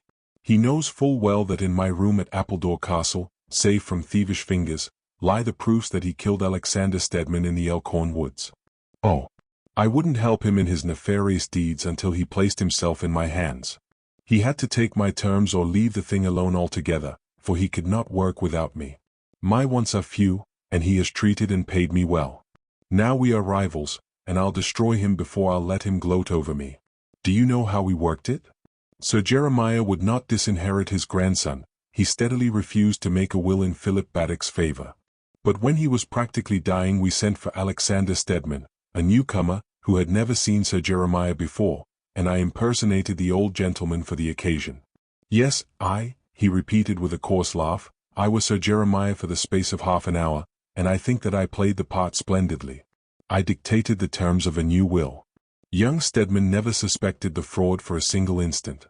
We had darkened the room for the comedy, you see, and Mr. Stedman was destined by Baddock and myself never to set eyes on the real Sir Jeremiah. After the interview Baddock sent for Captain de Mazarine. This was all part of his plan and mine. We engineered it all, and we knew that Sir Jeremiah could only last a few hours. We sent for Stedman again, and I myself scattered a few dozen sharp nails among the loose stones in the road where the motorcar was intended to break down, thus forcing the solicitor to walk through the woods. Captain de Mazarine's appearance on the scene at that particular moment was an unrehearsed effect which nearly upset all our plans, for had Mr. Stedman stuck to him that night, instead of turning back, he would probably be alive now, and Baddock and I would be doing time somewhere for attempted fraud. We should have been done, at any rate. Well, you know what happened. Mr. Stedman was killed. Baddock killed him, and then ran straight back to the house, just in time to greet Captain de Mazarine, who evidently had loitered on his way. But it was I who thought of the stick, as an additional precaution to avert suspicion from ourselves. Captain de Mazarine was carrying one, and left it in the hall at the castle. I cut my own hand and stained the stick with it, then polished and cleaned it up, and later, during the night, deposited it in the near neighborhood of the murdered body. Ingenious, wasn't it? I am a clever beggar, you see. Because I was cleverer than Baddock he could not do without me, and because he could not do without me I made him write and sign a request to me to help him to manufacture a bogus will and then to murder the solicitor who had drawn it up. And I have hidden that precious document in the wing of Appledore Castle which I inhabit. The exact spot is known only to myself. Baddock has often tried to find out, but all he knows is that these things are in that particular wing of the house. I have the document, and the draft of the will taken out of Mr. Stedman's pocket, and the short bludgeon with which he was killed. It is still stained with blood, and the rags with which I cleaned the stick. I swear that I will never make use of these things against Philip Baddock unless he drives me to it, and if you make use of what I have just told you I'll swear that I have lied. No one can find the proofs which I hold. But on the day that you marry Baddock I'll place them in the hands of the police. There was silence in the room. I could almost hear the beating of my own heart, so horrified, so appalled was I at the horrible tale which the man had just told to my dear lady. The villainy of the whole scheme was so terrible, and at the same time so cunning, that it seemed inconceivable that human brain could have engendered it. Vaguely in my dull mind I wondered if Lady Molly would have to commit bigamy before she could wrench from this evildoer's hands the proofs that would set her own husband free from his martyrdom.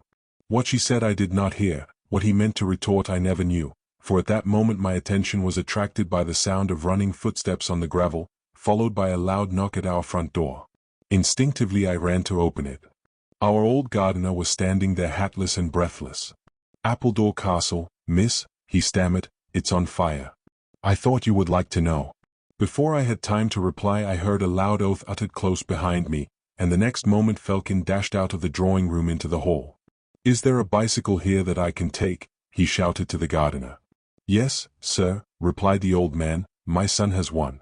Just in that shed, sir, on your left." In fewer seconds than it takes to relate, Felkin had rushed to the shed, dragged out the bicycle, mounted it, and I think that within 2 minutes of hearing the awful news, he was bowling along the road, and was soon out of sight. One wing of the stately mansion was ablaze when, a quarter of an hour later, my dear lady and I arrived upon the scene. We had come on our bicycles not long after Mr. Felkin. At the very moment that the weird spectacle burst fully upon our gaze, a loud cry of horror had just risen from the 100 or so people who stood watching the terrible conflagration, whilst the local fire brigade, assisted by Mr. Baddock's men, were working with the hydrants. That cry found echo in our own throats as we saw a man clambering, with the rapidity of a monkey, up a long ladder which had been propped up against a second-floor window of the flaming portion of the building. The red glow illumined the large, shaggy head of Felkin, throwing for a moment into bold relief his hooked nose and straggly beard. For the space of 3 seconds perhaps he stood thus, outlined against what looked like a glowing furnace behind him, and the next instant he had disappeared beyond the window embrasure. "This is madness," came in loud accents from out the crowd in the foreground, and before one fully realized whence that voice had come, Mr. Philip Baddock was in his turn seen clambering up that awful ladder. A dozen pairs of hands reached him just in time to drag him back from the perilous ascent. He fought to free himself, but the firemen were determined and soon succeeded in bringing him back to level ground, whilst 2 of them, helmeted and well-equipped, took his place upon the ladder. The foremost had hardly reached the level of the first story when Felkin's figure once more appeared in the window embrasure above. He was staggering like a man drunk or fainting, his shaggy hair and beard were blown about his head by the terrible draught caused by the flames, and he waved his arms over his head, giving the impression to those below, who gazed horrified, that he was either possessed or dying. In one hand he held what looked like a great, long bundle. We could see him now put one leg forward, obviously gathering strength to climb the somewhat high window ledge. With a shout of encouragement the 2 firemen scrambled up with squirrel-like agility, and the cry of "They're coming! They're coming!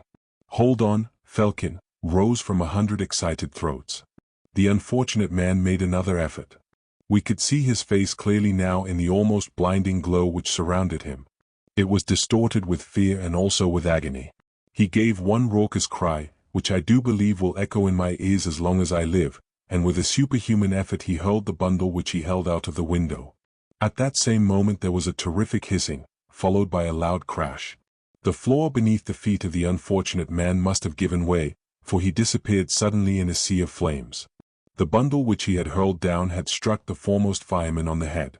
He lost his hold, and as he fell he dragged his unfortunate comrade down with him. The others ran to the rescue of their comrades. I don't think they were seriously hurt, but what happened directly after among the crowd, the firemen, or the burning building, I cannot tell you. I only know that at the moment when Felkin's figure was, for the second time, seen in the frame of the glowing window, Lady Molly seized my hand and dragged me forward through the crowd. Her husband's life was hanging in the balance, just as much as that of the miserable wretch who was courting a horrible death for the sake of those proofs which, as it was proved afterwards, Philip Baddock tried to destroy by such drastic means. The excitement round the ladder, the fall of the 2 firemen, the crashing in of the floor and the gruesome disappearance of Felkin caused so much excitement in the crowd that the bundle which the unfortunate man had thrown remained unheeded for the moment. But Philip Baddock reached the spot where it fell 30 seconds after Lady Molly did. She had already picked it up, when he said harshly, "Give me that. It is mine." Felkin risked his life to save it for me. Inspector Etty, however, stood close by, and before Philip Baddock realized what Lady Molly meant to do, she had turned quickly and placed the bundle in the inspector's hands. "You know me, Etty, don't you?" she said rapidly. "Oh, yes, my lady," he replied. "Then take the utmost care of this bundle. It contains proofs of one of the most dastardly crimes ever committed in this country." No other words could have aroused the enthusiasm and caution of Etty in the same manner. After that Philip Baddock might protest, might rage, storm, or try to bribe, but the proofs of his guilt and Captain de Mazarine's innocence were safe in the hands of the police, and bound to come to light at last. But, as a matter of fact, Baddock neither stormed nor pleaded. When Lady Molly turned to him once more he had disappeared. You know the rest, of course. It occurred too recently to be recounted. Philip Baddock was found the next morning with a bullet through his head, lying on the granite stone which, with cruel hypocrisy, he himself had erected in memory of Mr. Stedman whom he had so foully murdered. The unfortunate Felkin had not lied when he said that the proofs which he held of Baddock's guilt were conclusive and deadly. Captain de Mazarine obtained His Majesty's gracious pardon after 5 years of martyrdom which he had borne with heroic fortitude. I was not present when Lady Molly was once more united to the man who so ardently worshipped and trusted her, and to whose love, innocence, and cause she had remained so sublimely loyal throughout the past few years. She has given up her connection with the police. The reason for it has gone with the return of her happiness, over which I, her ever faithful Mary Granard, will, with your permission, draw a veil.